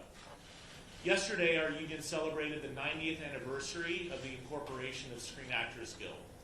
During our nearly century-long existence, we've fought for and achieved countless gains for working actors. Today, we embark on a new important chapter in our union's history. Earlier this morning... By the way, this is the first time that the actors and writers have been on strike together in like 60-something years. So this is a huge moment. This is a huge moment. The actors very rarely go on strike. And when they do go on strike, when they have gone on strike in history, it's not very long. Like the last strike, I think, was maybe 14 hours or something like that. Isn't it since Reagan? Okay, so yeah, fun fact, the last time that SAG-AFTRA went on strike, it was when Ronald Reagan was the president of SAG. Oh yeah. So that was the last SAG strike in the 80s. I believe it was only 14 hours long, and Ronald Reagan was the president of SAG. Fun fact. Yeah. Yeah, famous socialist Ronald Reagan. Yep.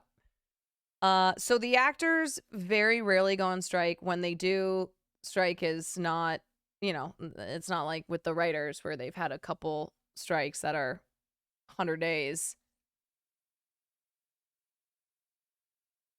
The SAG-AFTRA National Board convened following 4 weeks of negotiations with the Alliance of Motion Picture and Television Producers. Angel, thank you for the 5 months.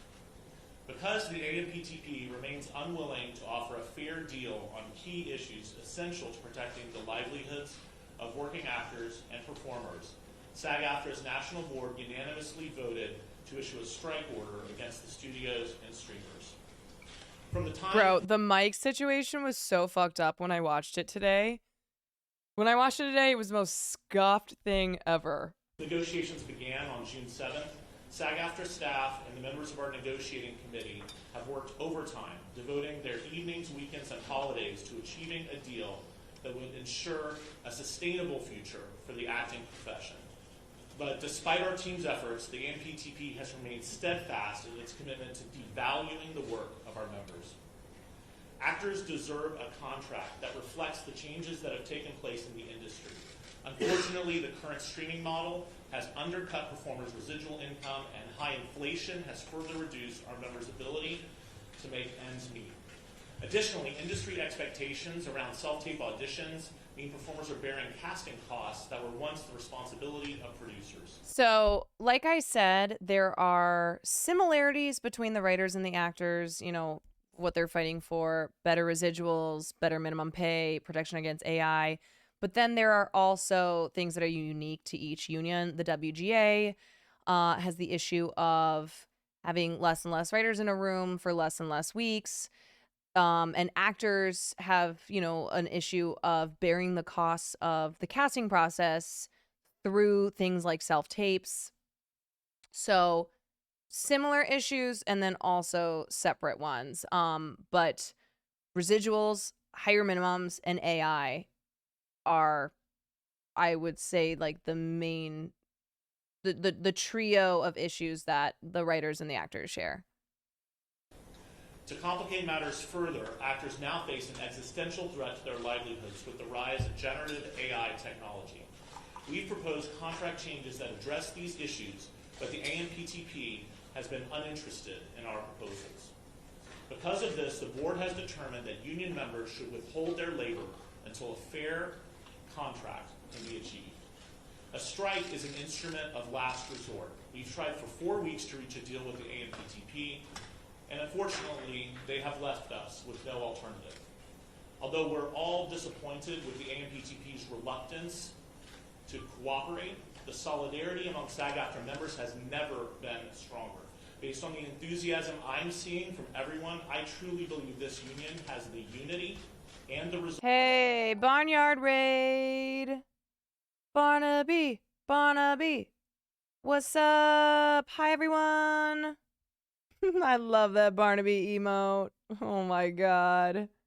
This is a holdup. Yeah, can you guys go march on the AMPTP with those finger guns and say this is a stick up? We're holding you up with these finger guns. Abraxas, thank you for the 11 months. What's up, everyone? What are we watching? So we are Mitch, thank you. Oh my god, thank you for those 1,000 bits. Appreciate it. Yo. We are watching the SAG AFTRA conference from today. My apologies, the audio is very scuffed. I guess the sound engineers are on strike as well. But today was extremely historic, and in an hour and a half, the actors will officially be on strike alongside the writers who have been striking for 73 days. Dankenstein, thank you for the tier 1. This is the first time that the actors and the writers have been on strike since 1960, I believe. And that was when they fought to get residuals in the first place. So when movies started playing on TV, actors and writers were not getting a piece of that. So the last time they went on strike together, 1963. Okay, so they went on strike together in 1963, and they fought for residuals. And now here we are. Vale, thank you for the 5 months. Harkis, thank you for the 10. Here we are 60 years later, and we are now fighting alongside each other for protection against AI, for better residuals, for higher minimums because of the absolute, kind of disastrous shift in the industry due to technology. It was great, and then it was not great. Rusty, thank you for the 9 months. D Machine, thank you for the tier 1. Thank you, everybody. Welcome in. Yeah, so it's how is it 11 months? This is a big day. Months. Oh my gosh. Such an awesome community Woo! you have created. JW, thank you for the 11. Empire, thank you for the 3. Solidarity. Yes, solidarity. This is a big day. Keep in mind that the villain here is not the writers, is not the Jesus Christ. Oh my gosh. Rose City, thank you for the 5. That was blasting in my ear. Appreciate you. No, you guys are good. Thank you so much for the subs. Thank you for the follows. I'm just trying to get through this before I collapse because I really want to watch the we're gonna watch this, and then I'm gonna call it a stream. A lot of the things Adam talked about in Hassan's stream were eye-opening. Good. I hope that there are people in here who have not been following and learn something about what's going on. Rose City, thank you so much. Thank you for that 5 again. I hope you're healing up. I'm working on it. So anyway, we are going to continue with watching this press conference. So Fran Drescher, aka the nanny, is on the left. She is the president of SAG AFTRA. And then Duncan Crabtree Ireland is on the right here. And I gotta say, Fran has done some things throughout the writer's strike and all this shit the last couple of months that, yeah, she deserves criticism for. She fucking delivers. She delivers in this press conference. And she just pretty much, she does not hold back. She lays it all out there. She goes after the AMPTP in the way that they deserve. Resolve needed to fight for the future of their careers. Due to the broad nature of our membership, this strike does not affect all members of all contract areas, just those working under the 2020 TV theatrical contract. Performers working in interactive entertainment, audiobooks, music, commercials, and other contract areas will not be directly impacted. Okay, so again, this just has to do with SAG-AFTRA members who are, who are doing work, who have contracts that fall under the AMPTP theatrical and TV contracts. Okay, so this is not every single SAG-AFTRA member. For instance, if you're a daytime soap opera watcher, you're good. Those will keep going. The strike will begin at midnight tonight, and all of us, union members, leadership, and staff, will be out on the picket lines tomorrow morning. Members are urged to go to sagaftrastrike.org for answers to common questions as well as information on picket locations. I'd now like to turn the microphone over to SAG-AFTRA President Fran Drescher. Thank you, Duncan, and thank you everybody for coming to this press conference today. It's really important that this negotiation be covered because the eyes of the world, and particularly the eyes of labor, are upon us.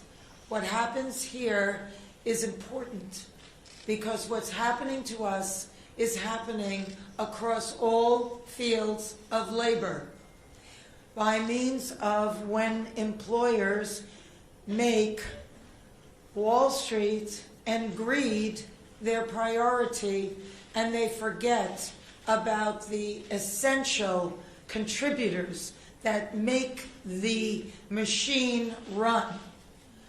We have a problem. And we are experiencing that right at this moment. This is a very seminal hour for us. I went in earnest thinking that we would be able to avert a strike. The gravity of this move is not lost on me or our negotiating committee or our board members who have voted unanimously to proceed with a strike. It's a very serious thing that impacts thousands, if not millions of people all across this country and around the world. Not only members of this union, but people who work in other industries that service the people that work in this industry. So I think what I took away from this speech today, in combination with everything she has said and how she's behaved over the past couple months, I really think that she, for the first time, saw just how villainous the AMPTP is. And I think that explains her previous statements. Obviously, Fran she's good. She's got that nanny money.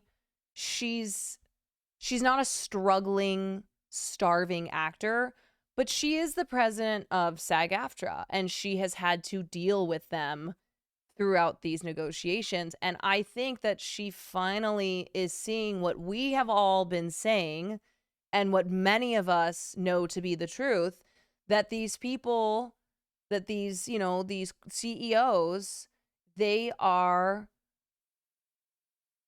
bottom line is greed. They are bad.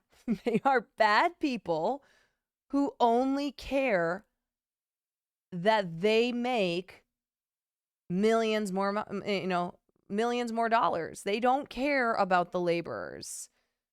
Like, I think she got blackpilled. I do. And I think that is the reason that she came out in this speech today and was so spitfire. And I can really genuinely feel her disgust for the AMPTP and her anger, because I think she got a little blackpilled. Do you think the WGA pair with the SAG-AFTRA strike will turn up the heat enough to solve this issue in the immediate future? Yes, it's hard to say. It's hard to say exactly what impact this will have on the WGA when it comes to our contract. So we will see. And so it came with great sadness that we came to this crossroads, but we had no choice. We are the victims here. We are being victimized by a very greedy entity. I am shocked by the way the people that we have been in business with are treating us. I cannot believe it, quite frankly. See? How far apart we are on so many things. How they plead poverty, that they're losing money left and right when giving hundreds of millions of dollars to their CEOs. It is disgusting. Shame on them. They stand on the wrong side of history at this very moment. We stand in solidarity, in unprecedented unity. Our union and our sister unions and the unions around the world are standing by us, as well as other labor unions. Because at some point, the jig is up. You cannot keep being dwindled and marginalized and disrespected and dishonored. The entire business model has been changed by streaming, digital, AI. This is a moment of history that is a moment of truth. If we don't stand tall right now, we are all going to be in trouble. We are all going to be in jeopardy of being replaced by machines and big business. Who cares more about Wall Street than you and your family? Most of Americans don't have more than $500 in an emergency. This is a very big deal, and it weighed heavy on us. But at some point, you have to say, no, we're not going to take this anymore. You people are crazy. What are you doing? Why are you doing this? Privately, they all say we're the center of the wheel. Everybody else tinkers around our artistry. But actions speak louder than words. And there was nothing there. It was insulting. So we came together in strength and solidarity and unity with the largest strike authorization vote in our union's history. And we made the hard decision that we tell you as we stand before you today. This is major. It's really serious. And it's going to impact every single person that is in labor. We are fortunate enough to be in a country right now that happens to be labor friendly. And yet, we were facing opposition that was so labor unfriendly, so tone deaf to what we are saying. You cannot change the business model as much as it has changed and not expect the contract to change too. We're not going to keep doing incremental changes on a contract that no longer honors what is happening right now with this business model that was foisted upon us. What are we doing? Moving around furniture on the Titanic? It's crazy. So the jig is up, AMPTP. We stand tall. You have to wake up and smell the coffee. We are labor and we stand tall and we demand respect and to be honored for our contribution. You share the wealth because you cannot exist without us. Thank you.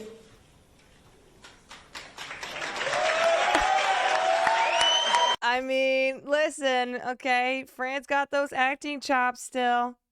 All right, that's our nanny. Wake up and smell the damn coffee. The jig is up. Yeah, I mean, I don't know how that doesn't get you motherfucking hyped. Yeah, that emotion was... Listen, when I say acting chops, I don't mean that the emotion wasn't real. I just mean she knows how to deliver. Okay, she knows how to deliver a speech. Yes. Holy shit, we're in for a fight. Exactly. She fucking ate. I mean, honestly, she ate that up. Fat Bush Mommy, thank you for tier 1. Lost me. Yeah.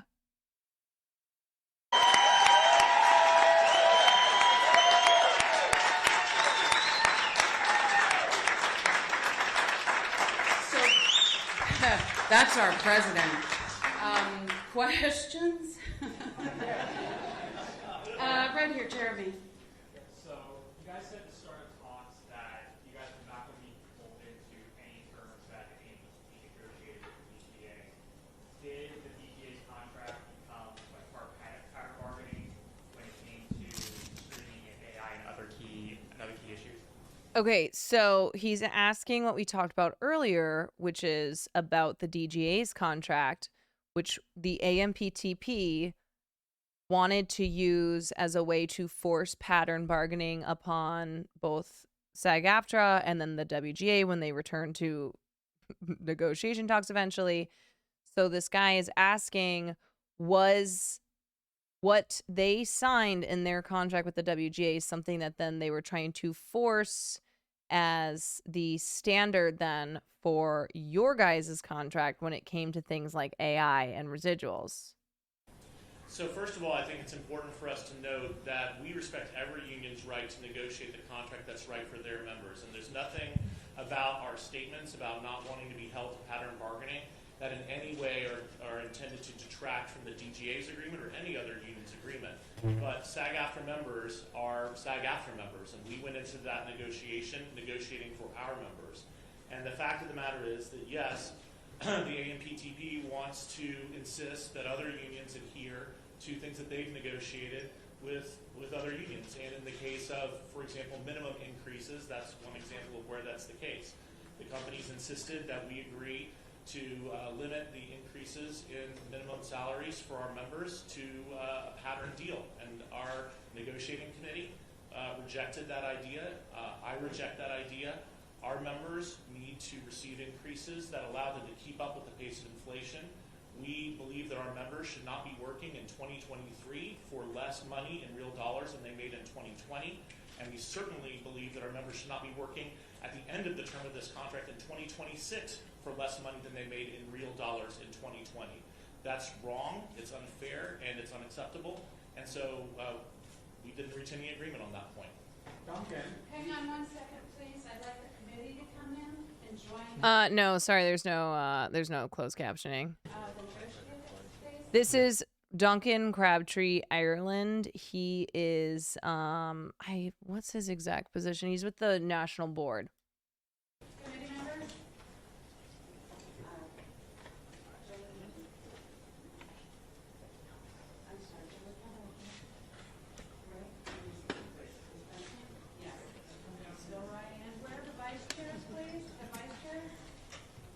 He's the national executive director, chief negotiator for SAG. Yes, thank you.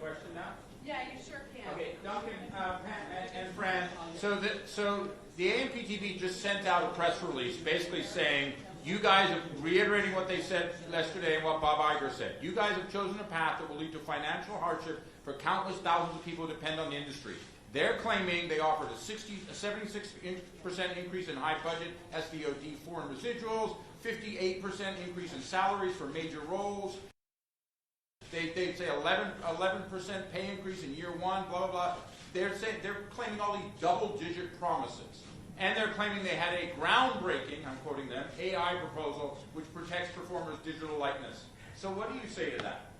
Well, Fran may have Okay, something. this part is insane. This part is insane. Talking about AI. You want to say that, but let me just take one of the items that you mentioned, and I'm not going to be able, not having seen their press release, I can't respond to every point of it. But this groundbreaking AI proposal that they gave us yesterday, in that groundbreaking AI proposal, they proposed that our background performers should be able to be scanned, get paid for 1 day's pay, and their company should own that scan, their image, their likeness, and should be able to use it for the rest of eternity in any project they want with no consent and no compensation. So if you think that's a groundbreaking proposal, I suggest you think again. Yeah. Let's just take a minute on that. Yeah. So the AMPTP, ahead of this press conference, put out a statement that said that SAG-AFTRA refused to negotiate, that they turned down the most historic deal that had like groundbreaking AI proposal, et cetera, et cetera, et cetera.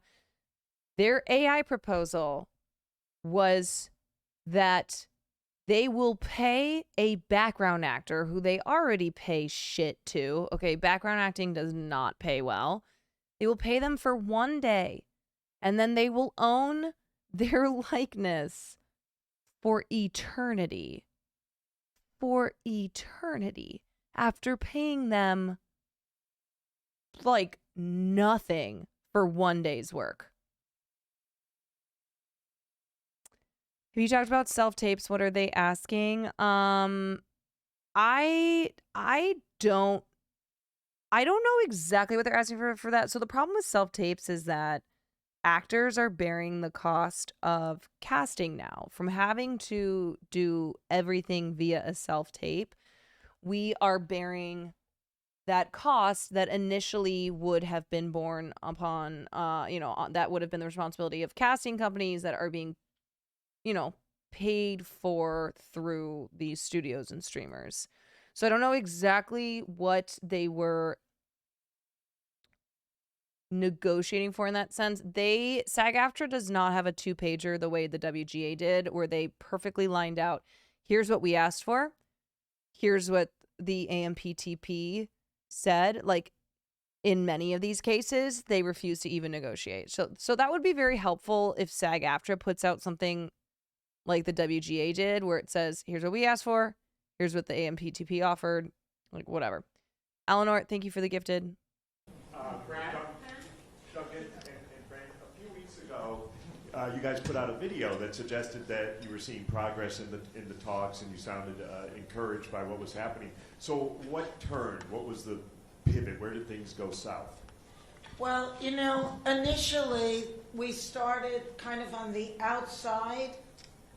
They weren't really ready to get to the core issues, and we were encouraged, quite frankly. But we didn't realize that that was where it ended, where it began and ended.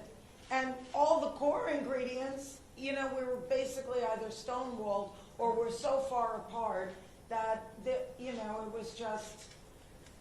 And in earnest, we gave them an extension of 12 days, which they absolutely wasted, making us feel like we've been duped, like maybe it was just to let studios promote their summer movies another 12 days. They stayed locked behind closed doors. They continued to cancel our meetings with them. That part right there. They pushed for an extension on the contract negotiations, which are supposed to expire June 30th. They pushed for June 12th so that they could have 12 days. 12 days where they could still have their actors promoting summer films.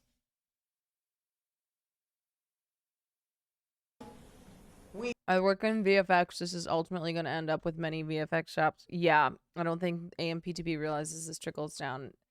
They don't understand anything. They are just delulu. They are so fucking out of touch. We thought, well, maybe they're really getting into it. But then what we ultimately received from them was what my mom would call a lick and a schmeck.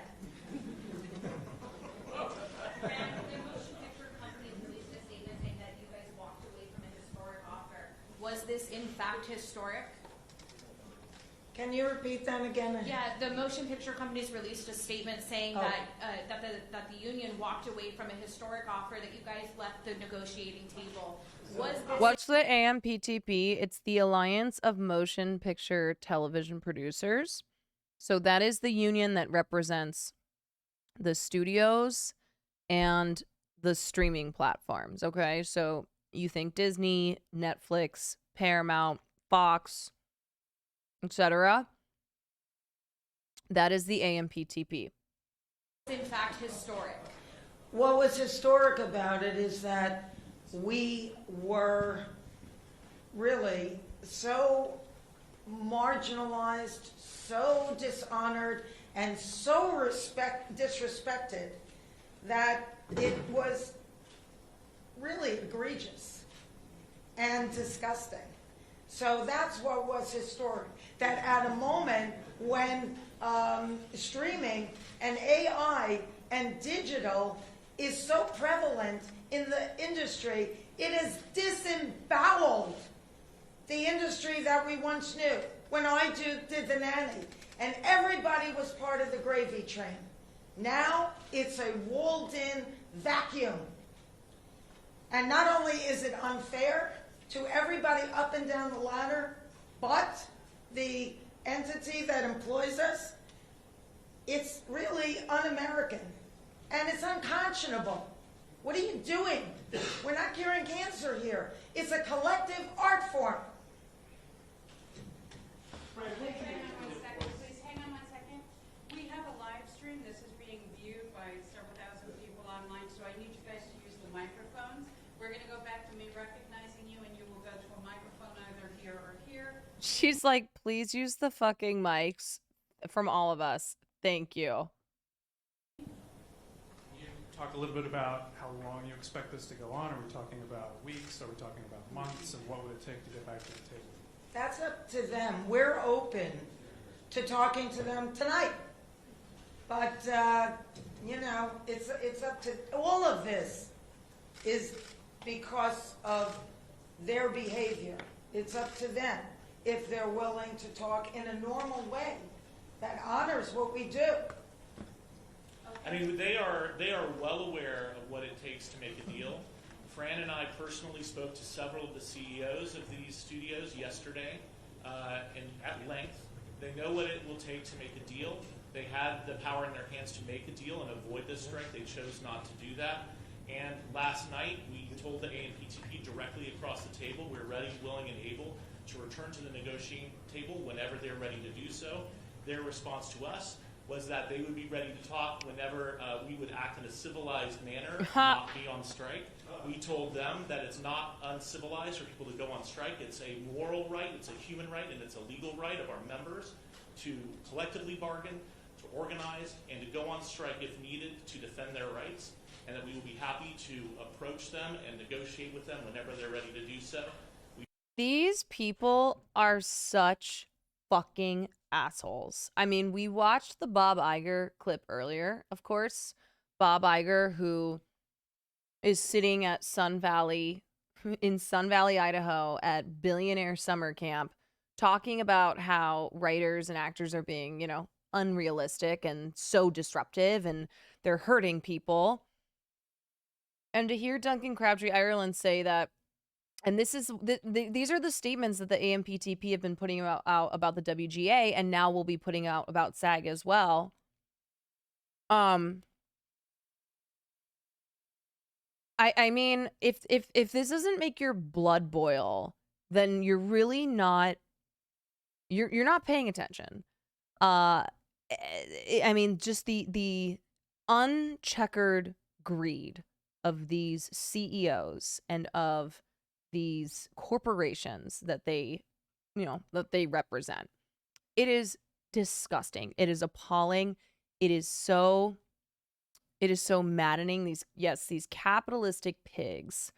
And that's why I keep saying they are the villain here in this story. And you know that they will never make this story in Hollywood because the AMPTP, they're the bad guys.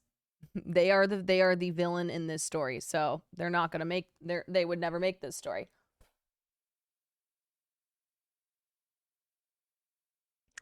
America's a bunch of corporations in a trench coat. Yeah. God, this just makes me so angry. Like, I know all this already. Like, this is nothing new, but just hearing it again, hearing them say, well, if you guys stop being, you know, if you stop being so bad, if you stop exercising a basic human right, which is the right to protest, then maybe we can sit down and talk again. It's like, oh my God. We were then later informed that it would probably be a while. So we will be here doing what we need to do to defend our members and to ensure we get a fair contract. And we encourage them to come back to the table because we're ready to talk whenever they are. All right here, please. It's obvious that AMPTP is working in a coordinated effort with all the studios. Are you planning to do the same with the other entertainment unions? We've been in constant contact with our sister unions. You know, the other unions in this industry have been incredibly supportive. We have been incredibly supportive of them. I'm sure it hasn't gone unnoticed that thousands of SAG-AFTRA members have been walking the WGA picket line since the beginning of May. But, you know, over the past years, we've been working together closely. The relationships between the industry, entertainment industry unions have never been tighter, have never been closer, and we absolutely... Okay, this sign language interpreter, she's going so hard. I'm obsessed. Are standing in solidarity with them, and they are standing in solidarity with us. All right, we're going to go to Abby with people.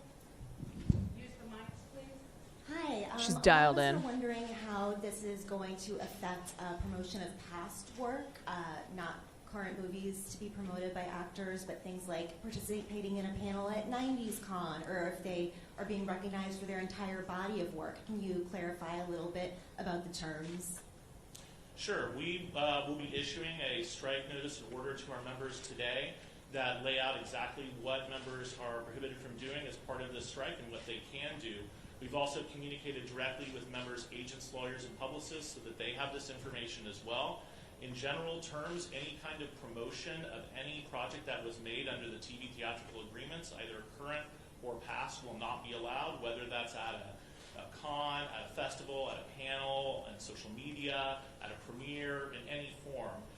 Members who have other types of activities going on, like autograph signings or things that are not related to specific companies or projects that are produced under these agreements, they'll be able to continue doing that. But we encourage all members who have any doubt about the boundaries there to reach out to the union.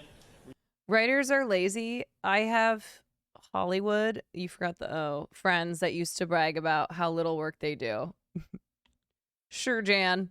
The guidance that we'll give them, and we can answer their questions directly and individually. Hollywood friends. Hey guys, what do you make of the reports that the AMP, that the Academy's strategy was to bleed union members dry? I know there was in specific regards to the WGA, but what were your thoughts on that piece that came out? It was reported in the press just recently that there were some executives from the studios who stated that that it was okay for writers to go homeless as a result of this strike. This ain't That, 6 like cents, said, bro. They want to bleed the people dry. I mean, I think Fran might have some words to say about Unnecessary that. evil. Unnecessary evil. That's right. Can you believe that? I mean, we had a whiteboard with quotes, just so the room would remember some of the things that were said. But you know what? Eventually, the people break down the gates of Versailles, and then it's over. Well, we're at that moment It's right now. over. Thank you. Right here. Hi, Ted Chen, KNBC. As you know, this is going to have a significant impact on the LA economy, perhaps costing it as much as $30 million a day. What would you want to say to the businesses, to the people? X suffering, thank you for the 3 months. Hollywood, who are going to be suffering alongside with you?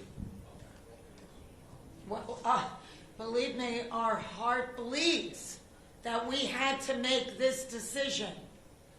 But we can't not get what these members deserve because it's only going to get worse. This is where we drew the line in the sand. And it's a terrible thing to have to do, but we were forced into it. and let's not forget, actors are working people too, alongside Yes. everyone else in this economy.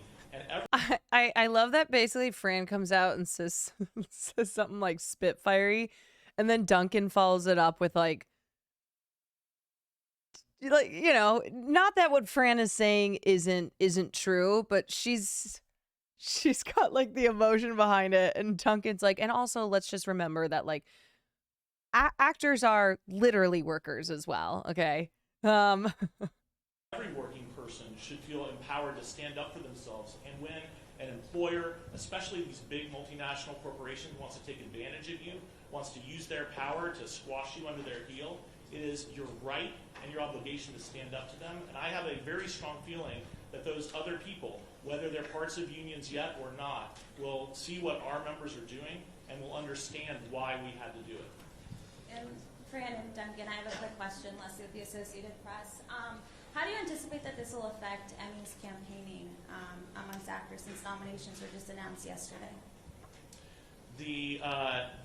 Our strike rules will not allow any form of promotion for television series, streaming series that have been produced under these contracts. My expectation is that it will bring any act. Are newsroom writers members of WGA? Some of them might be. Like WGA covers screenwriters, journalists, people on radio, etc. It depends on the company that they work for. You can be a member of the WGA and do work as long as it's not for a struck company. Actor participation in Emmy campaigning to a close. Aside from donating to strike funds, is doing stuff like bringing lunches, water, maybe some. They have all that stuff. I would say donate to strike funds, and then also show up to picket line. I would say those are the two. Right now, those are the two things that you could do: donate to strike funds, and then show up to picket line. As far as like water, sunscreen, they've got all that. Thanks for asking. Hi, Charlie Trepany with USA Today. You mentioned some of the issues that went into this decision to go on a strike involving salary and generative AI. Was there one particular overriding issue that proved to be the biggest deal breaker for the union? I think there are several really important issues. Fran and I talked to the CEOs about those issues yesterday, and we mentioned a couple of them. AI, of course, is really important. But in addition to that, the basic respect reflected in minimums that keep you at least so that you're not earning less money today than you were earning years ago, that's another example. And also, as Fran has talked about, the fact that this business model has been changed, but the companies want to just keep our members locked in a contract that doesn't reflect that change. We have a proposal regarding the sharing of revenue from... Obscure Leftist, thank you for the dono. Sorry, my TTS doesn't work, so if there was something that you wanted to say to accompany that, please put it in chat. At picket lines, is it appropriate to take pics with famous actors? So what I would say as far as like going to, okay, because there are people who are going to picket lines to network, and like, don't do that. So I would say as far as taking photos, just be normal about it, I guess. I mean, people are definitely taking pictures on picket lines for sure, but you know, if you're going to a picket line just to take a photo and then leave, I'm not saying you are, they'll smell that out. Dove, thank you for the gifted sub. Didn't know TTS was... Yeah, so if you just put in chat, I'll read it out loud. And then otherwise, like, you know, some stars just... Some celebs just are chilling. They just want to be left alone. I don't know. It's like with... It's kind of like with any other situation. If you see a celebrity, you just kind of feel it out. But also... Yeah, don't bring 30 headshots for them to sign. Exactly. There are people, though. There are writers who are literally like wannabe WGA writers who have been showing up. Not a lot, but you hear the stories and like bringing scripts for people to read. It's like it's not a fucking meet. It is not a networking opportunity.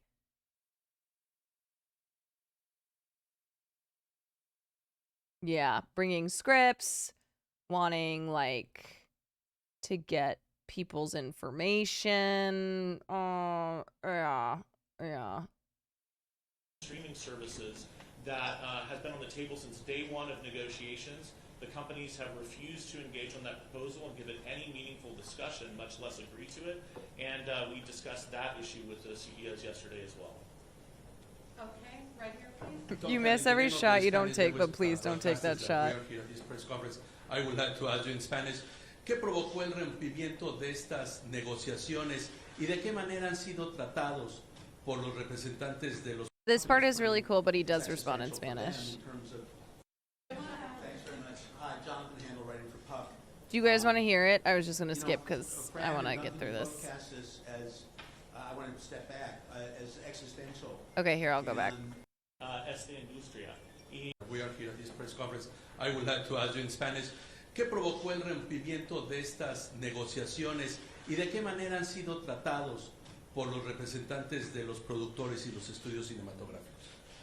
Pues pienso que el problema en Like estas Giga Chad. negociaciones es la realidad que los representantes de los productores no tienen respeto por los actores y actrices que están trabajando bajo sus contratos y quienes trabajo es lo que hace posible esta industria.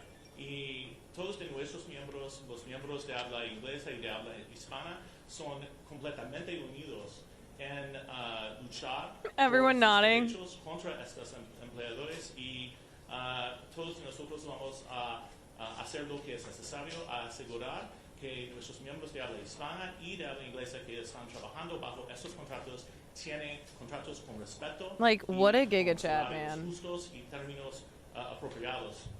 También la niñera says no más.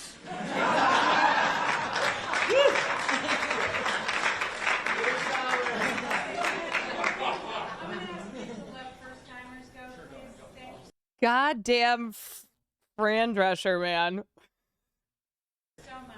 I'm not a first timer. I know. Jonathan, come on. LMFAO. Jonathan Handel writing for Puck. Jesus.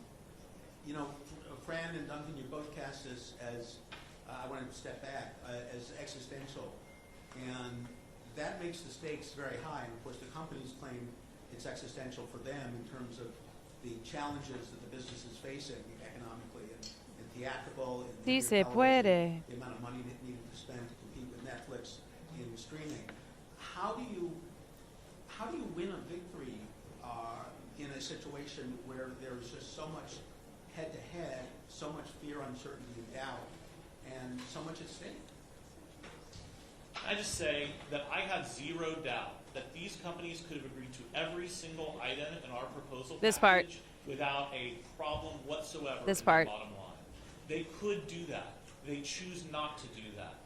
We told the CEOs yesterday, and we've told the AMPTP across the table as it relates to our streaming revenue share proposal, that we would be flexible on the terms of that. The issue is that there has to be a change in the structure. It's like what Fran said. We can't continue working off of a contract that was designed for a different business model. Despite that indication of flexibility, unwillingness to move in our direction or even substantively discuss the proposals. This strike could have been avoided 100% by these companies simply being reasonable, and nothing about this contract would damage those companies at all. This is a matter of respect for SAG-AFTRA members, for the work they contribute, and it just isn't there. Fran, you want to add to that? Do I? You wanna add that? Agreed. I said to their faces that, you're sitting there trying to squeeze us out of our livelihood. You're systematically figuring out ways to carve us out of what is due us. And you're sitting on the wrong side of history. Shame on you. That's what I have to say. All right, right here, please. That's what I have to say. Channel 9 Australia. Fran, you mentioned that the eyes of the world are watching at the moment. What is your message to actors and other members of the entertainment industry operating in different parts of the world, How tall is this bilingual unit? but operating in different parts of the Bilingual world, fighting the unit. same battles that you are here? Well, we all have to stand together on this because it's like a malignancy that's spreading. And we're already in stage 4. And if it doesn't get attended to immediately and swiftly, with precision, it's going to destroy not only each of us, but the industry at large.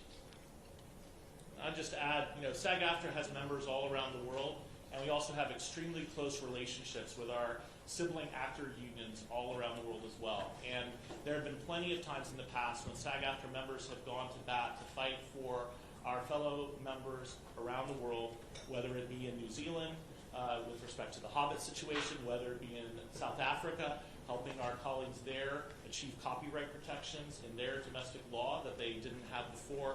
We've stood by, and we do stand by them, and we know that they stand by us. We've spoken to them, and we know that we have solidarity from actors all around the world because they know this is a just fight. This is the same fight that they have. We're all in it together, and we are going to win it. Thanks, Duncan. Another question. The Hobbit incident. Question I don't know what the Hobbit situation was. You know, there have been a lot of optics of CEOs at Cannes and Sun Valley while holding the line. You know, they can't afford to meet your proposals. The companies push back by. Okay, I'm just gonna Kim, skip a little bit. I had only met, and at Hello. Jeremy? Okay, just Duncan, quick follow-up on, you said there was a proposal regarding streaming that was sent to the AMPTP they did not engage with. I was wondering if you just talk a little bit more about what some of the terms were, particularly involving viewership data, because I know that was an issue that actors really raised about tying viewership data to residuals. Sure, and I hesitate to get too much into the weeds, but the concept of this proposal, which was actually inspired by Fran, was that we would receive a percentage of streaming subscription revenue, and that streaming subscription revenue would be divided up by project based on the project's contribution to the success of that streaming service. Now, as I'm sure many of you who follow the industry know, the streamers are famous for not sharing information, being non-transparent, and since we knew that they wouldn't want to share any kind of viewership success data, we went and found another source for that data from a particular company in the industry, an analytics company. And then instead of engaging with the proposal, discussing it with us, making any counter proposal, trying to figure out if there was a way to get to agreement, what they did is launch an attack on that company, trying to claim that that company doesn't have good quality or whatever else. Again, not legitimate at all. This was their distraction tactic to try to Sorry, I can't figure out the subtitle thing because it's not on the YouTube video, but it is almost over. avoid engaging on a totally legitimate proposal. And from day 1 to day 35 of these negotiations, we never got any substantive response to that proposal. And it's just part of the larger story of the companies refusing to engage with legitimate proposals and refusing to do what it takes to try and make a deal. And that's the reality. Thank you. Right here? Hello, Alex Golden. Yeah, I turned on live captioning. It's not showing up on the stream. So the short version of the Hobbit incident was the New Line wanted to push their international actors to the forefront of the Hobbit movies, and Jackson was very adamant about the dwarf actors, all native New Zealanders, being prominent on screen for the story. New Line collaborated with the NZ government and changed the laws to enable the studios to cut their screen time or fire them should they need to for the purpose. Wow. Feels it's just Hollywood, man. HK Japan Broadcasting. If I have it right, this is the first SAG-AFTRA strike in decades since 1960 or 1986, if you count the 14 hours. My question is, do you remember what the issues in those previous strikes were? And do they relate to today at all? So first of all, let me just say this is the first SAG-AFTRA strike in this contract in over 40 years. It is true we have had other strikes since that time in other contracts, but this is not a strike-happy union. This is a union that views strikes as a last resort, but we're not afraid to do them when that's what it takes to make sure our members receive a fair contract. Our strike in 1960 is the reason that our members have a health plan. It's the reason that our members have a pension plan, and it's the reason why our members get residuals. And successive strikes since then have been the way that we have achieved key proposals that have been necessary to keep our members, having a professional life, having a career, and having the ability to do this job. I'm not an actor, but I know, because I spend all my time around actors, it is a hard job. Anyone who doesn't know that, it is a job that requires you to have incredible resilience, that requires you to spend most of your time looking for work as opposed to doing True. work. It is a job that makes it hard to get basics in life, like health insurance, like any kind of retirement. That's what this union provides, and I highly doubt there are any members of this union today who would say it wasn't worth it to go on strike in 1960 for as long as it took to achieve our health plan and our residuals. Well, this is the same kind of strike. This is the kind of strike that makes sure that our members' livelihoods are not taken away by artificial intelligence. This is the kind of strike that makes sure as this industry changes its business model, our members are not left behind. This is the kind of strike that says our members are not going to take less money 6 years later because of inflation that the companies refuse to account for, and a host of other things. And it's the kind of strike that is unfortunate. It's sad that we're at this point, but it's 100% necessary, and it's 100% deserved by the actions of these companies. Okay, last question right here. Here, here. So let's finish it up with, what is your message to the fans and consumers? Let's go who bilingual aren't unit. interested in the nuance that we're discussing here today. They just want their favorite TV shows, or they want to go to the movies. Well, what makes you think they're not interested in what's happening here? I think that they have an allegiance to all of us because we bring joy to their lives. We bring entertainment to their lives. And during Because also fuck capitalism. Like, I think there are a lot of people who are, many of you in chat, who are totally on board with, you know, the writers and actors getting what they want because fuck capitalism. COVID, they turned to us for everything. So I don't think that your assumption that they don't really care about anything but being entertained over the summer is the bottom line, when the people that give so much to them and enrich their lives in so many ways are saying we are being taken advantage of in a terrible way. And if we let this happen to us, dollars for donuts, it's going to happen to you and your family, your children, and everybody that you work with too. That's how threatening this moment is in our nation's history.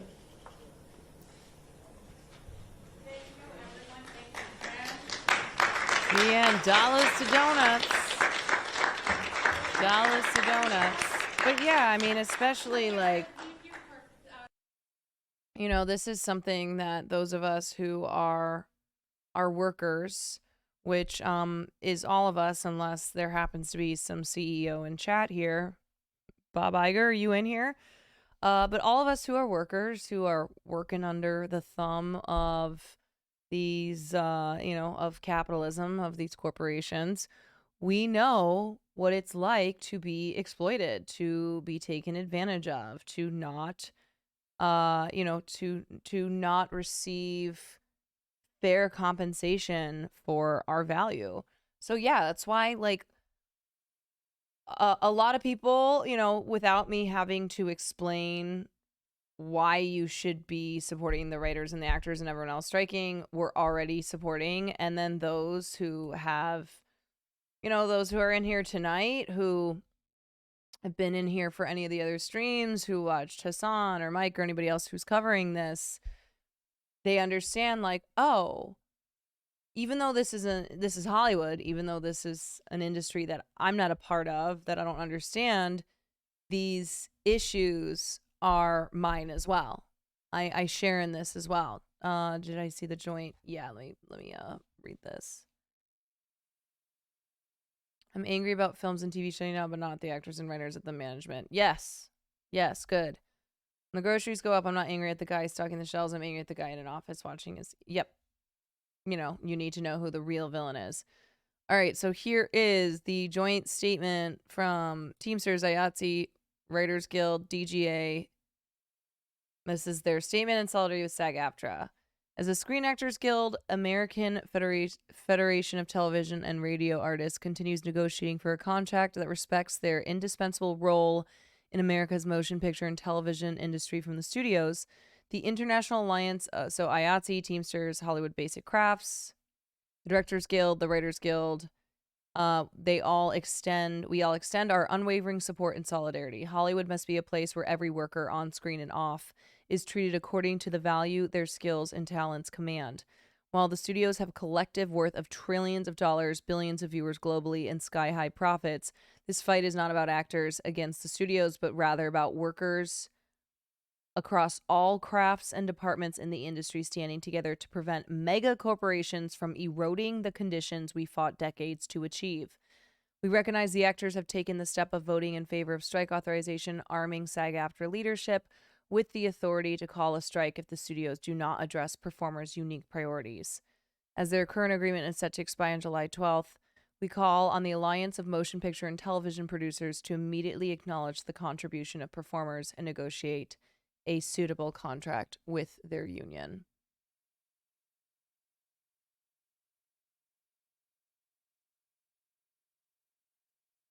Yeah.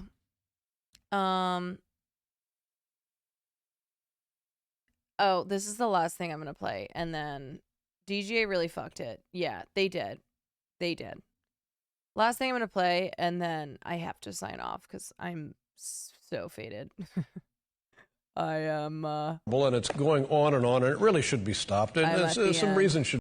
So, sorry, the quality of this is horrible, but this is a bit that David Letterman did from back in the 2007-2008 strike. be applied. I mean, it's pitting brother against brother.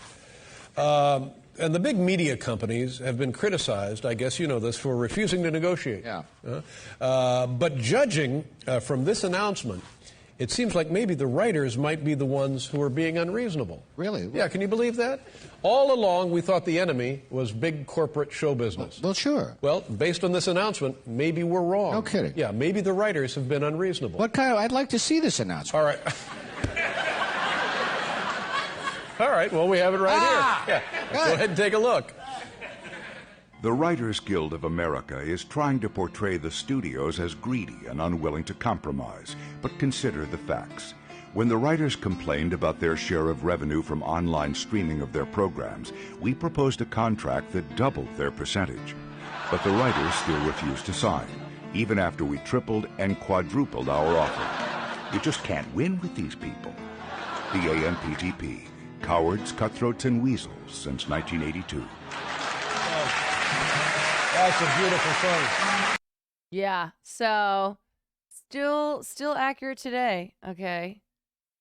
Still accurate today. All right. I am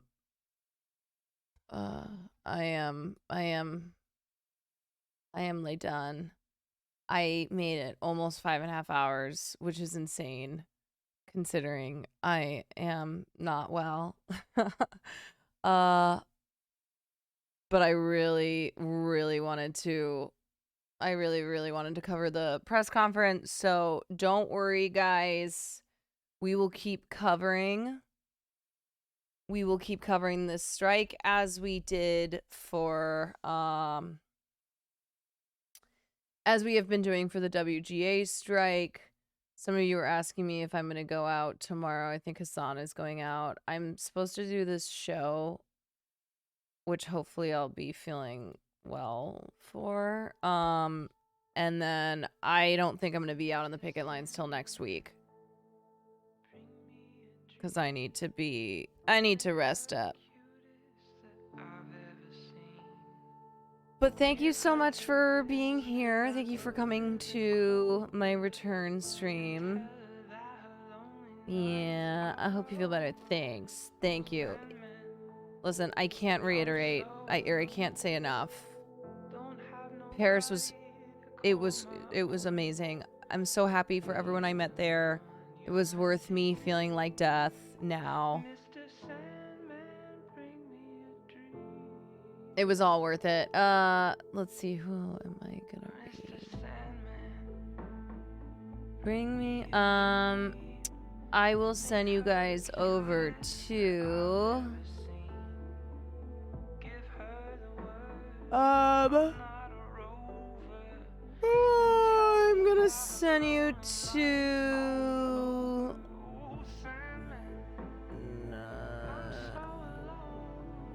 I think, I have rated Doodlebird before.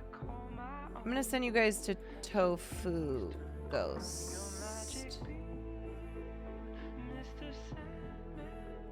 Tofu Ghost is, oh god, I do this every time. It's a 0.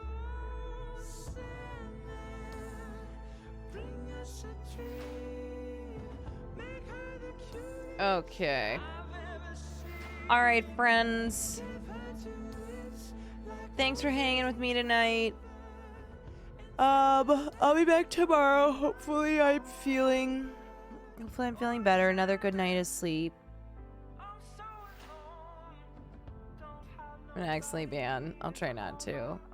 I'm happy to be back. Happy to see you all in chat.